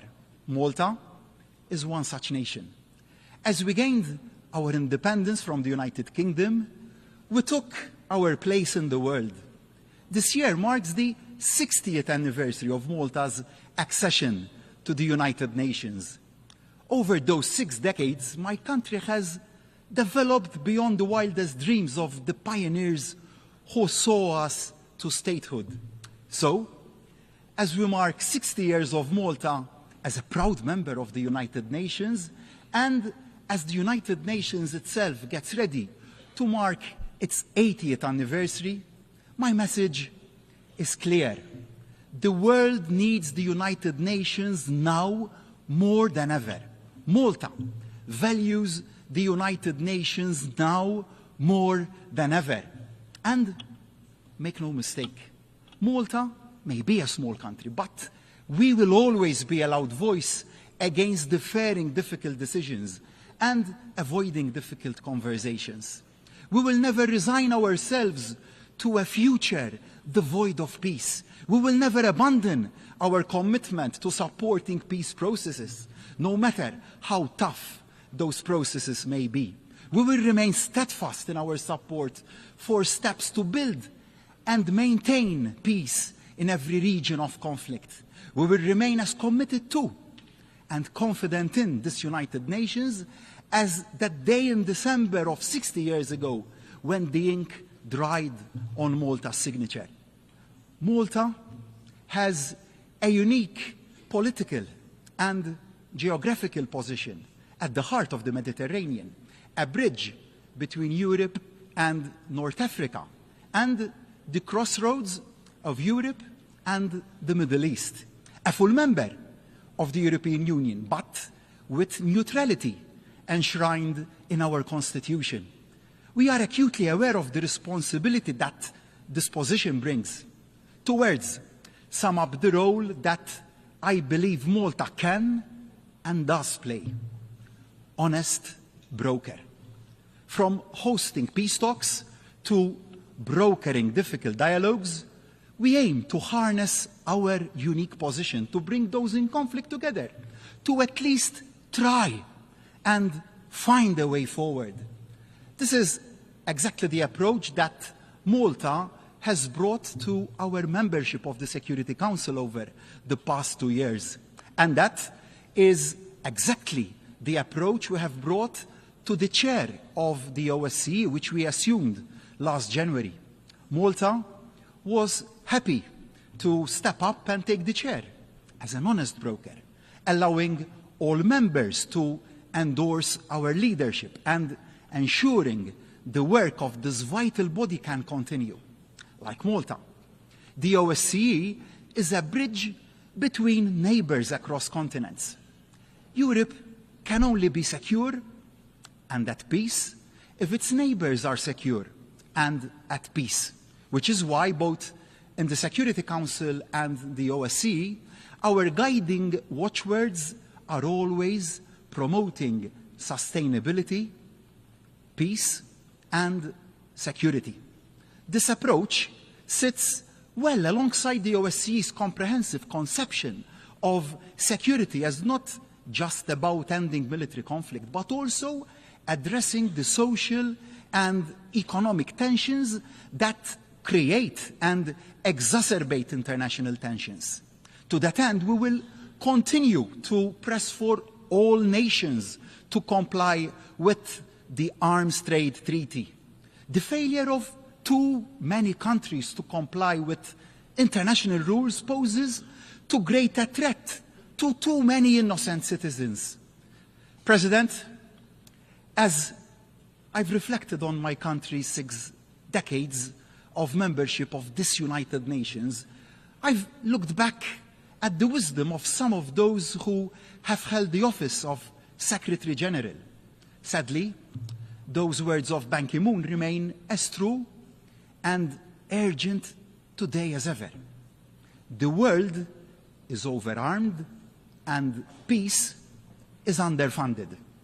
The peace and humanitarian budgets, which are at the heart of the UN's mission, remain unfortunately severely underfunded, harshly impacting too many of the world's most vulnerable people, which is why Malta urges all member states to play their part by remitting the resources to ensure the hard-working, hard-pressed frontline UN staff can play their part in bringing relief and hope where it is so desperately needed.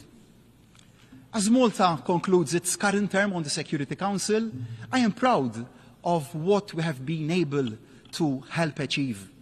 Amidst the tragedy of the events in Israel and Gaza, we have worked with others to prioritize the relief of humanitarian suffering. We used our seat on the Security Council to work for Resolution 2712, which demanded urgent and extended humanitarian pauses and the provision of corridors through Gaza to supply critical supplies needed by so many innocent civilians, not the least children. The resolution also called for the release of hostages held captive by Hamas and other militant groups in Gaza. We are proud that this led to the release of 105 hostages during the negotiated 7-day pause. Similarly, I am pleased Malta played a key role in the Security Council adopting Resolution 2728, which demanded an immediate ceasefire in Gaza for the month of Ramadan, alongside the immediate release of all hostages. This was the first joint motion from the non-permanent members on a geographic situation in the Security Council's history. Understandably, much of the world's attention has been on Israel and Gaza since October the 7th, which has now expanded to a dangerous and deeply worrying escalation in Lebanon. We stand firm in our belief that we must all strive to ensure that the flames of this conflict do not engulf the whole region, and that we all take decisive steps to resolve this conflict before it is too late. Furthermore, it is imperative that we, as a global community, do not lose focus on those other parts of the world where war and the killing of civilians is also all too present and all too tragic a daily reality. Sudan, Yemen, Syria, and, of course, Ukraine. So, let me now turn to another country in conflict, Malta's southern neighbor, Libya. Helping the Libyan people achieve a genuine and lasting resolution to the institutional crisis for which they have paid too high a price for too long is a key priority for Malta. For such a resolution would not only benefit the Libyan people, it would also benefit all Libya's neighbors and also the wider region. Only with a single functioning government supported by citizens across the whole country can Libya play its full part in addressing the migrant crisis, which puts so many lives at risk. Which is why Malta welcomes the initiatives taken by UNSMIL in bringing the parties together to sign an agreement that will hopefully end a crisis at the Central Bank of Libya, and also to kickstart this stalled wider political process. Malta will continue to stand ready to do anything it can to aid that process, and we will be unstinting in advocating for proactive engagement by the international community to support and enhance those UN-led efforts. Together, we have a duty to aid the mediation needed to create a pathway towards national, parliamentary, and presidential elections in Libya. As friends and neighbors of Libya, we can and must help. But for the process to truly succeed, it must be fully Libyan-led and Libyan-owned, to which end we unequivocally call for the immediate withdrawal of all foreign forces, fighters, and mercenaries from Libya. And Malta re-emphasizes the need for a full completion of the Libyan arms embargo in line with all the relevant Security Council resolutions. Equality is a key value for my government and my country, just as the situation in Libya will only be resolved by all the people of the country knowing that they have an equal voice, so are so many of the conflicts, disputes, and tensions around the world fueled by inequality. Equality isn't some sort of added extra, nice to have but not vital to tackling the world's problems. That view couldn't be more misguided.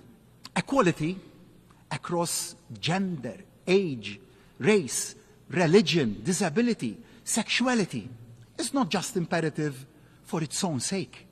Equality is also imperative in finding lasting solutions to so many of the challenges that face us all. So, I am honored Malta stands at the forefront of promoting civil liberties globally. We are one of the few countries that has already implemented an anti-racism strategy, and we are now in the process of drafting a second renewed anti-racism strategy. We will never take equality for granted at home, and we will always advocate and support greater equality internationally. All too often, it is women and girls who bear the brunt of conflict, and all too infrequently are the voices of women and girls heard when it comes to solving those conflicts. Without women, there can be no peace. As the world redoubles its efforts to bring peace, so must we all redouble our efforts to ensure the voice of women and girls is heard at the top tables as well as on the ground. During our term on the Security Council, Malta has worked hard to do just that. Malta has chaired the Security Council Working Group on Children and Armed Conflict. In the last 18 months, the working group has issued conclusions on the role of children in the conflicts in South Sudan, Nigeria, Mali, Afghanistan, CAR, Colombia, Iraq, and Somalia. That long list is a sad testament to the magnitude and gravity of the repeated violations against children in crisis zones. We must never let up in our outrage and actions at these persistent and flagrant abuses of the rights of the child as enshrined by this United Nations. President, we have a saying in Maltese, Il-Bahar Senor, the sea is wealthy. And indeed it is. As an island nation, for Malta, the wealth of the sea equates to the wealth of our people. The health of the sea equates to the health of our people. So we need no reminder just how essential it is to protect the wealth, health, and the biodiversity of our seas and oceans. And we know just how much small island nations like ours will be impacted as climate change warms oceans and raises sea levels. We, small island nations, are amongst the lower emitters of greenhouse gases. But we are literally the front line of the climate emergency. The impact of climate change will be felt by all our citizens. It is our duty to them to do all we can to minimize that change and maximize our resilience to the changes which are already being felt. Delay and prevarication simply aren't options. Climate change must remain at the top of the global agenda. Solidarity, standing shoulder to shoulder with our fellow small island nations, is a key value for Malta. Solidarity means actions, not just words. The Islands for Islands initiative is central to our foreign policy, providing concrete, practical assistance to small island developing states, sharing best practice and building capacity. That's why Malta has jointly taken the lead in developing the Climate Vulnerability and Resilience Index, a practical resource to help small islands identify and prepare better for the effects of the changing climate. As sea levels become an even greater concern, so does the health of our seas and oceans become ever greater a priority. Malta remains and will always remain at the forefront of efforts to protect our oceans.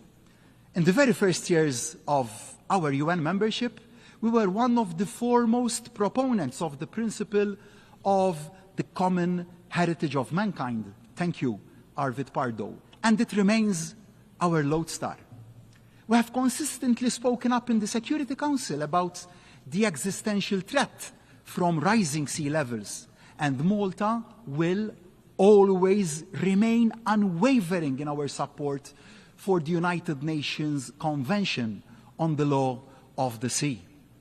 Malta welcomes the first ratifications of the Biodiversity Beyond National Jurisdiction Agreement, which will provide much needed, much greater protection for the 2/3 of global oceans that lie beyond national jurisdictions. The treaty will only come into force when 60 nations have ratified it.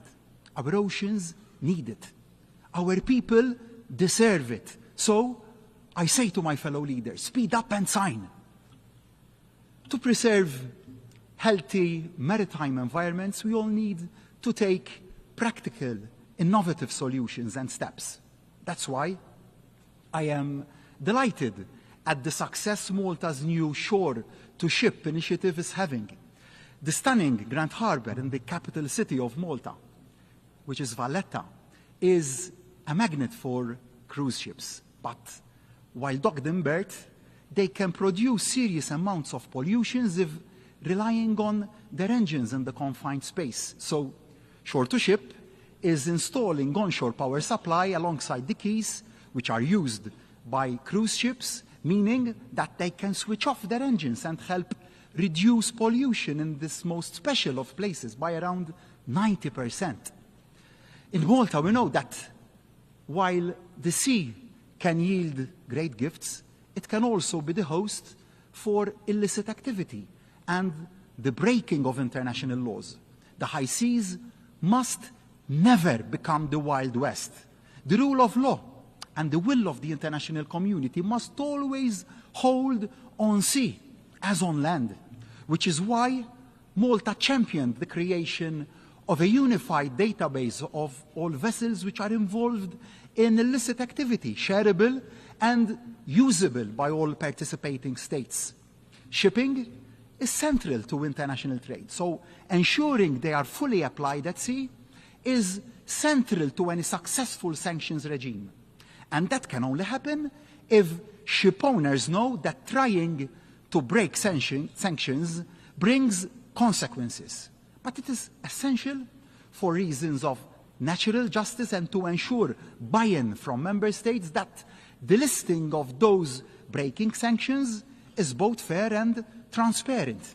So Malta was proud to jointly hold the pen alongside the United States for Resolution 2744 that overhauls the delisting process for the first time in almost 2 decades. By creating a better system for delisting where warranted, we can ward against premature lifting of sanctions which is not warranted.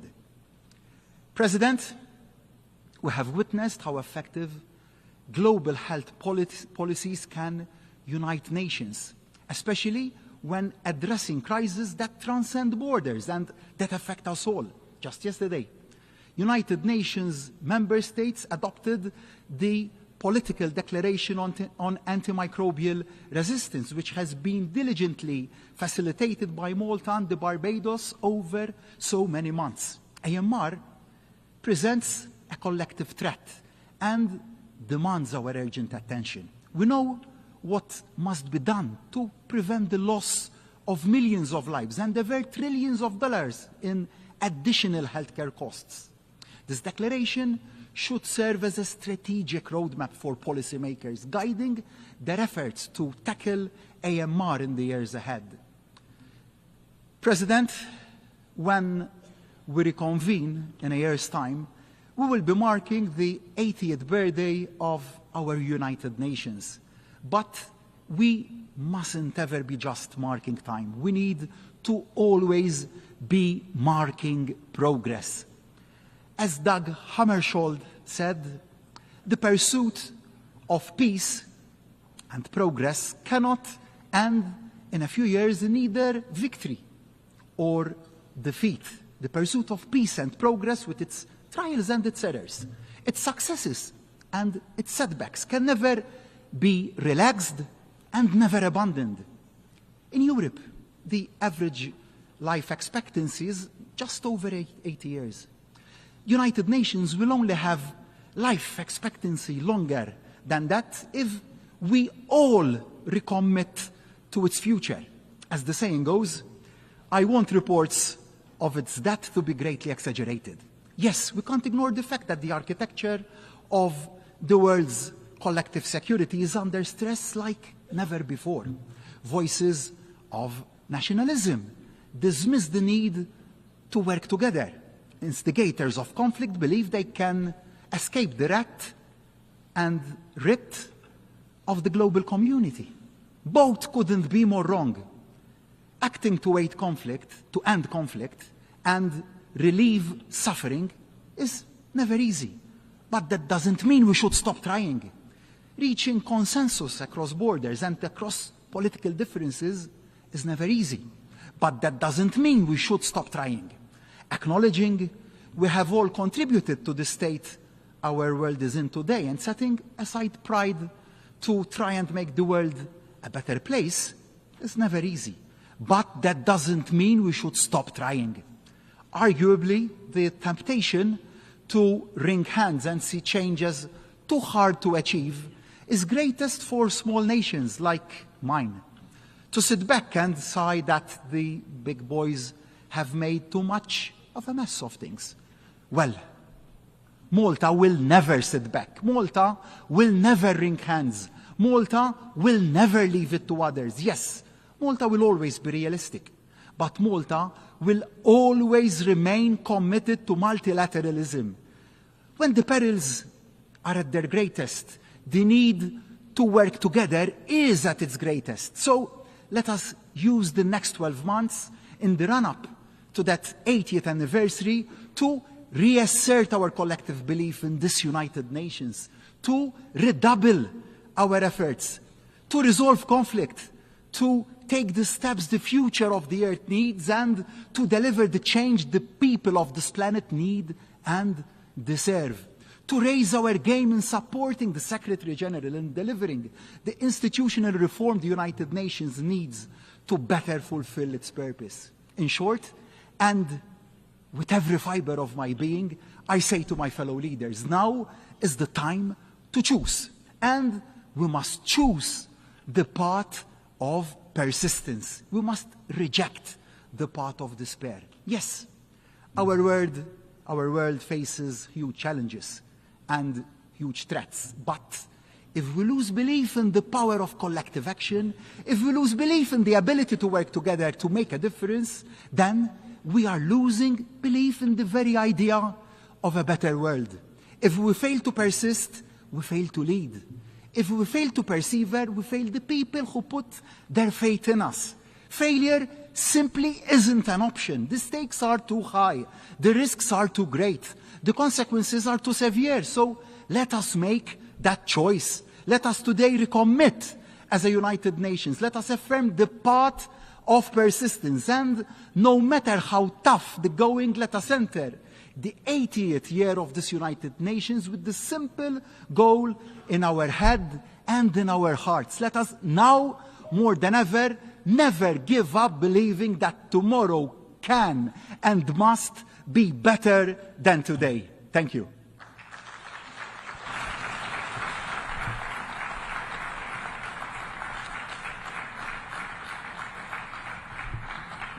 On behalf of the Assembly, I wish to thank the Prime Minister of the Republic of Malta.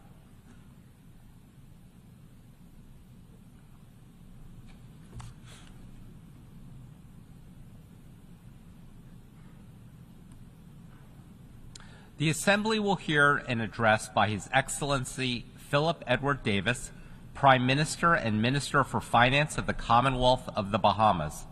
I request protocol to escort His Excellency and invite him to address the Assembly.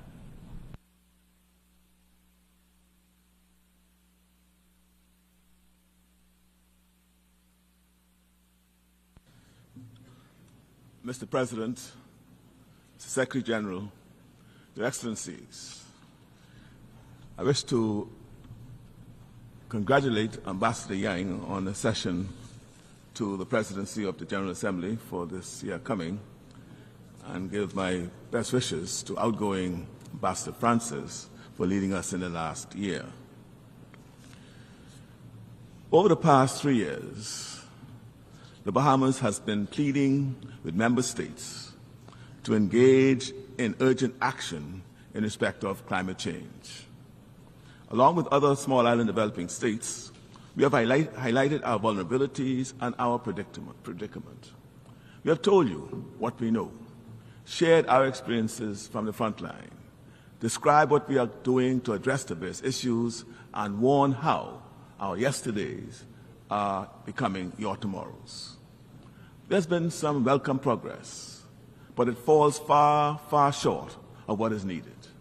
And now we all have to live with the reality of a climate crisis that has pushed our planet past the critical threshold of 1.5 degrees Celsius for an entire year. At this very moment, the new harsh reality manifests in hurricanes and heat, fire and floods.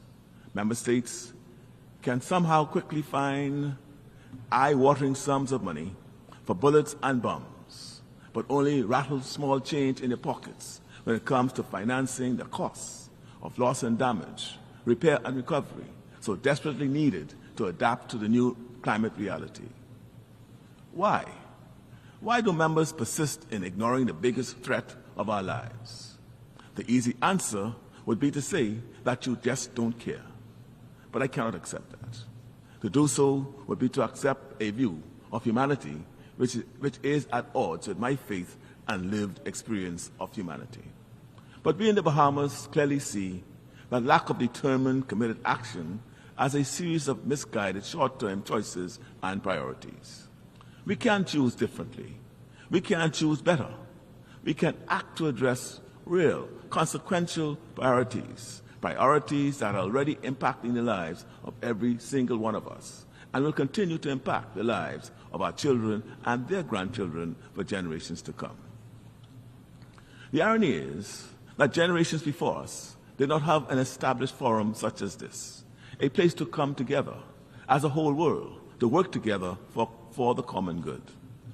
The genocidal crisis of the Second World War gave birth to the United Nations, and the ensuing wars of independence and regional conflicts means that we have in place the structure for real, effective action. And so today, as the Bahamas celebrates 51 years of membership of the United Nations, we offer our service to the international community as we bid for non-permanent membership of the Security Council for the term 2032-2033. We do so because the present crisis of today, the looming crisis of tomorrow, requires even greater degrees of ingenuity, effort, multilateral cooperation, and sacrifice than the world needed in the aftermath of the Second World War. We understand well that the Council's mandate to maintain international peace and security goes far beyond the mere absence of war. But we also know that from where we stand, on the front line of the impact of climate change on humanity, that the mandate to cooperate in solving international problems, now more than ever, requires us to stand up and step forward. We do so to amplify the voices of small island developing states. We do so because the voices of small island developing states are the harbingers of what lies in store for all of us. The Security Council of the future will not be equipped to deal with the biggest crisis of our time without voices like ours at the table. The link between climate change and global security is undeniable. Things are bad now, and they're going to get a lot worse before they get better. Climate considerations must be integrated into all aspects of the Security Council's work. Because of this, the Bahamas stands ready to advocate and support whatever reforms are needed to help maximize the effectiveness of the work of the Council. Membership for countries like ours was not what the Charter members contemplated when the UN was established, but it is countries like ours which will help the Council with inclusive, truly representative decision-making needed to help address the greatest crisis of our time. Friends, aspirations to lasting global peace and security will remain empty dreams if not supported by economic security. For too long, the global financial system has been skewed against developing nations. It is a cruel irony that industrialized nations who bear the greatest responsibility for the climate crisis often perpetuate another form of injustice in the form of our current global system. We have been instrumental in exposing the hypocrisy of unilateral blacklisting and advocating for a framework that prioritizes fairness and inclusivity. The present system, with its dark rules and uneven playing field, drains resources from developing countries, leaving us to grapple with the consequences. The Bahamas refuses to accept this double standard. We are raising our voice to demand a fairer and more equitable international framework, one where the voices of all countries, regardless of population or GDP, are heard and respected. The Bahamas will continue to be a leading voice in championing this issue for as long as we need to do so, no matter how lonely or how long the journey may take. Even among small island developing states, the Bahamas is uniquely vulnerable. We are not waiting for solutions. We are creating them. We have created a National Youth Guard, empowering our young people to become environmental champions because we know that future generations will have an enormous burden to shoulder. We are embracing innovation, particularly in the realm of ocean technology, to find solutions to the climate crisis. The Bahamas may be small in size, but we are not short on ambition or ingenuity. We have said it before, but we can never say it often enough. Countries like the Bahamas contribute so little to the problems of the world, and yet we are among the first and greatest affected. Over 40% of my country's national debt is as a direct result of the impacts of climate change. Locked as we are into an annual cycle of severe hurricanes, repair and rebuild, how can we fulfill the reasonable aspirations of our people for national development? We need to stop thinking of climate change merely as an environmental threat.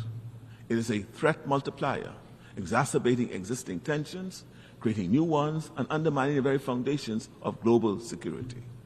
If we think we have refugee challenges now, do we really want to wait until millions are forced to cross borders just to survive?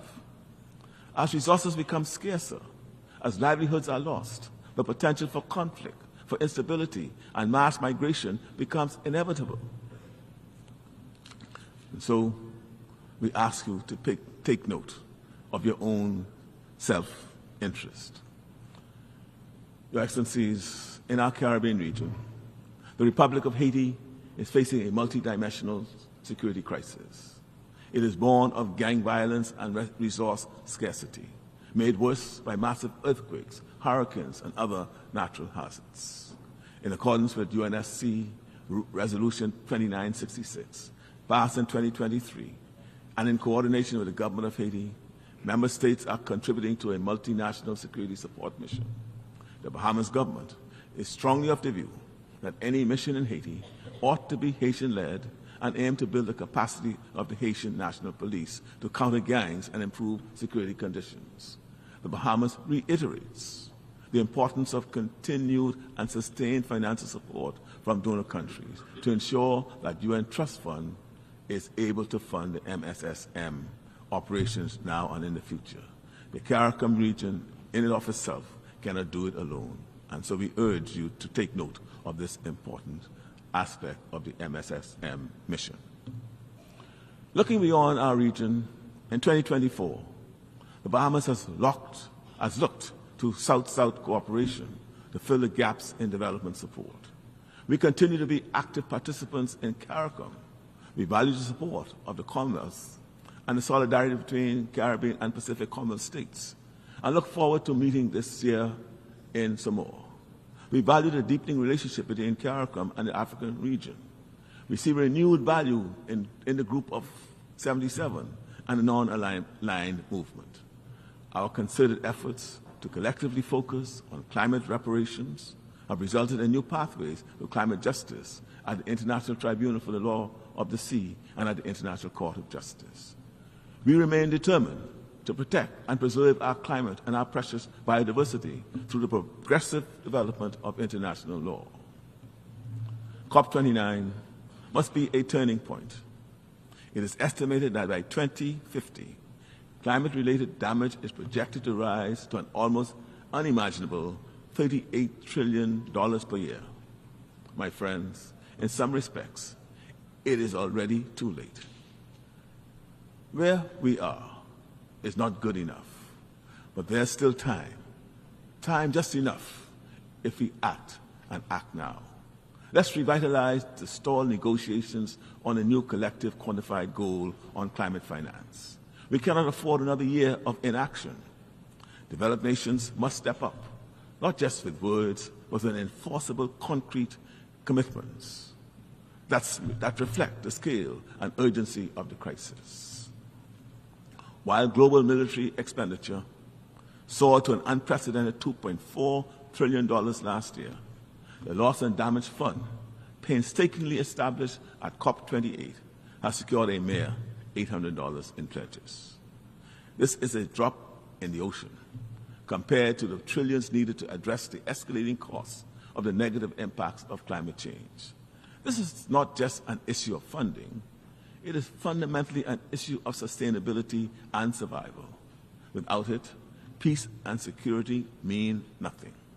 The Loss and Damage Fund must be fully operationalized. This is about responsibility, accountability, and building a future where those who have polluted the most contribute the most to cleaning up the mess. The rise in global temperatures of more than 1.5 degrees Celsius this past year has put us in a new reality. But we must do more than roll the dice. Real effort, serious action, tangible progress. These are the only paths to sustainable solutions. And the same truths remain. We must prioritize energy solutions around sources of renewable energy. Redirecting the vast subsidies given to the fossil fuel industry towards renewable energy and climate adaptation and mitigation would be a powerful start. We must reform the global financial institutions and systems. We need multilateral development banks that are fit for purpose, providing accessible finance and prioritizing climate-resilient investments. We must continue to work to strengthen international cooperation. We need a renewed commitment to collective multilateral action. But friends, within this global emergency, we also see a glimmer of hope.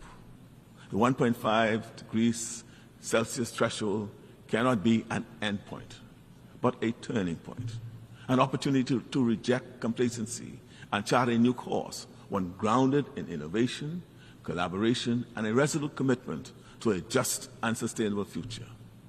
We're not asking for a handout, but for a hander. Even the strongest swimmers drowns if left alone in a raging sea. I'll be remiss if I had to leave this podium without joining my sister, Prime Minister of Barbados, in calling and renewing my call for the removal of the blockade in Cuba. It is hurting the people of Cuba, and though it is said that the blockade is against Cuba, it is the people in Cuba who suffers daily. It has not worked. It's been in place now for how many years? Over 70 years. So why should it still remain? And we call upon all of us here present to seek to persuade those who have the blockade to remove it and move it as soon as possible. Thank you for listening.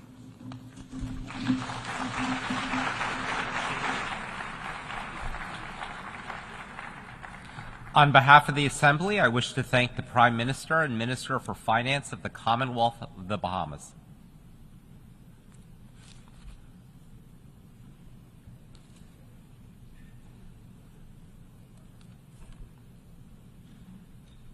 The Assembly will hear an address by His Excellency Kassim Majaliwa, Prime Minister of the United Republic of Tanzania. I request protocol to escort His Excellency and invite him to address the Assembly.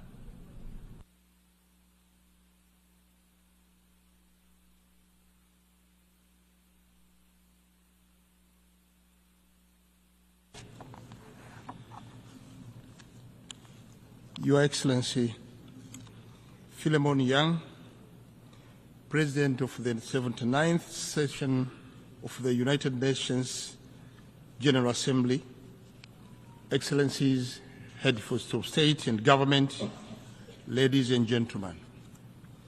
Mr. President, on behalf of Her Excellency Dr. Samia Suluhu Hassan, President of the United Republic of Tanzania, I stand before this august assembly to deliver a message of hope and peace to the people of the world. In doing so, I wish to convey warm and fraternal greetings from the President and the people of the United Republic of Tanzania. Her Excellency Dr. Samia Suluhu Hassan, President of the United Republic of Tanzania, wishes this assembly every success in its important deliberation. I would also like to join the previous speakers in commending you, Mr. President, for the excellent manner you are steering the work of the Assembly. Tanzania endorses and supports the theme chosen of this session, that is, leaving no one behind, acting together for the advancement of peace, sustainable development, and human dignity for present and future generations. This theme aligns well with the United Nations Charter and builds on the efforts of your predecessor, His Excellency Dennis Francis, whose remarkable leadership is truly appreciated. Tanzania recognizes and thanks the Secretary General for his great work and the important message he shared with us at the opening of this general debate. Mr. President, the participation in the 79th General Assembly has been a unique opportunity for us to share perspectives regarding to the pledge and commitment made for addressing global challenges such as pandemics, extreme poverty, climate change, and conflicts. I would like to share some of Tanzania's perspectives as follows. Sustainable development, Tanzania's path to inclusive growth. Mr. President, the Sustainable Development Goal are a beacon of hope in addressing global challenges. Tanzania's journey towards sustainable development reflects that of many nations facing significant challenges from the determined impact of COVID-19 on health and economic systems. Climate change, marked by extreme weather patterns like torrential rain and droughts, has deteriorated health issues and strained infrastructures. We are concerned about the slow pace in attaining these goals, whereas of 2023, only 17% of targets were on track, with over one-third regressing or stalling. Urgent action and global solidarity are needed to overcome barriers such as economic imbalances, climate change, conflict, and gender inequality. Mr. President, our commitment toward the realization of SDGs is focused on sustainability economic growth through strategic investment in agriculture, aquaculture, livestock, fisheries, infrastructure development, energy and digital economy. Our goal is to improve food security, reduce poverty, ensure job creation, and drive inclusive economic growth. There are many success stories in Tanzania emanating from this investment, such as the empowerment of youth through the Building Better Tomorrow agriculture initiatives in mainland Tanzania and empowerment of local women in Zanzibar through seaweed farming. On the other hand, Tanzania implements policies to ensure access to quality healthcare and education for all citizens, including the Universal Health Insurance Act and the free basic education.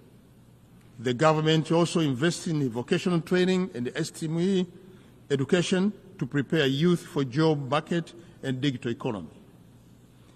Defending human dignity, inclusivity, and equality.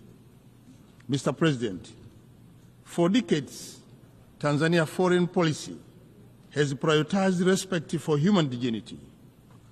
Addressing this assembly on 4th December 1961, Mwalimu Julius Kambarage Nyerere, the then Prime Minister of Tanganyika, stated that the basis of our action, internal and external, will be an attempt, an honest attempt, to honor the dignity of man. Mr. President, Tanzania has maintained this pledge by leading the fight against colonialism and racism. In this regard, Tanzania hosted the OAU Liberation Committee, supporting freedom fighters in their struggles for independence. Despite gaining political liberation, many countries still face economic sanction and inhuman conditions which hinders the achievement of genuine development. Thus, we call for realization of right of self-determination of all people under colonial occupation and the fighting and the lifting of economic sanctions imposed against them. This Assembly must continue to more boldly call for the lifting of economic sanctions placed against the people of Cuba and other countries too. So, to allow the peoples of these countries to realize their basic rights, including rights to development. Mr. President, global humanitarian crisis due to war, conflict, and natural disaster requires unrestricted access to humanitarian aid, fair treatment of victims, accountability to actual sites, and the United Nations commitment to uphold human dignity for a peace world. Tanzania believes that every individual deserves to live in dignity, freedom, and security to reach their full potential. The United Nations must not remain indifferent in these solutions, as doing so would only determine its legitimacy. Mr. President, let me talk about peace and security. Security is indivisible. In the face of global health insecurity characterized by the pandemic such as COVID-19 and current mpox, the saying no one is safe until everyone is safe truly gathers meaning. It is imperative that we should invest more in peace, foster unity, and rebuild trust. In this regard, Tanzania welcomes the adoption of General Assembly Resolution 78/312, which proclaimed July 7th as World Kiswahili Language Day. Kiswahili is a language spoken by over 200 million people in all continents of the world. It is an important tool for advancing peace, unity, and cultural diversity. While Tanzania and other Kiswahili-speaking countries looking forward to commemorate this day in 2025 and beyond, we also call on this Assembly to explore the possibility of recognizing Kiswahili as an official language of our esteemed organization or as this Assembly. Tanzania, East African Community, South African Development Community, and the African Union have already led the way to Kiswahili speaking, and it is again important that we invest more in peace initiatives because there is no development without peace and unity. Your Excellency, Mr. President, in recognition of this requirement, Tanzania has several decades participated in peacekeeping, peace building, and mediation efforts. Tanzania has and continues to contribute towards world peace through its membership in the United Nations Security Council and the African Union Peace and Security Council. This contribution is also evident through its leadership in regional arrangements, such as International Conference on the Great Lakes region of Africa, and currently the chair of the organ on politics, defense, and security of Southern Africa Development Community. I wish to reassure this august Assembly that Tanzania's commitment towards peace will not weaken. Tanzania will continue to diligently dispense the obligations emanating from the culture of the United Nations. Mr. President, let me talk about climate and change. Tanzania, like many other developing countries, is highly vulnerable to droughts, floods, desertification, and effect to sea level rise. It is estimated that the sea level will rise by 41 centimeters by 2080. While the sea level rise cannot be reversed, Tanzania is taking several adoption and mitigation measures, including the restoration and the plantation of mangrove, enhancement of coastal infrastructure, and the promotion of ecotourism and aquaculture. It is imperative that, therefore, that we must invest more in climate finance to help recover economies already suffering from these effects, and to enhance access to funding for loss and damage in the hand-hit countries. Mr. President, about transformation to clean energy, as we prepare for COP29 in Baku, Azerbaijan, it is worth remembering that globally, an estimated 2.4 billion people are still using polluting fuel for cooking. This contributes to health problems, food insecurity, gender inequality, and environmental damage, including millions of premature death, limited access to education and employment for women and children, and increased household gas emission and deforestation. Achieving universal clean cooking access in Africa by 2030 would require an estimated about $4 billion annually, a small fraction of global energy spending. Mr. President, in response to this alarming situation, Tanzania is championing a clean cooking agenda, which essentially contributed to several SDGs, including goals number 7, focusing on ensuring access to affordable and sustainable energy for all. Tanzania will host the African Energy Summit in January 2025, means next year, co-organized with the World Bank and the African Development Bank. The summit aims to accelerate the implementation of World Bank Group and the African Bank Group commitment to provide electricity access to 300 million people in Africa by 2030. We look forward to working together with all partners to unlock energy potential and build brighter, more resilient future for Africa. Mr. President, delivering on democracy. In November this year, Tanzania will hold the local government election, followed by the presidential and the parliamentary election in October next year. As we prepare for this electoral event, I wish to assure this Assembly that democracy, human rights, and the rule of law will be upheld in line with President Samia's vision as captured in the 4 R's philosophy, namely reconciliation, resilience, reform, and rebuilding. Since the announcement of 4R principles in 2021, the government of Tanzania has continued to foster harmony and promote unity across political, religious, and ethnic divides. In implementation of 4R, the government has also undertaken several monumental reforms that seek to address shortfall within the criminal justice system, allow the effective political process, and enhance the enjoyment of human rights. Mr. President, reforms are crucial for countries and international organizations to stay relevant, for greater inclusiveness, transparency, and accountability, especially in multilateral bodies like UN Security Council and the Bretton Woods Institution. Tanzania remains committed to rebuilding its economy and society, focusing on inclusivity and empowering its citizens for a stronger future.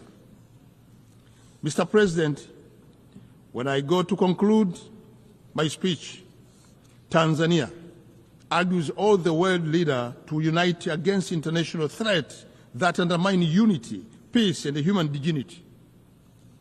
We are obliged to work together with goals stipulated in the Charter of the United Nations of sparing succeeded generation from the scourge of war. We must stop war and suffering that cause death and wanton suffering to innocent civilians, including women and children. Let us leverage innovation, adopt inclusive policies, and strengthen international cooperation in accelerating the implementation of SDGs. Together, let us build perhaps partnership that transcend borders, ensuring no one left behind. Let us undertake the necessary reform to make our multilateral institution fit for purpose. Let us rebuild trust and reconcile our differences, Let us cooperate to build resilience of our institutions and the people. We can achieve the future we want if we commit to rebuild and restore what has been damaged by our past action. As we look to the future, let us honor the commitments made in various international fora. Together, let us embrace this moment with optimism and the shared dedication to inclusivity. Asante sana kwa kunisikiliza. Thank you so much for listening. Thank you so much for your attention.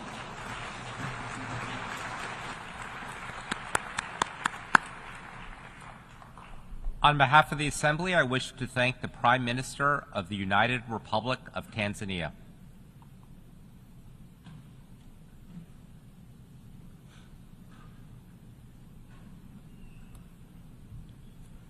The Assembly will hear an address by His Excellency Ralph Gonsalves, Prime Minister and Minister for National Security, Legal Affairs, and Information of St. Vincent and the Grenadines. I request protocol to escort His Excellency and invite him to address the Assembly.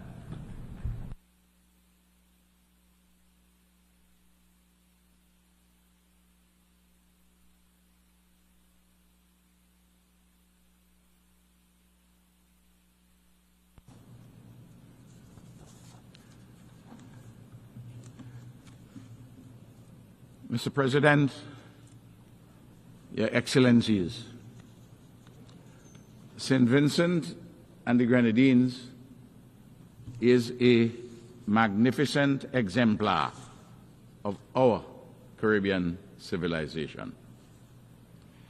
Despite a quarter century of analysis, advocacy, and prescriptions set forth by leaders of small island developing states and international institutions charged with advancing the interests of SIDS, our travails are enduring in a global community largely disinterested in our well-being and that of small states generally.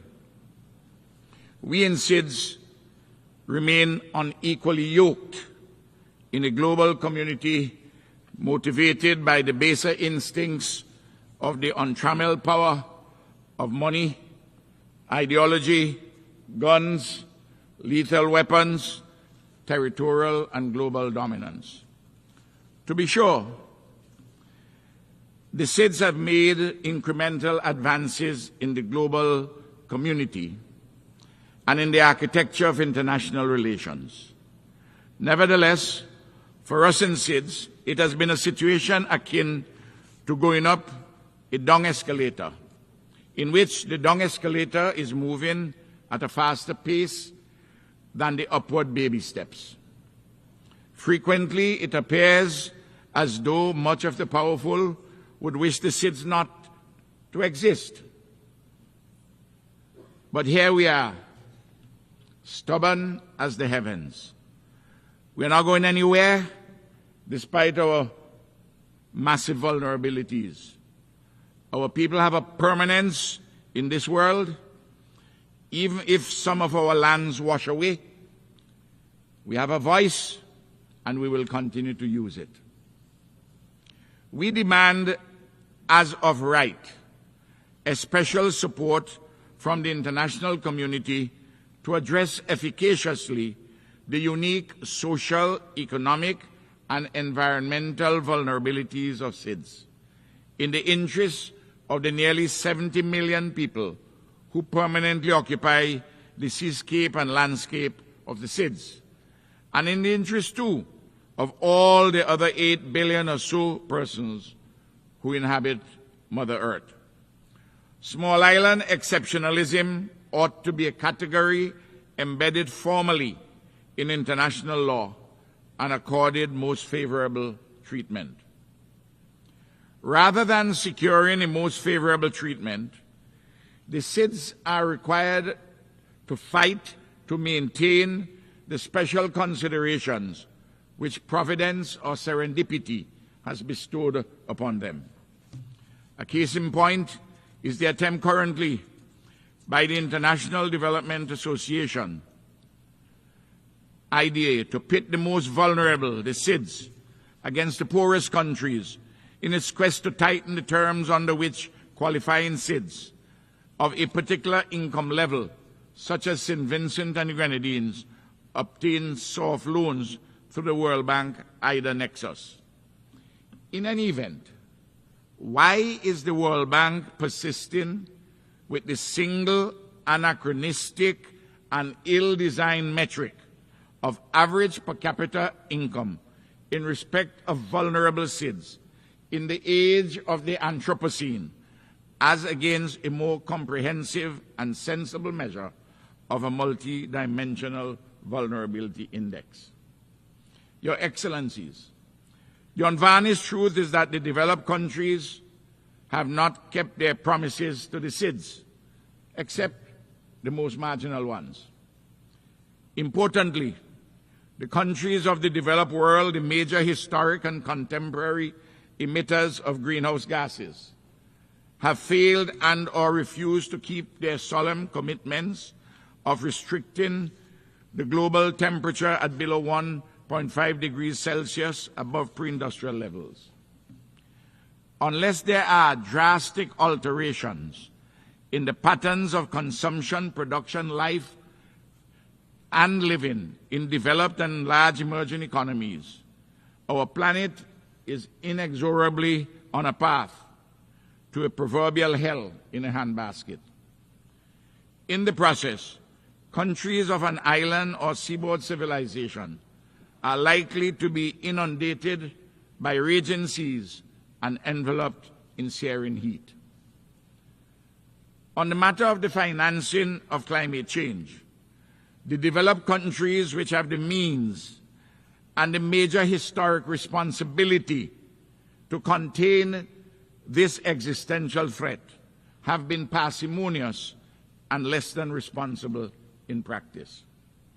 Even today, the cynicism and doublespeak of several major developed countries is breathtaking in response to the quest of most of the global community to transform the international financial institutions as fit for purpose in today's world, and for responsible, reasonable alterations in the actual modalities of climate financing. High representatives of most of these developed countries pay lip service in general to the innovative proposals, the Bridgetown 3 proposals endorsed by the Caribbean community, only to nitpick and delay in the particular on the progressive essentials. Brazenly, when these developed countries make a marginal concession, they trumpet it as a major advance so as to send the proverbial fool a little further. The Antigua and Barbuda Agenda for SIDS, adopted earlier this year, encompass an action-oriented framework for the way forward. The recently adopted Pact for the Future by the United Nations General Assembly provides a wider and promising buttress. In our advocacy for the 39 SIDS, we embrace too the cause of the least developed countries and the landlocked developing countries, all 92 vulnerable countries in the United Nations system. Your Excellencies, growing material dissatisfaction grips increasingly large numbers of people in both the metropoles and the hinterlands in this highly interconnected world. Noticeably, the ceremony of innocence is drowned. Things are falling apart. The centers cannot hold, and the cascading effects are ripping the world asunder. The best of all lack conviction, and the worst are full of passionate intensity. Creative resistance and reconstruction are the banners under which ordinary men and women across the globe are draping themselves. Sadly, in the North Atlantic countries, there is a growing and dangerous constituency for an illiberal, even a neo-fascist option of looking forward to an illusory past in search of making again their countries unalloyed mythical paradises of unrivaled dominance. They are looking forward to a past that never was. At the same time, even a modest middling social democracy is on the retreat because this old political shell of the post-1945 global order can barely contain the erupting contradictions within and outside it. A search for new modalities is emerging, but not yet fully formed, in part because the old order is unprepared to relinquish, cede, or share power, even as it realizes that it cannot continue to rule in the old way, but the new is yet to be born, and the forces of change lack a sufficiency of strength to deliver satisfactory alterations. Your Excellencies, the war in Ukraine, the genocide in Gaza, the conflicts in the Yemen, Sudan, and the Democratic Republic of the Congo, the threats across the Taiwan Strait, and empire's designs on revolutionary Cuba and Venezuela, the violence and more in Haiti, and such like disruptions of the peace globally, all have specific origins and contexts.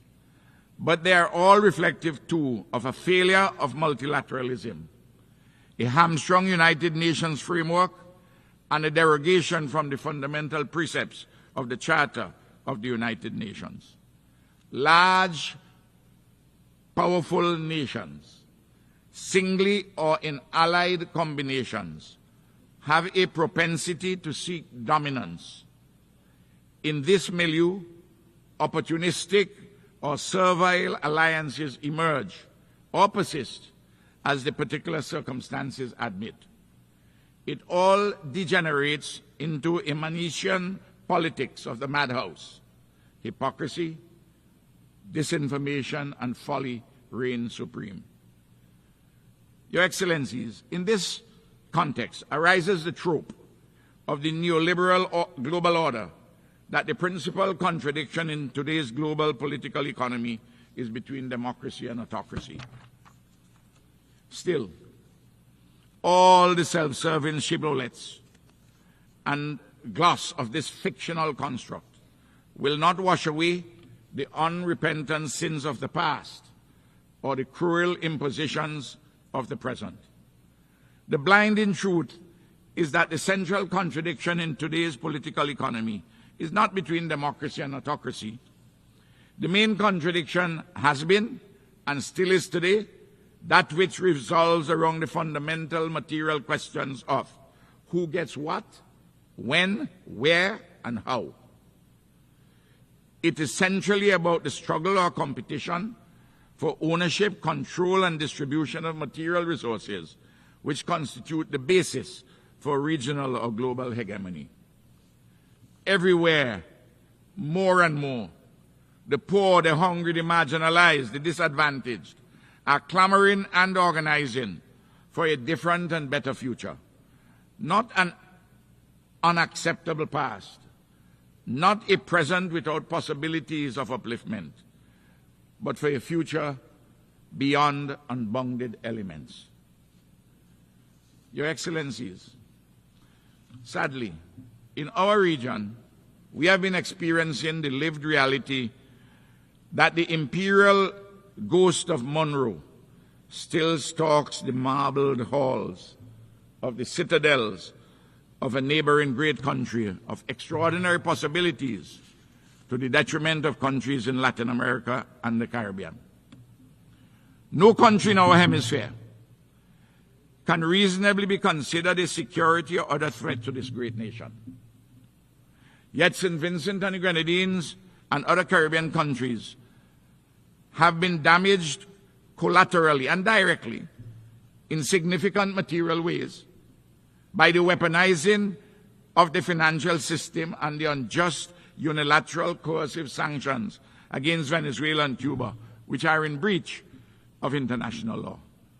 I am pleading with our friends for an amicable reset of these troubled relations in the interest of peace, mutual respect, justice, and prosperity.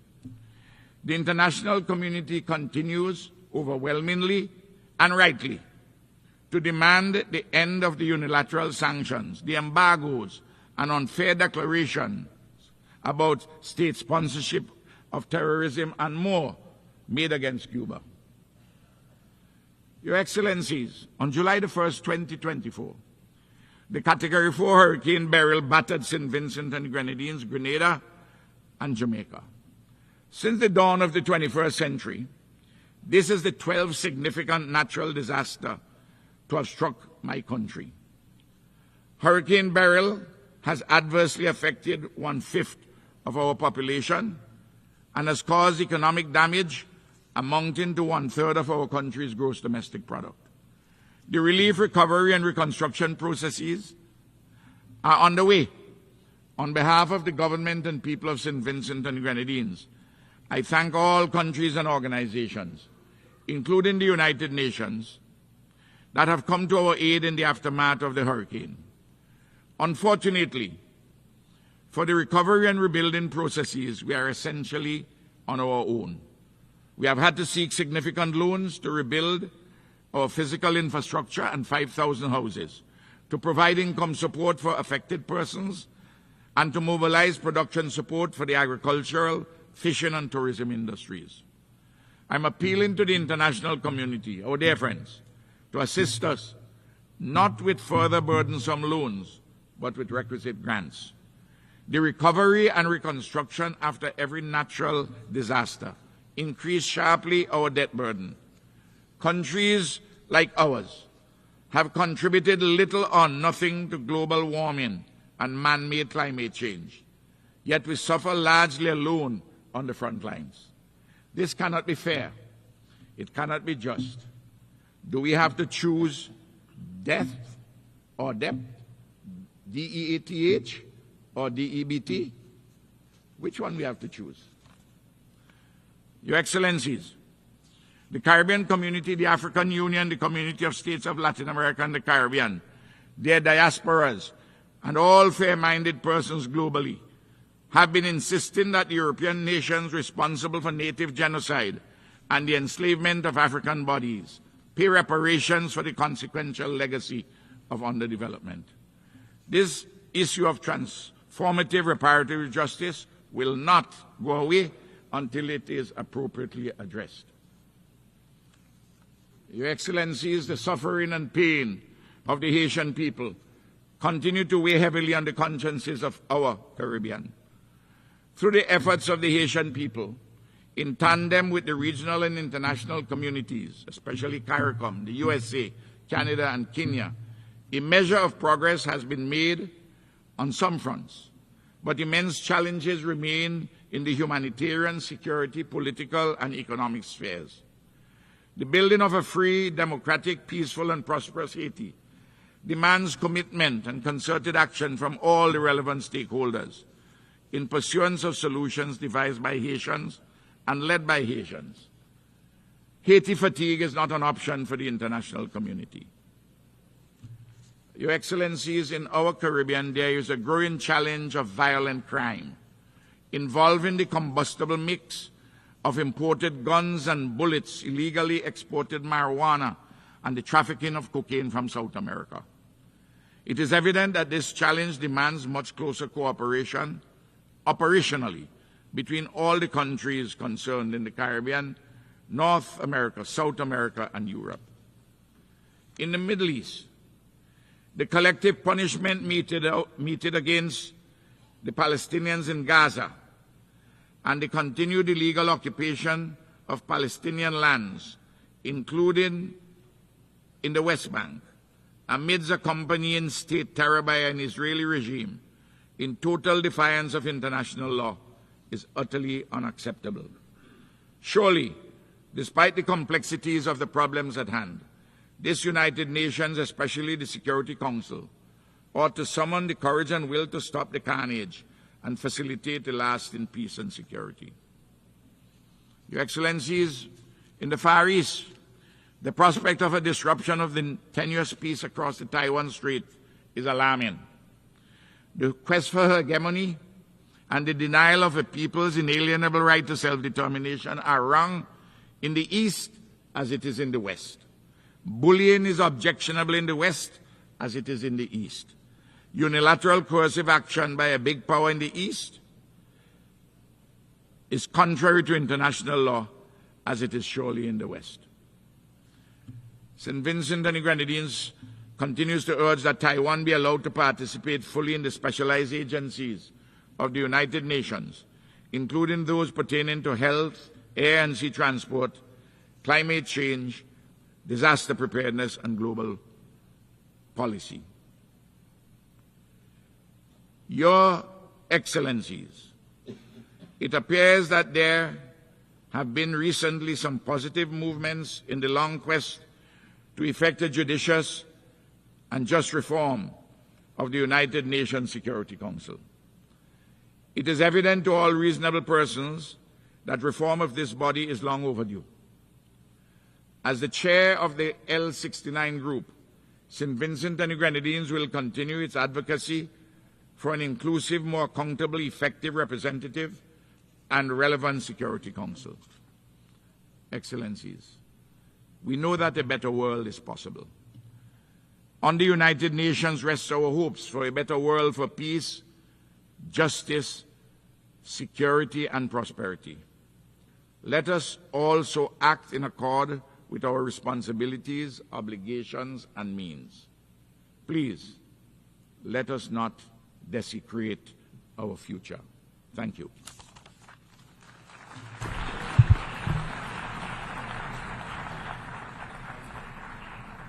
On behalf of the Assembly, I wish to thank the Prime Minister and Minister for National Security, Legal Affairs, and Information of St. Vincent and the Grenadines.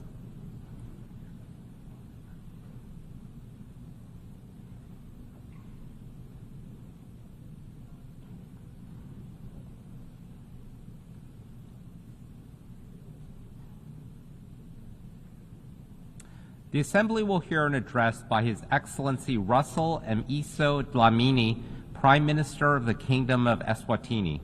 I request protocol to escort His Excellency and invite him to address the Assembly.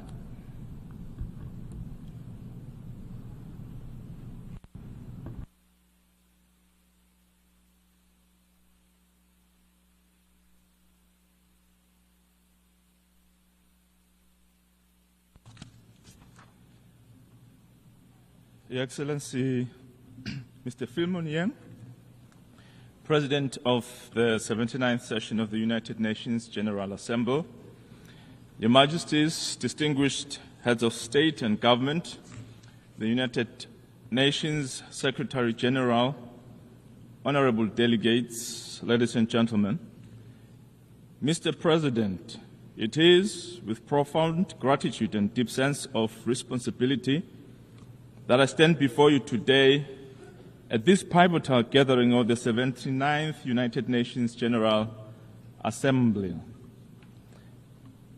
I bring you the warmest greetings from His Majesty King Mswati III, the Queen Mother, the government, and the people of the Kingdom of Eswatini. We are convened here not merely as representatives of our nations, but as stewards of a shared global community, united in our commitment to peace, security, and sustainable development. As we gather under the theme, Leaving No One Behind, acting together for the advancement of peace, sustainable development, and human dignity for present and future generations, we are reminded of our shared duty to create a world where every individual has the opportunity to thrive. Our obligation is to leave this planet in a better place for our posterity. The Kingdom of Eswatini joins this global assembly with unwavering dedication to the principles of peace, sustainable development, and human dignity. We recognize that the challenges we face today, marked by unprecedented crisis, are deeply interconnected. It is only through collective action, innovation, and a firm commitment to multilateralism that we can forge a path towards a more just and equitable world. We commend the Secretary General for convening the recently concluded Summit of the Future which has provided a unique opportunity to reinvigorate multilateralism, enhance global solidarity, and reform our international governance structures. Eswatini fully supports the summit and its outcomes, as they resonate with our belief in a fairer and a more inclusive world. Since the establishment of the United Nations in 1945, there are concerns that it no longer addresses adequately the issues faced by the global community. There is a need to reconsider the operations of the multilateral institutions such as the IMF and the World Bank, and particularly the Security Council. The Kingdom of Eswatini stands by its efforts to call for reforms in the United Nations. In 2005, the Kingdom of Eswatini hosted the African Union meeting that resulted in the Ezulwini Consensus, which articulated Africa's common position on the reform of the United Nations, including the call for greater African representation on the Security Council. While it has taken nearly 2 decades for this conversation to advance, Eswatini is proud of her early role in championing this cause. We urge the global community to implement these long-standing commitments and ensure that all regions and peoples have a voice in shaping our collective future. Mr. President, in Eswatini, we have embraced the spirit of Nkwe, which means run. This national ethos symbolizes our collective resolve to accelerate progress towards achieving the Sustainable Development Goals. It is a call for urgent action, for picking up the pace, and for ensuring that every effort is made to meet the needs of our people and our planet. With only a few years left until 2030, time is not on our side. We must double our efforts to bridge the gaps in development, combat poverty and inequality, and address the climate crisis. Nkwe is our rallying cry to run faster, to work harder, and to leave no one behind.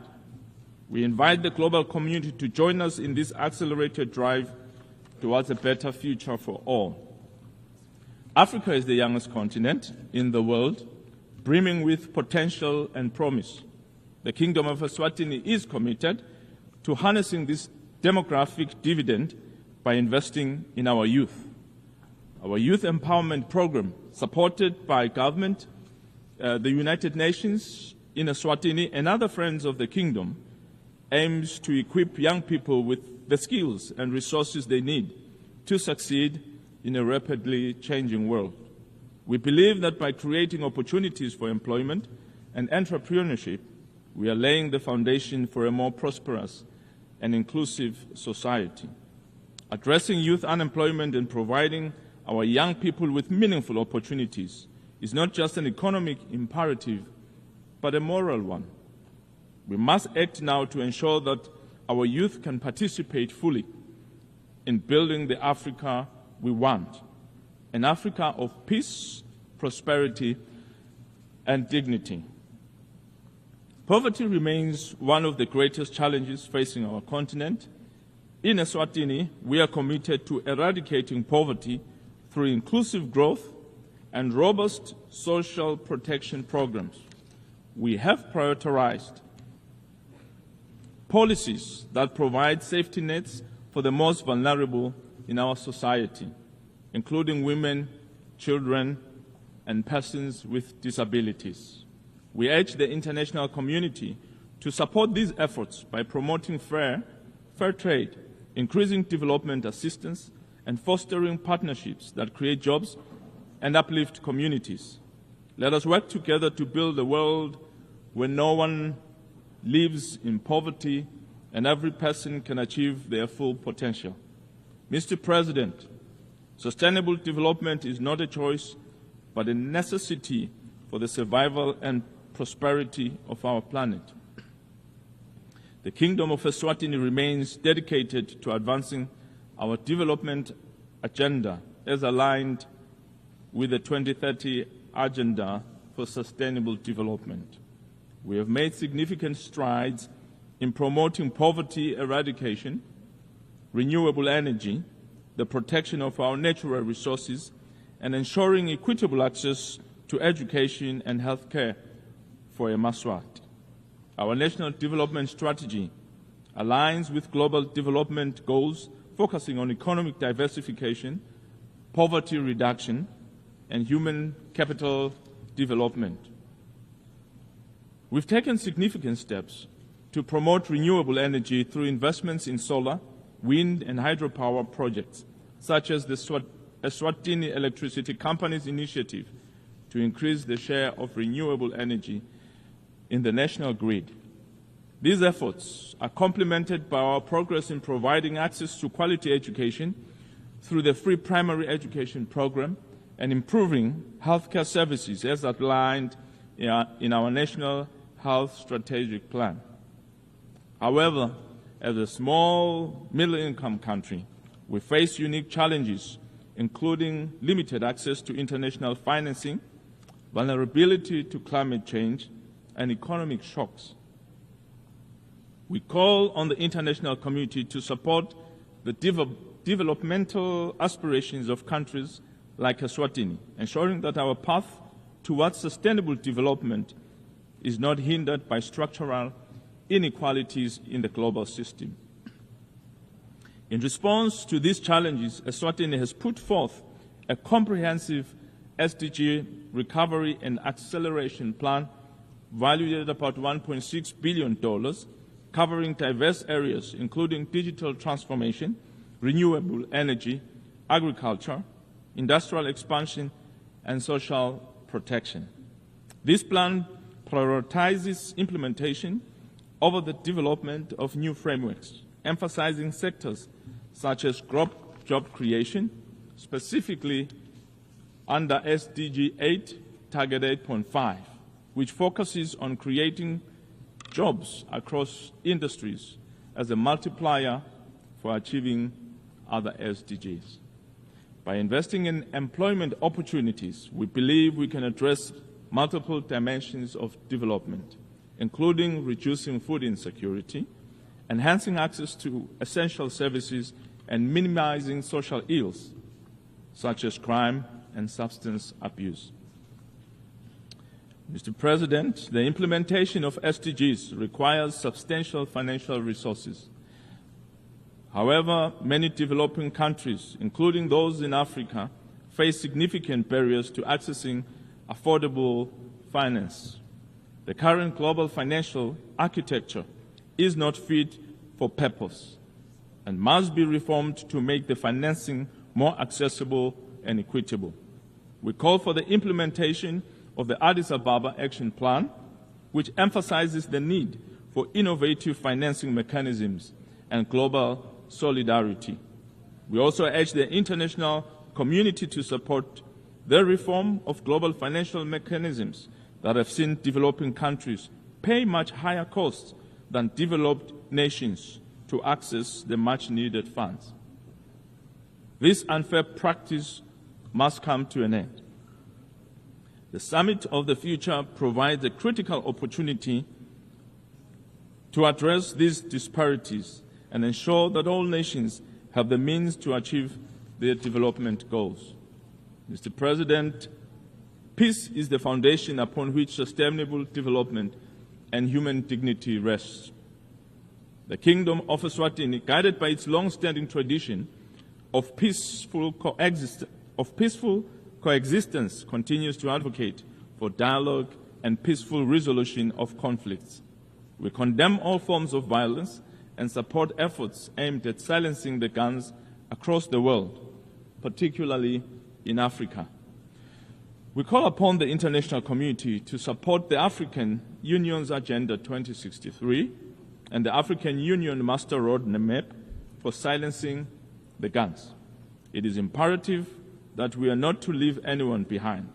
We must address the root causes of conflict, including poverty, inequality, and lack of opportunity, which drive instability and undermine development efforts.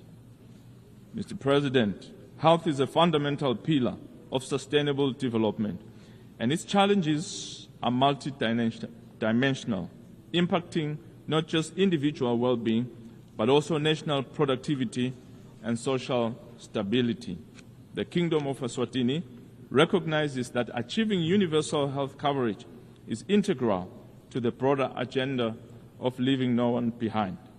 Despite our efforts to improve healthcare access through initiatives such as the National Health Strategic Plan and investment in health infrastructure, Eswatini, like many other countries, continues to grapple with significant health challenges. These include a high burden of communicable and non-communicable diseases, inadequate health financing, and the complexities of delivering equitable health care in rural and remote areas. Furthermore, the ongoing threat of pandemics such as COVID-19 and emerging health threats such as the mpox exacerbated by climate change underscore the need for adequate preparedness and resilient health system. We call upon the international community to support collaborative efforts in strengthening health systems, enhancing disease surveillance, improving access to essential medicines, and building capacity for rapid response to health emergencies. Only through such global solidarity and shared commitment can we ensure healthy lives and promote well-being for all ages as enshrined in SDG 3. Mr. President, climate change poses an existential threat to our future. In Eswatini, we have taken decisive steps to address this crisis. We have developed a comprehensive strategy to mitigate and adapt to the impacts of climate change, investing in renewable energy, sustainable agriculture, and disaster risk reduction. We are also proud to announce that Eswatini has recently adopted a ban on single-use plastics. This decision, supported by UNDP and the Eswatini Environment Agency through initiatives like Pasasako Nawe, is part of our broader commitment to environmental sustainability. However, our efforts alone are not enough. We call upon developed nations to honor their commitment to climate finance and technology transfer. It is only through collective action that we can ensure a sustainable future for all. The theme of this year's UN General Assembly is leaving no one behind, acting together for the advancement of peace, sustainable development, and human dignity for present and future generations. Ironically, Taiwan and its 23.5 million people continue to be left by the United Nations and its specialized agencies. We wish to make a call for their inclusion. They need to be part of this global platform so that they can also fully participate in global development and growth of our goals. Mr. President, the road ahead is fraught with challenges, but it is also filled with hope and opportunity. Let us seize this moment to reaffirm our commitment to the ideals of the United Nations and to the vision of a world where peace, sustainable development, and human dignity are realities for all.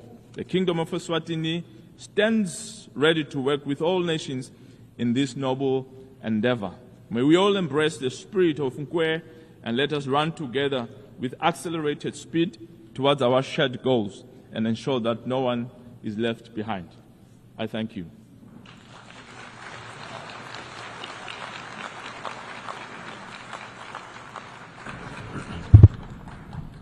On behalf of the Assembly, I wish to thank the Prime Minister of the Kingdom of Eswatini.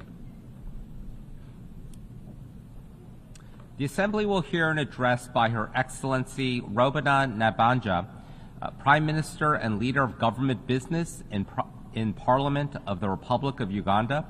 I request protocol to escort Her Excellency and invite her to address the Assembly.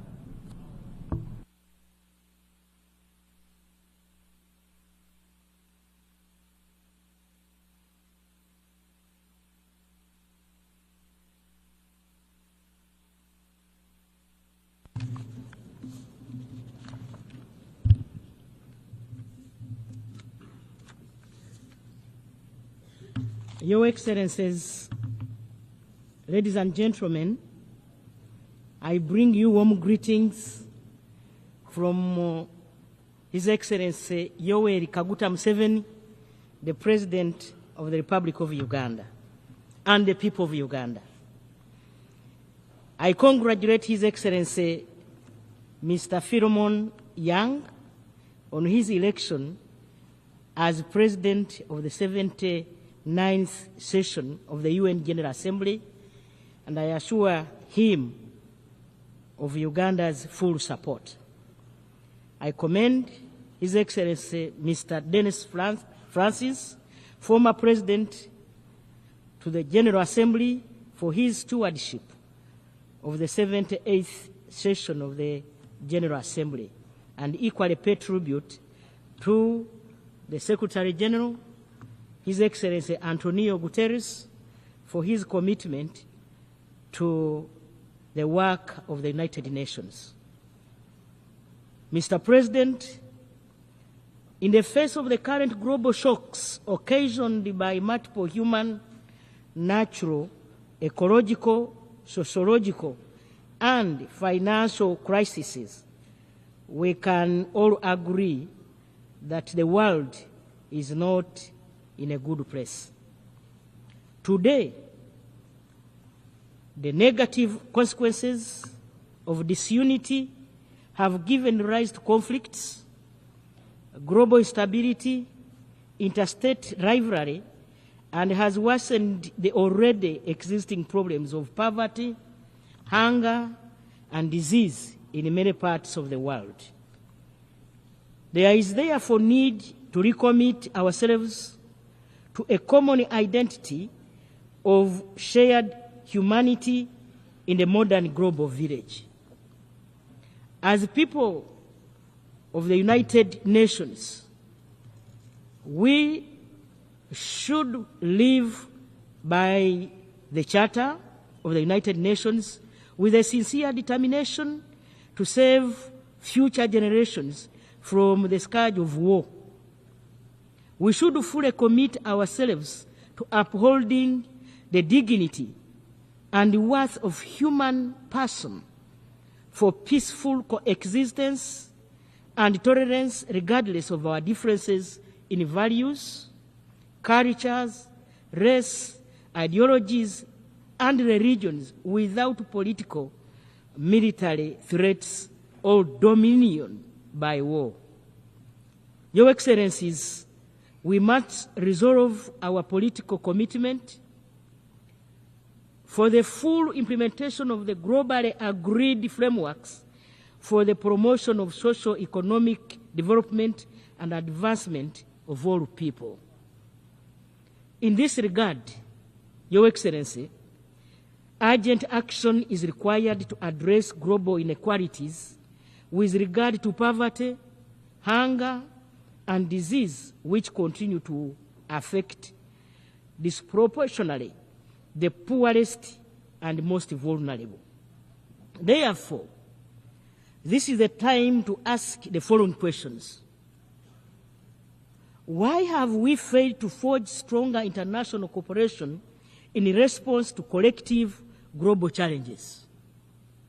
The second question is, why is it that, in spite of the multiple global commitments derived through conceptually formulated solutions, decisions, and commitments, do all these remain unimplemented? This year's General Assembly, unlike others, should seek to answer these questions. Mr. President, we are all aware that most conflict drivers begin as unresolved local or regional tensions or problems, which become increasingly complex, sometimes involving multiple actors. Regional conflicts must be addressed comprehensively beyond security, with the need for broad and strong political commitments by the regional governments. Uganda believes in the peaceful resolution of conflicts wherever they occur. We are at the forefront of promoting regional peace, security, and stability necessary for economic development. In this respect, Uganda encourages international partners to support local and regional-led initiatives or solutions for building peace and stability as prerequisites for sustained and inclusive economic growth and development in our countries and regions. We call on the increased collaboration by the international community to eliminate or reduce the incidence of conflicts caused by factors such as inequality, climate change, pandemics, new technologies, transitional organized crime, and terrorism. Uganda believes that the benefits of this world must be shared with all humanity and detests all forms of exclusion by the relatively few wealthy nations. We reject the increasing competition and confrontation between major powers, which undermines the collective international responses to security, peace, stability, and socio-economic development. Your Excellencies, Uganda reiterates its call for the urgent and comprehensive reform of the UN Security Council for Africa to be represented in both permanent and non-permanent categories as a special case in order to address the historical injustice and the urgent imperative to address it, and fully supports the common African position on this matter. The African Union Committee of 10 heads of state, under the leadership of the Republic of Sierra Leone, has been pursuing the mandate to promote, advocate, and canvass for support of the common African position on the reform of the United Nations Security Council as stipulated in the Ezurwini Consensus and the City and Sati Declaration. The position is that Africa should have 2 permanent seats with a veto if others have it, and 2 additional non-permanent seats on the Security Council. The Committee of 10 since 2005 has been driven with the hope and conviction of sovereign equality in representation and participation in intergovernmental negotiations for the reform of the UN Security Council to make it more responsive to the current circumstances to achieve a future of shared goals for humanity. The core aspiration is for Africa to get representation in the United Nations Security Council as equal partners and make a contribution to multilateral systems that should become inclusive, equitable, and work for international peace and security of all without paralysis or succumbing to parochial interests of major powers.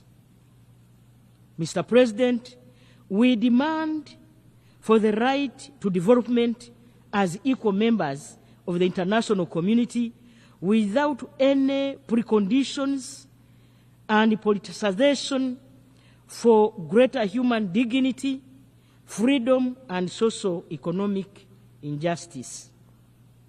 We call for fair access to means of production, technology, and capital for the socio-economic transformation of our economies in line with our national legal frameworks and development plans.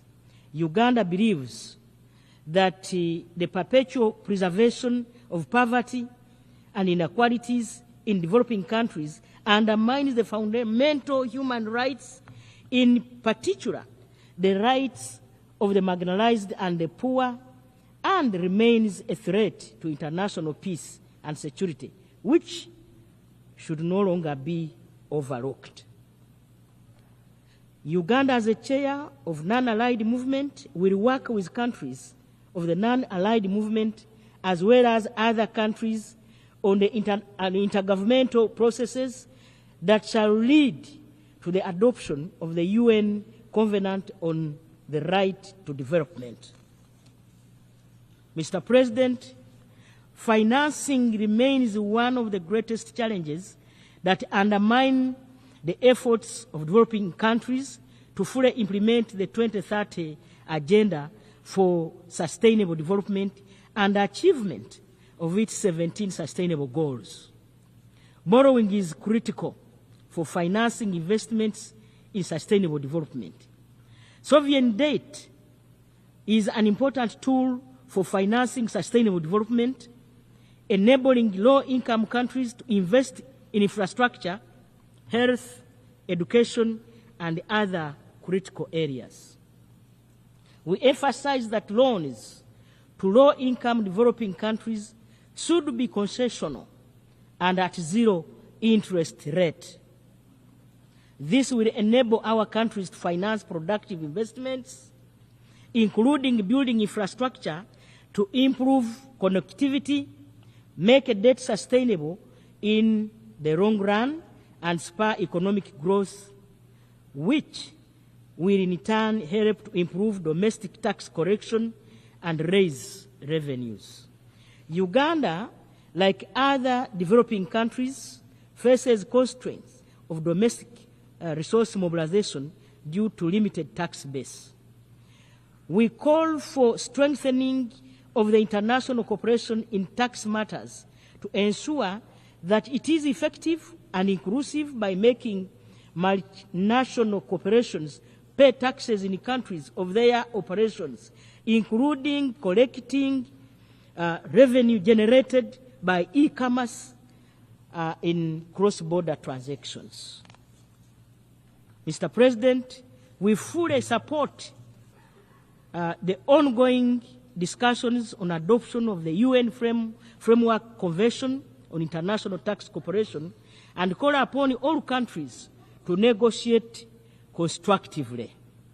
We also call for the strengthening of international cooperation in the prevention of and combating illicit financial flows, with a view of ensuring that all illicit funds, all resources, including assets, are returned to their countries of origin. Furthermore, Uganda calls for the urgent reform of the international financial architecture, including the international financial institutions and their rules, to ensure equitable representation of developing countries in international economic governance decision-making that affect the trajectory of their national development. Your Excellencies, Uganda identified 4 key sectors of wealth and job creation in line with its national development plan, and that includes agro-processing, industrialization, services, information and communication technologies, digitalization, and skills development to support our socio-economic transformation. There is no doubt that affordable energy and access to affordable high-quality internet connectivity is vital to catalyze their full implementation in order to realize inclusive development outcomes and benefits for our people.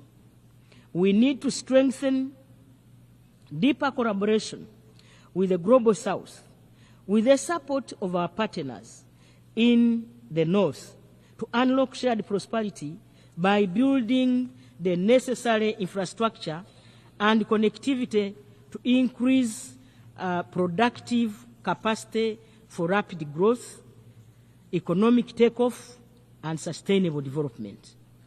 In this regard, Uganda calls on the international community to support the full implementation of the African Continental Free Trade Area. Furthermore, Uganda calls on the international community to support its path to sustainable development We encourage foreign individuals and companies to invest in the country. We welcome inflows of money, technology, knowledge, skills, and expertise as major sources of non-debt financial resources for economic development of our country.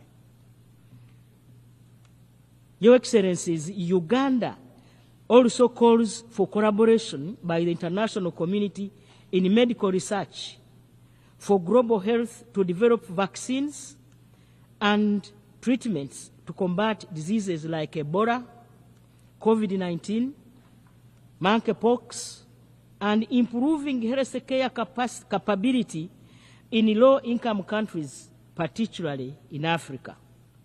Uganda advocates for mutually beneficial trade and investment.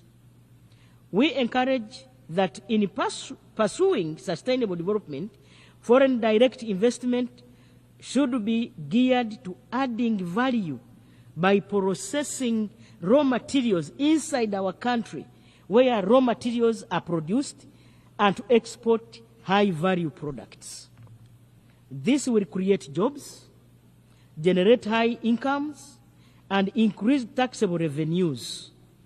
We call on multinational companies to desist from purchasing raw materials and only selling processed products for consumption in developing countries. We equally call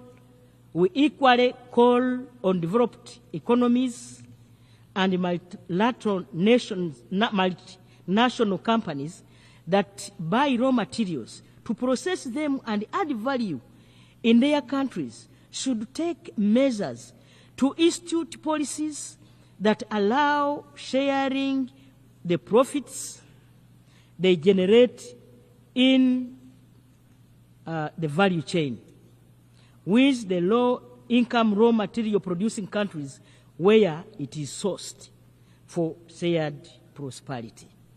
Mr. President, climate change remains one of the greatest challenges to the pursuit of sustainable development.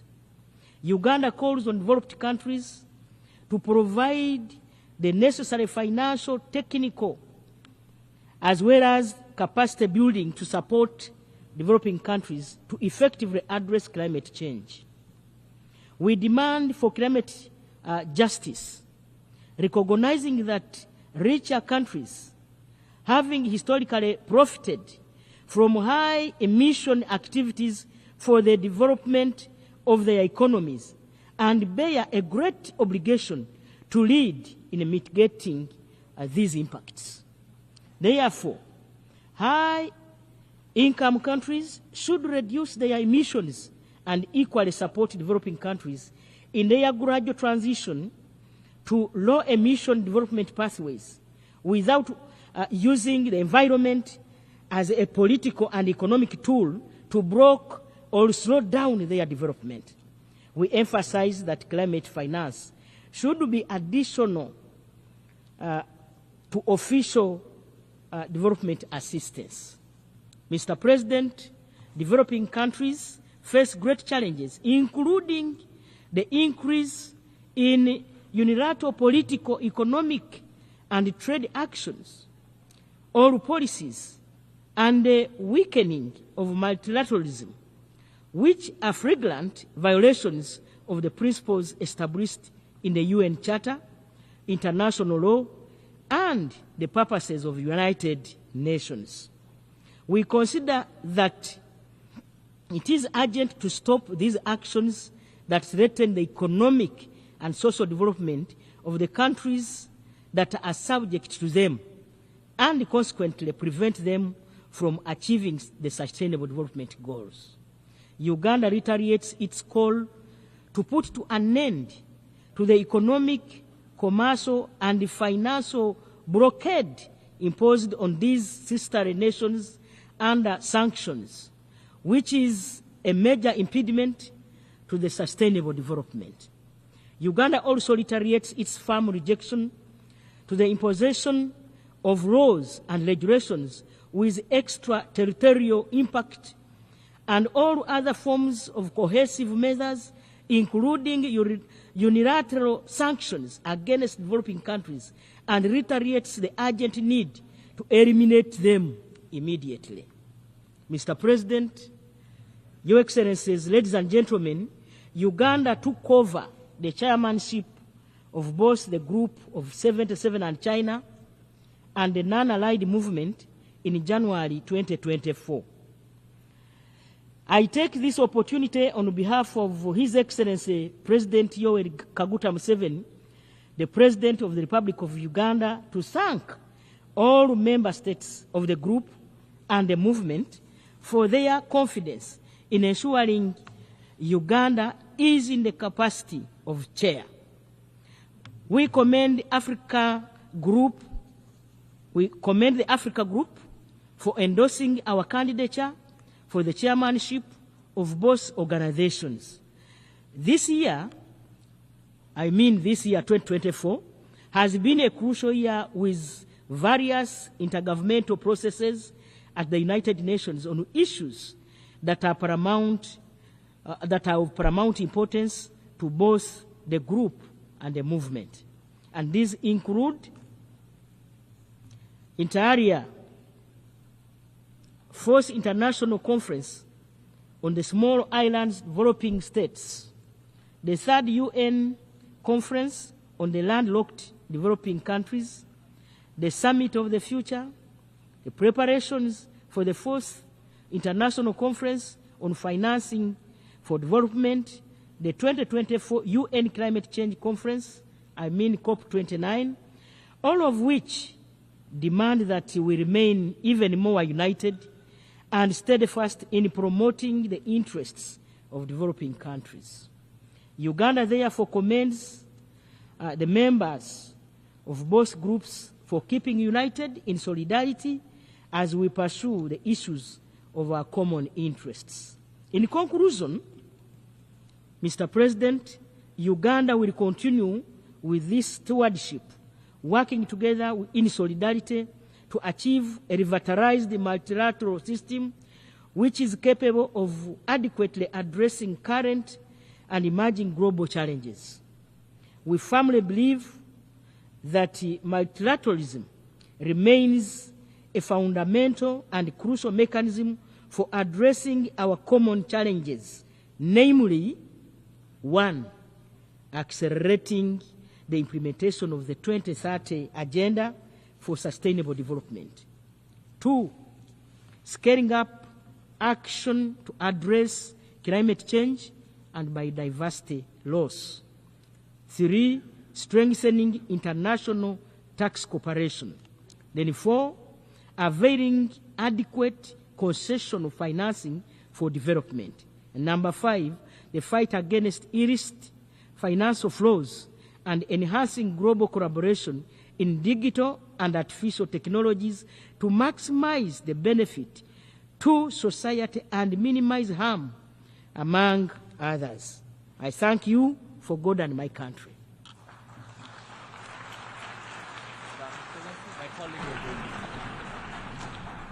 On behalf of the Assembly, I wish to thank the Prime Minister and Leader of Government Business in Parliament of the Republic of Uganda.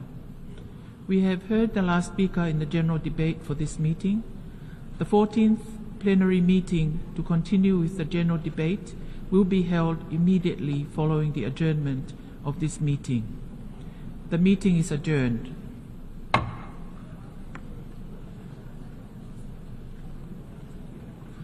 The 14th plenary meeting of the General Assembly is called to order.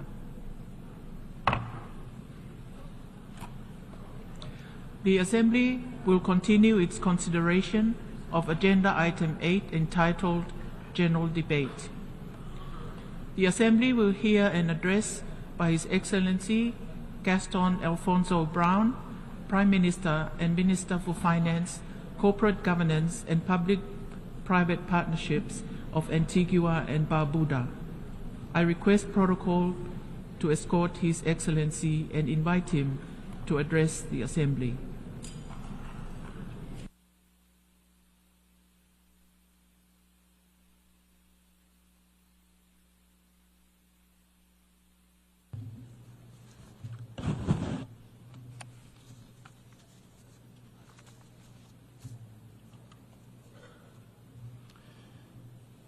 Excellencies, distinguished ladies and gentlemen, today we all stand at the edge of a precipice. Never before has humanity been confronted with such stark choices: to end wars or condemn humanity to endless suffering, to eliminate poverty or watch millions starve, to act on climate change or doom future generations to a scorched planet.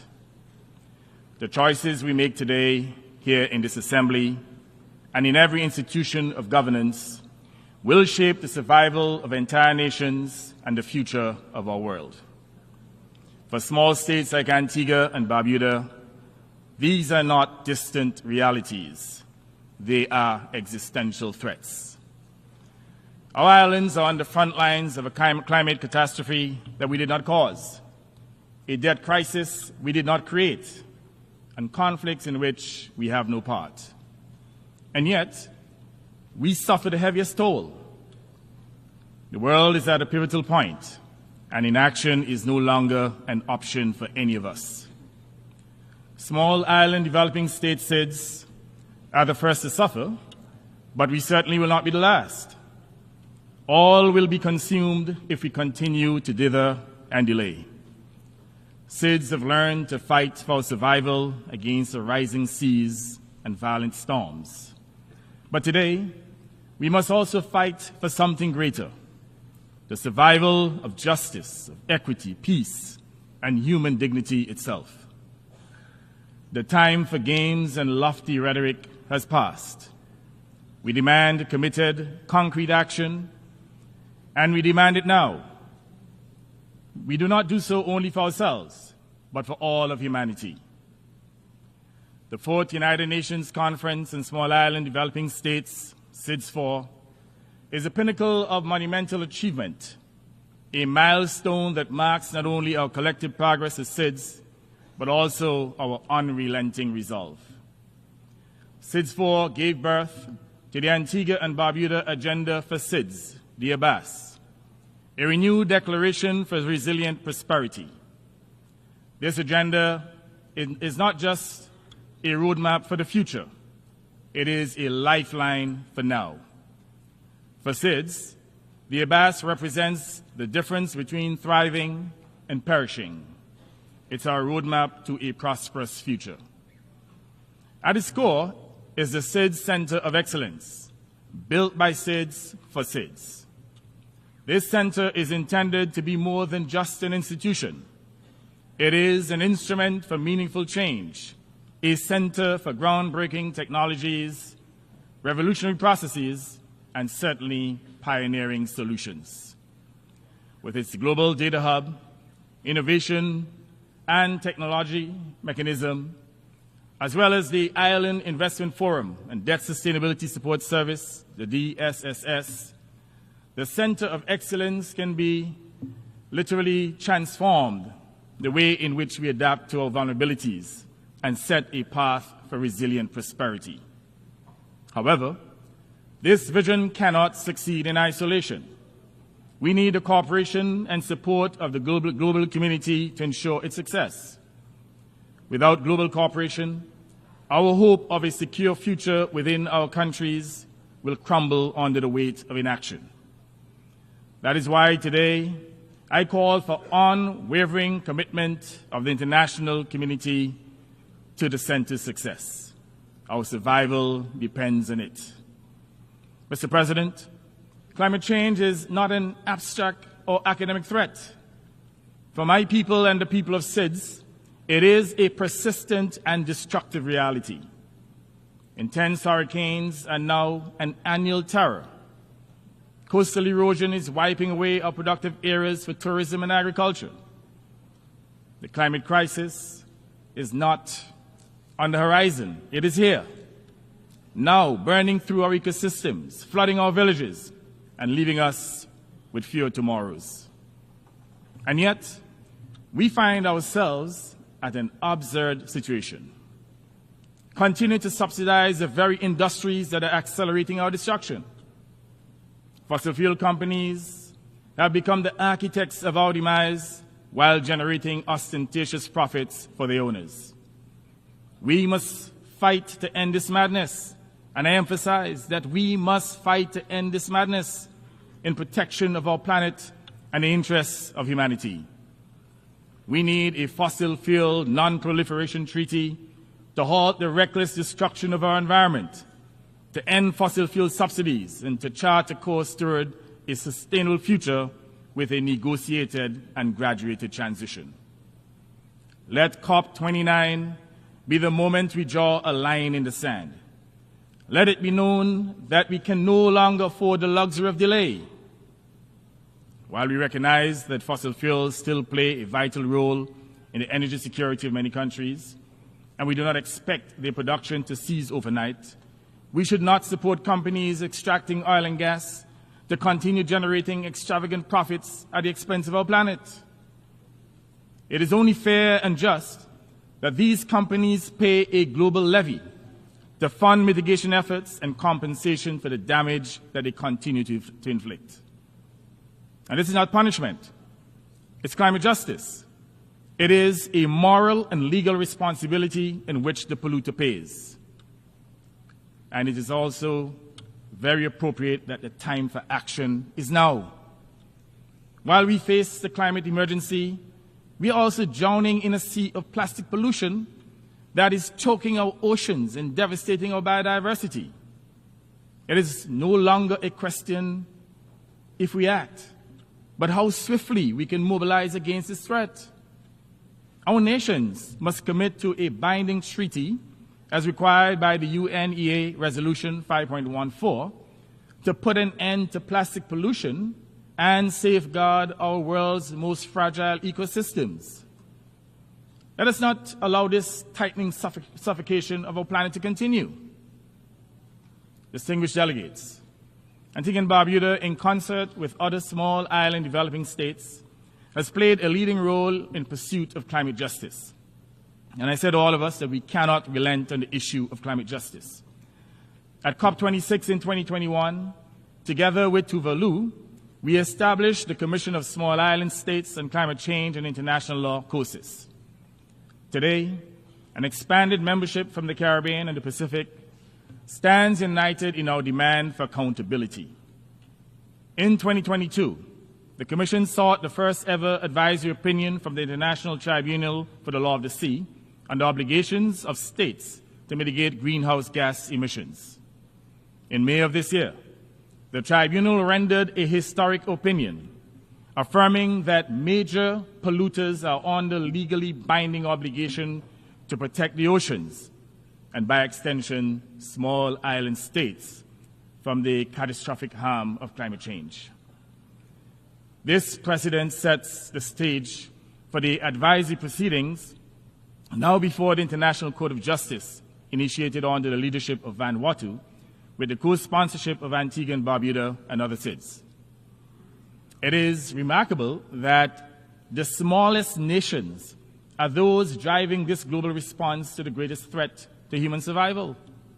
Yet, despite our efforts, the COP process continues to fail us.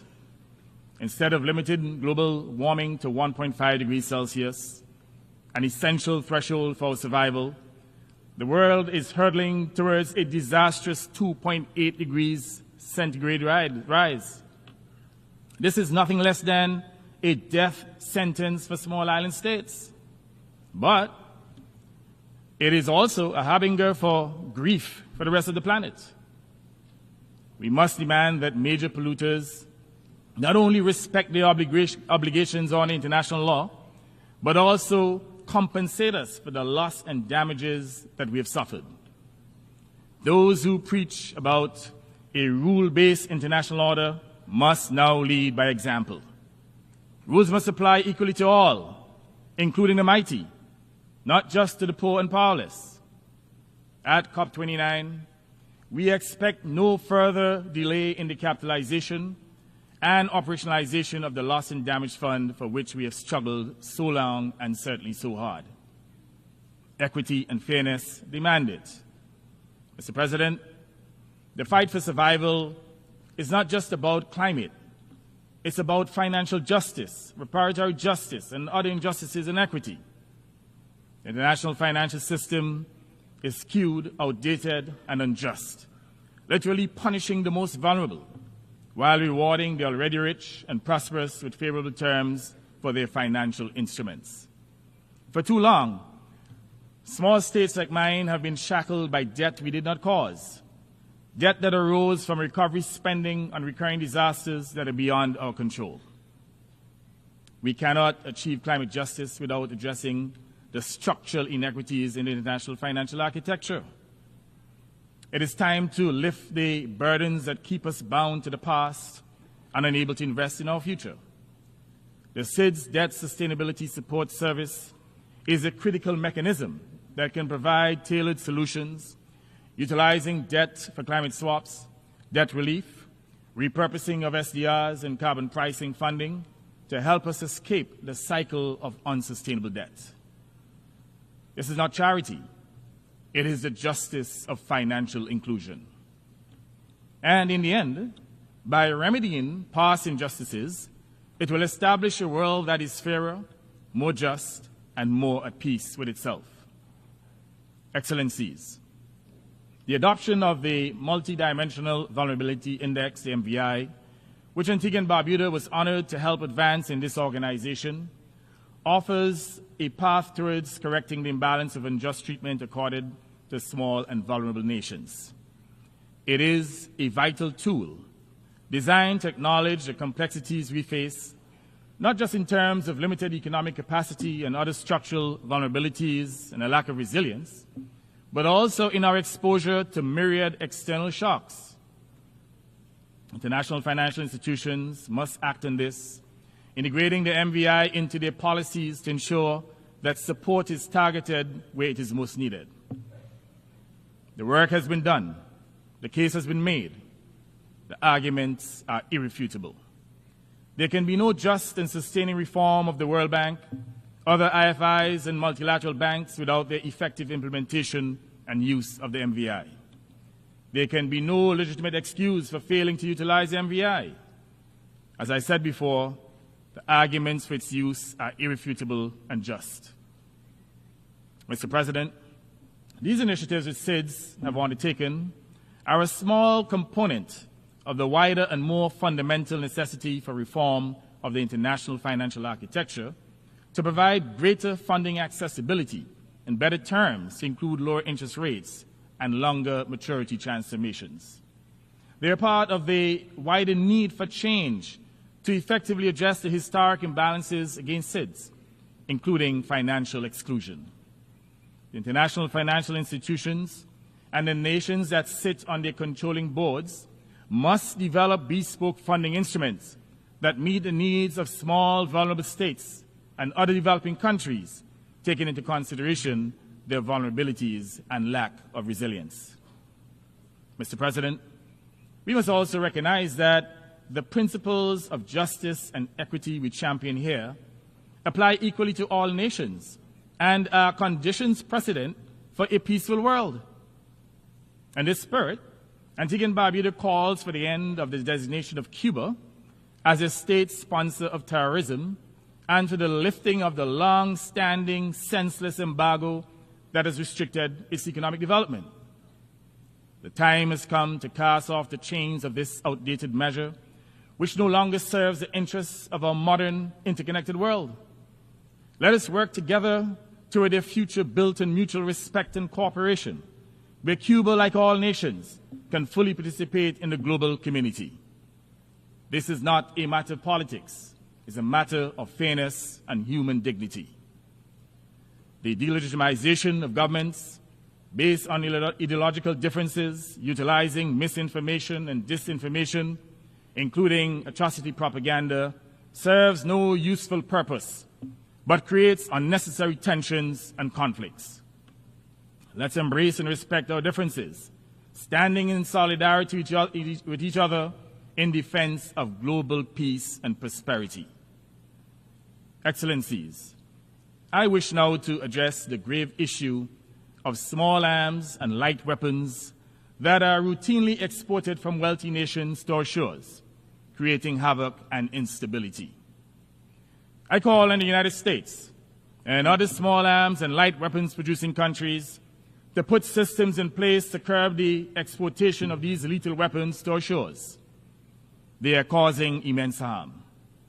This issue is now emerging as a public health epidemic among SIDS, to the extent that I hereby make a clarion call for a high-level meeting at the 80th UNGA to debate the threats of these weapons to peace and security and to devise effective solutions. Antigua and Barbuda cannot remain silent as innocent lives are destroyed and generations are condemned to fear and hatred. The events unfolding in the Middle East, particularly the conflict between Israel, Hamas, and Hezbollah, are deeply troubling. The violence is destabilizing the entire region and reverberating across the world. Every missile fired, every life lost deepens wounds already too many to bear. The violations of international humanitarian law are alarming. We call on all parties to end the suffering by sitting down at the table of peace, where sincere negotiations can lead to a lasting solution. We believe that the only sustainable resolution is the creation of two sovereign states with borders respected and rights upheld. It is time for the people of this region and all conflict zones to end these conflicts and to give peace a chance. Let us give peace a chance. From Gaza to Sudan, Ukraine to Yemen, the scars of conflict run deep, leaving devastation in their wake. The anguish of families torn apart by war reverberates across the globe, and it is our collective humanity that bleeds. Conflict kills the victims of bullets and bombs, but it also diminishes all mankind. On September 17th, inspired by the Secretary General's impassioned call for peace, I wrote to him proposing an initiative that transcends borders, language, and conflict. With that letter, I transmitted a concept note setting out a proposal for holding international music concerts for peace across every region of the world. This initiative is intended not only to raise our global voices in a unified chorus against the horrors of war and other conflicts, but also to raise critical funds to support displaced persons and those who continue to suffer. Music is a universal language. It speaks to the soul in ways that words cannot. In moments when words fall short, music carries our collective cries for peace and justice. This would be more than a performance. It would be a global appeal, a powerful demonstration that peace is not just an ideal. It is an absolute necessity, a survival imperative for this and future generations. I call on all nations, large and small, to support the concept of international music concerts for peace. Mr. President, the world is crumbling under the weight of crises, to include poverty, wars, pandemic, and the climate devastation. We are at a defining moment, and the choices we make now will determine the fate of every nation, large and small. We can end these grave challenges, but it requires more than words. It demands decisive, concrete, unified action. Antigua and Barbuda, like all small states, does not stand on the sidelines. We stand on the principles of peace and love for common humanity and in the path of struggle against these global predicaments we did not create. Yet we fight not just for ourselves, but for a world where justice reigns, where peace endures, and where future generations inherit not a planet in peril, but one that prospers. The world must act now, for the choices we make today will resonate through history. Let us choose peace, let us choose justice, and let us choose the survival of our one human race in our one homeland, the planet Earth. Peace.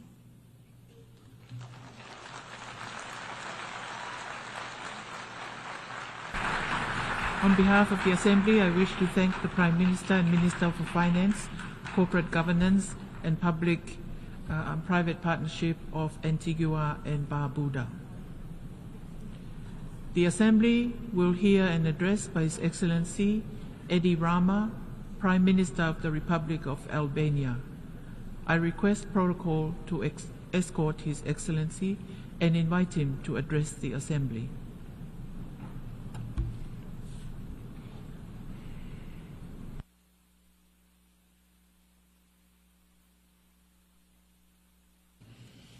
Thank you. As we meet today, we confront yet another year of complex crisis and conflict as a deeply divided world watches. Our prospect for a more peaceful, just, and equitable world are blurred today. Our times are challenging. A few days ago, we committed to the Pact of the Future, a sound framework with a high level of ambition and actionable deliverables. We have made other similar major commitments in the past. We have not always kept them, to put it very mildly.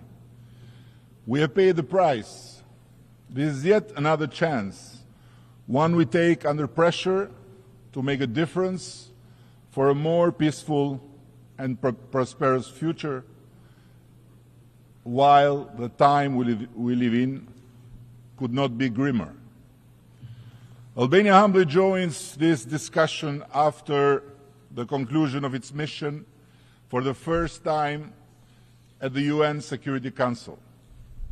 We aim to represent this community of countries that stand together for those values and principles that are non-negotiable, and we sincerely hope to have met the expectations of many. Today, more than ever, we need tolerance and trust, and an extended hand of friendship to each other.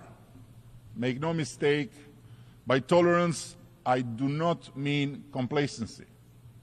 Tolerance demands that we go beyond our comfort zones and not merely tolerate, but tolerate respectfully, actively and graciously, by not simply accepting others' views, but constantly engaging with the complexity of all our own histories.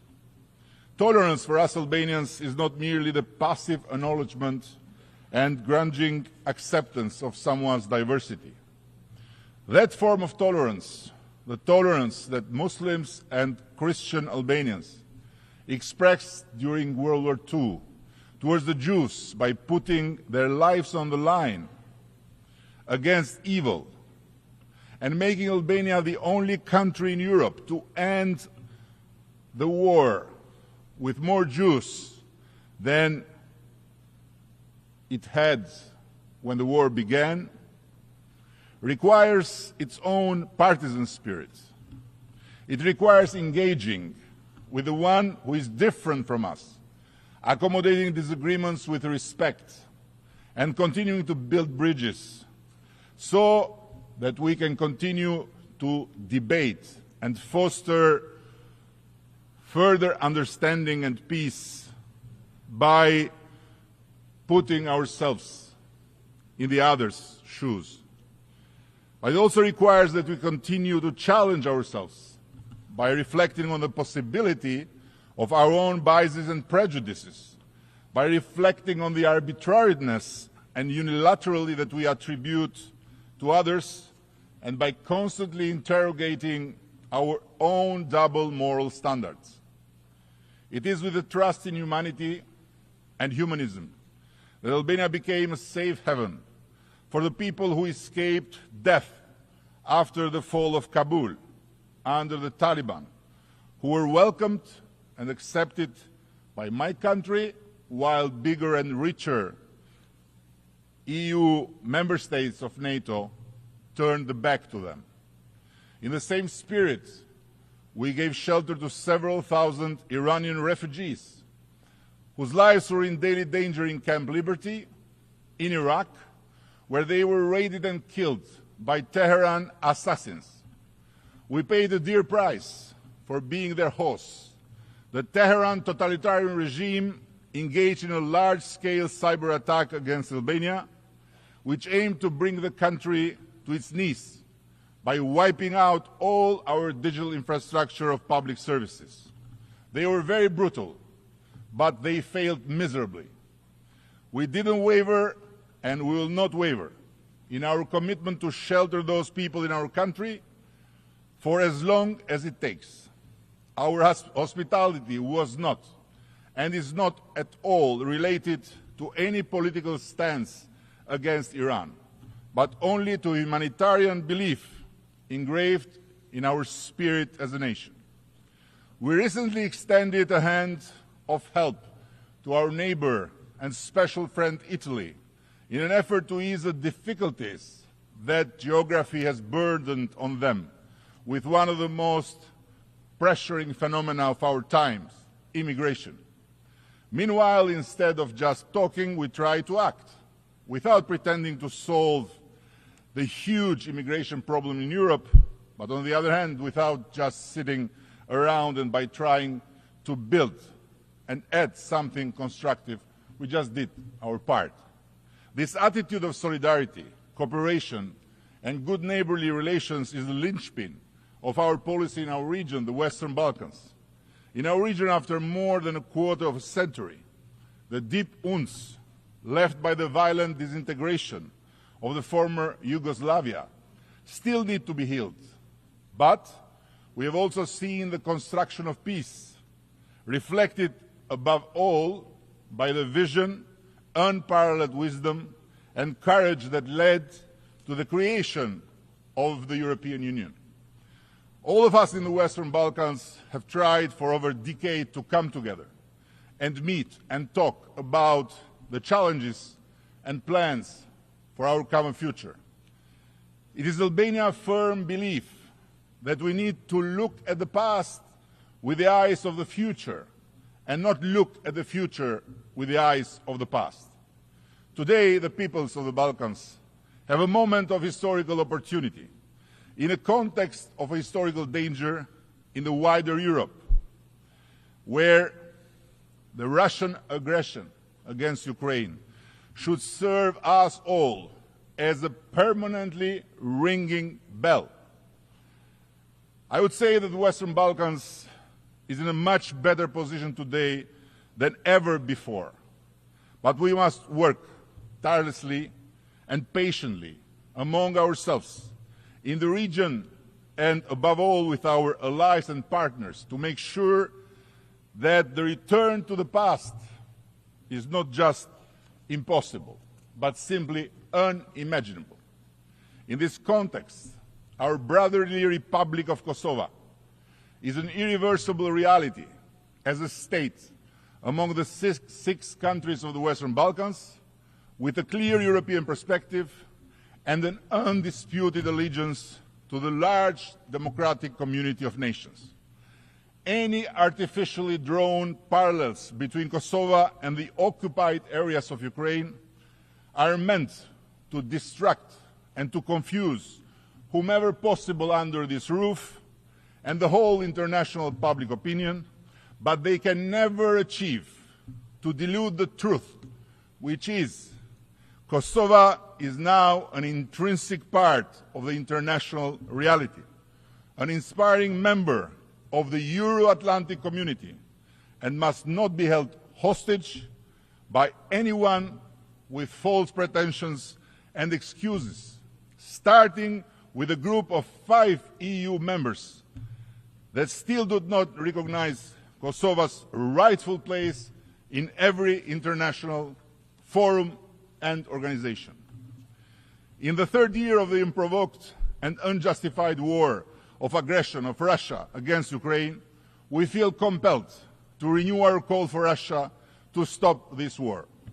This is a war that neither Ukraine nor our community of like-minded nations choose, a catastrophe conceived by the decision of one country, and indeed one delusional dreamer of an old imperial past, rewarding an aggressor who annexes the territories of a sovereign country by disarming the victim of the aggression does not bring peace, but paves the way for more war.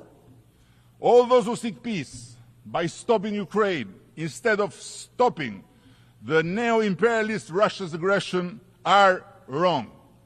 And they should be aware of a very simple truth. A peace that defeats Ukraine would bring only further aggression and will turn our world into one ruled by might, not by right. Yes, we seek peace too, and we want peace to be made between Ukraine and Russia as soon as possible. And of course, we would support any peace attempt and format that would include Russia around the table. But we seek a just peace, based on the Charter of this United Nations, international law, and the resolutions of this General Assembly of the United Nations. A peace that cannot undermine Ukraine and its rights. Earlier this year in Tirana, our capital, we hosted the second summit between Ukraine and Southeast Europe and welcomed President Zelensky, a true and brave leader of resistance, which is not simply a resistance to a brutal aggression against their homeland, but at the same time, a resistance for the very existence of democracy and the just rule-based Europe and world. Albania will continue to stand by Ukraine and support it for as long as necessary and as long as a lasting, just peace is achieved. There is another war waging in Europe's southeast too. Albania stands firm in its position that there is no place for Hamas and its likes in the world we want to live in a fully recognized right of the Palestinian people to have their own safe place in this world and their right to give birth and raise their children in their own state. Guaranteeing such a basic condition for millions of Palestinians is much easier said than done, just as it is much easier said than done for the Jewish people to live in their land without anyone around questions their right to exist. We need to restore our moral compass in the Middle East. Yes, of course. But there is no moral compass that can relativize and, God forbid, normalize terror and a terrorist organization like Hamas as a part of the peace we all want between Israel and Palestine. Doing so would be like relativizing the scourge of anti-Semitism and accepting to coexist with a new vicious form of Nazism, which is the worst thing that could have happened for so many years to first and foremost the Palestinian people themselves. Nevertheless, it is not too difficult to state loudly and strongly that so much violence and destruction cannot be the long-term solution for both Israel and Palestine and should stop. We reaffirm here our national support for a just and comprehensive resolution of the Israeli-Palestinian conflict based on the two-state solution. Albania supports the international community efforts related to this conflict through dialogue and negotiations leading to a true independent states solution, living in peace and good neighborliness, a functional state of Palestine and a secure state of Israel, which instead of being lectured from far away should be supported with no yes buts in its fight against terror, while still more than 100 innocent people are being kept hostage in hellish holes under the face of the earth by the butchers of the last year, October the 7th. The rule of law stands at the heart of one of the Sustainable Development Goals of the 2030 Agenda, a goal which plays the role of the enabler and accelerator of all other sustainable development goals. Its importance stands on the promise of achieving more inclusive, just and peaceful societies. Without strong institutions, access to justice and respect for human rights, progress on other goals, such as ending poverty, ensuring food security, promoting health and well-being, including fighting climate change, will be limited.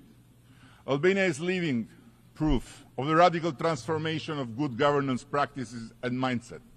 Our public services are now 95% paperless, and the digitalization of access and services has curbed corruption, informality and mistrust in institutions.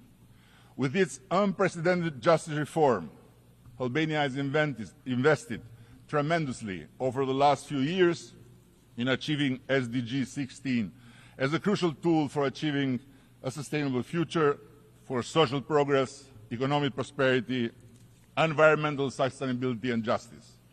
But for a developing country, the struggle for just and fair institutions and good governance is not one that can be won within a year through some reforms or even during a single decade.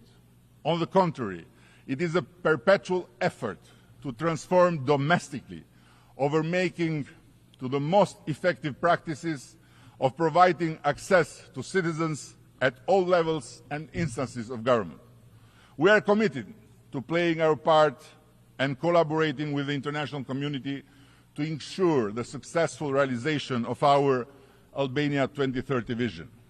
Building upon the ongoing work during our previous mandate, as a non-permanent member of the Security Council, we'll continue to work with like-minded countries to improve the governance and institutional efficiency for the UN, as well as multilateralism and respect for human rights.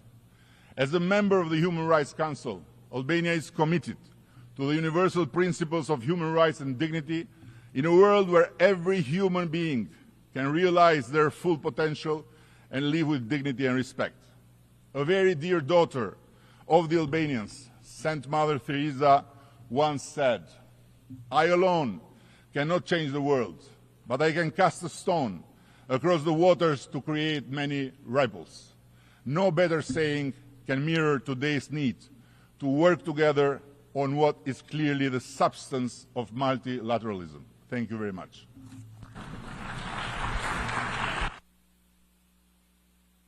On behalf of the Assembly, I wish to thank the Prime Minister of the Republic of Albania.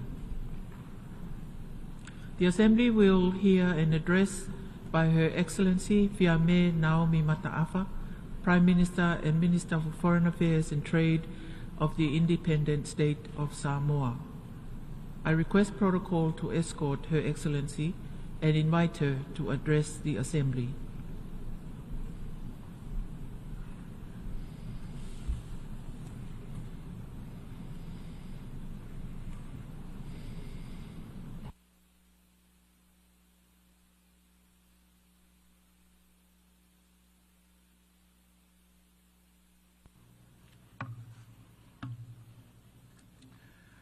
Madam President, Excellencies, Tara Falawa, and good afternoon. I would like to extend my congratulations to His Excellency Mr. Philemon Yang of the Cameroon on the assumption of the presidency of the 79th session of the General Assembly. The theme of your presidency is one which resonates with us as we strive to navigate a path towards a more peaceful, sustainable, and resilient future for our people and the planet. Please be assured of Samoa's support in the successful execution of your mandate. The effects of climate change are being lived in real time. We're not even at the end of 2024, yet we've witnessed countries in all corners of the globe endure extreme weather events, from ferocious wildfires to devastating floods and scorching heat waves. In July this year, we saw the earliest Category 5 Hurricane Beryl hit the Caribbean with such ferocity, causing devastation, and even in parts of Mexico, Venezuela, and the USA. Our collective efforts must not end at national borders. In our most difficult times, it is easy to abandon the collective to safeguard the individual. But history reminds us of the folly of that approach. Climate change remains one of the gravest concerns for all countries, especially SIDS. Its impacts are more extensively felt due to our special circumstances and the lack of capacity to respond quickly and effectively. Unless substantial investments are made to mitigate climate change, boost adaptation, and build more resilient economies, we face urgent climate and financial risks. Climate change also has significant security implications for our food, water, and energy supplies. Competition over natural resources, loss of livelihoods, climate-related disasters, and potentially forced migration. We must do more to turn the tide, to honor our commitments and obligations, and to take urgent and ambitious climate action now. Our expectations for the upcoming COP29 in Azerbaijan include securing an agreement on NCQG that is truly fit for purpose. It is time to review the outcomes of the first global stocktake to ensure that new NDCs due in 2025 are as ambitious as possible. Excellencies, we must keep global temperatures below 1.5 degrees Celsius. This is a red line for many SIDS like my country, Samoa. In this era of unprecedented sea level rise, international law must evolve to meet the climate crisis and the disproportionate effect it has on SIDS. Earlier this week, AOSIS leaders adopted a declaration of sea level rise and statehood. The declaration provides affirmation that international law is based on the fundamental principle of the continuity of states. Our statehood and sovereignty cannot be challenged. No matter the physical changes wrought by the climate crisis, we will remain sovereign states unless we choose otherwise. As part of the Blue Pacific continent, Samoa is committed to ensuring that our ocean spaces, resources, and ecosystems remain healthy for current and future generations. We have witnessed many demands on our marine resources from a variety of sectors. Cognizant of the threats that such demands and pressures place on these critical resources, we launched the Samoa Ocean Strategy in 2020. Our national policy framework that seeks to sustainably manage Samoa's vast ocean and marine resources.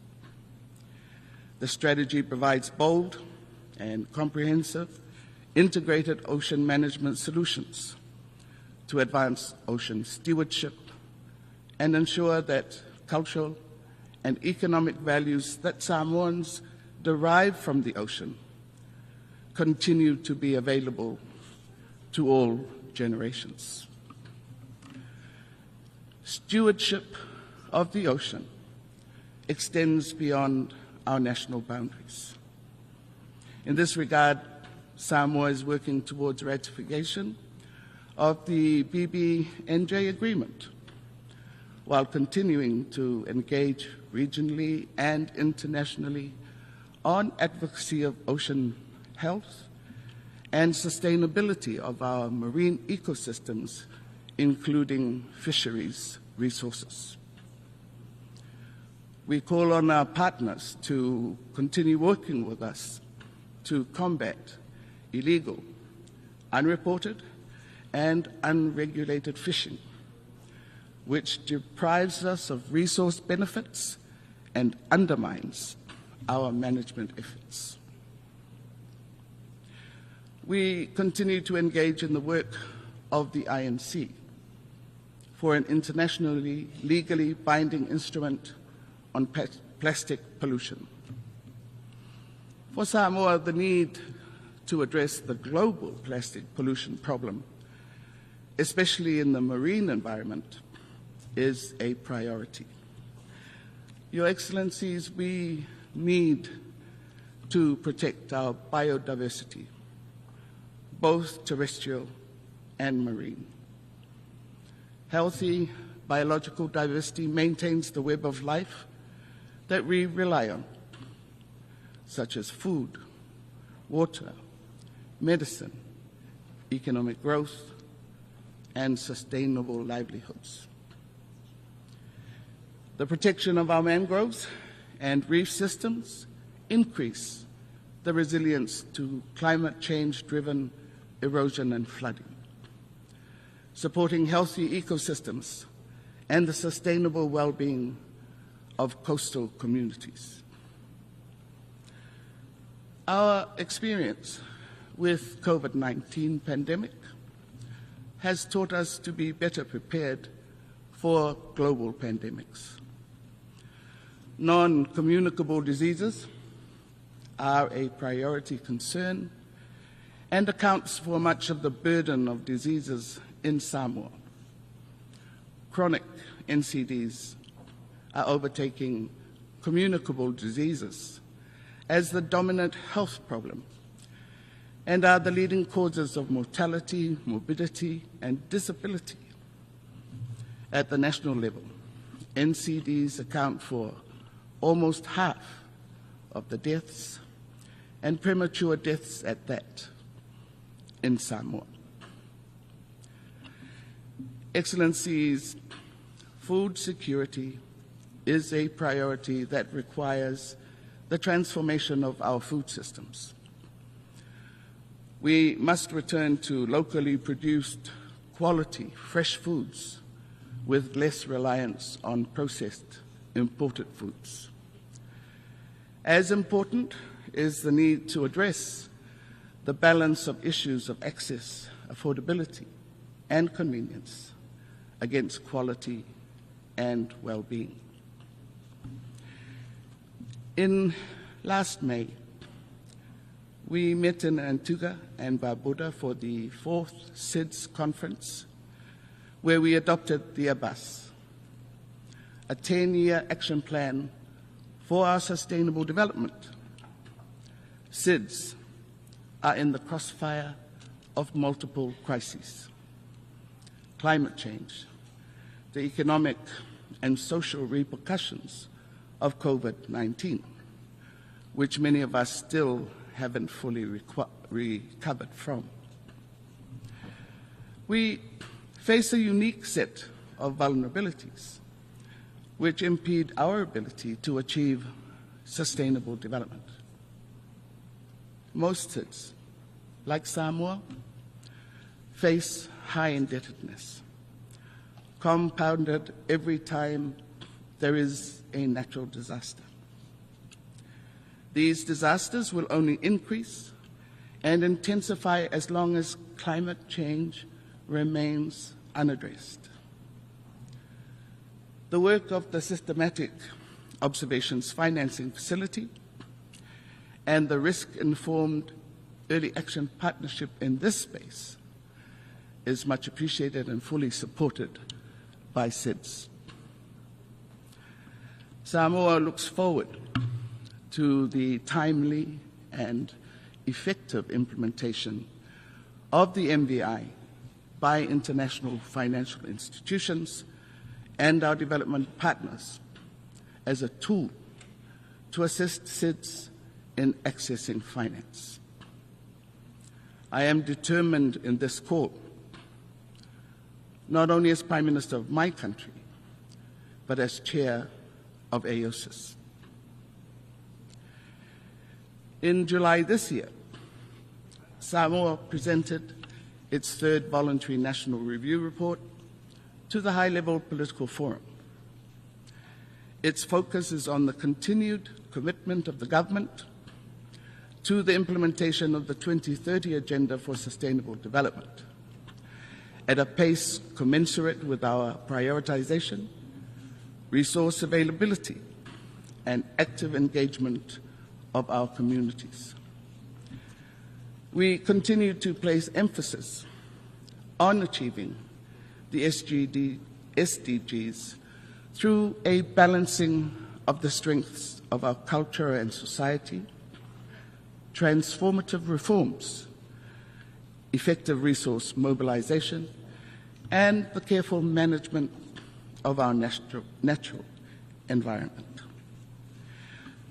Your Excellencies, the Global Digital Compact has been a focus of this year's Summit of the Future, aimed at establishing a comprehensive framework for the governance of digital technologies and the Internet. We request that support for SIDS include capacity building, technical assistance, and strengthening digital infrastructure through cybersecurity measures and educational initiatives for public and private enterprises. The successful implementation of the Digital Compact will require a coordinated and multifaceted approach with the assistance of UN entities and development partners in applying the principles to our national context as well as to the regional and global levels. Samoa remains a peaceful country, committed to justice and the protection of human rights. We are concerned that the wars in Ukraine and the conflict in Gaza and surrounding areas are still ongoing with no resolution in sight.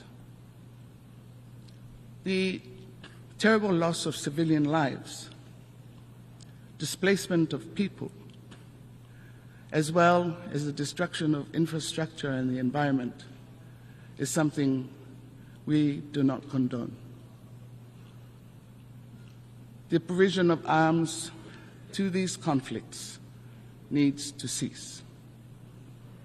Arms and weapons only fuel more death and destruction. The UN can play a greater role in finding a path towards peace, and we are committed to the collective responsibility of our global community to achieve this through international cooperation and diplomacy. 2025, being the 80th year of the UN anniversary, presents an opportunity, all of us, to seriously consider the reforms of the Security Council. We must consider the expansion of both the permanent and non-permanent seats of the Security Council to enhance the representation of the underrepresented and the unrepresented regions. Your Excellencies, the more things change, the more we cannot afford to stay the same.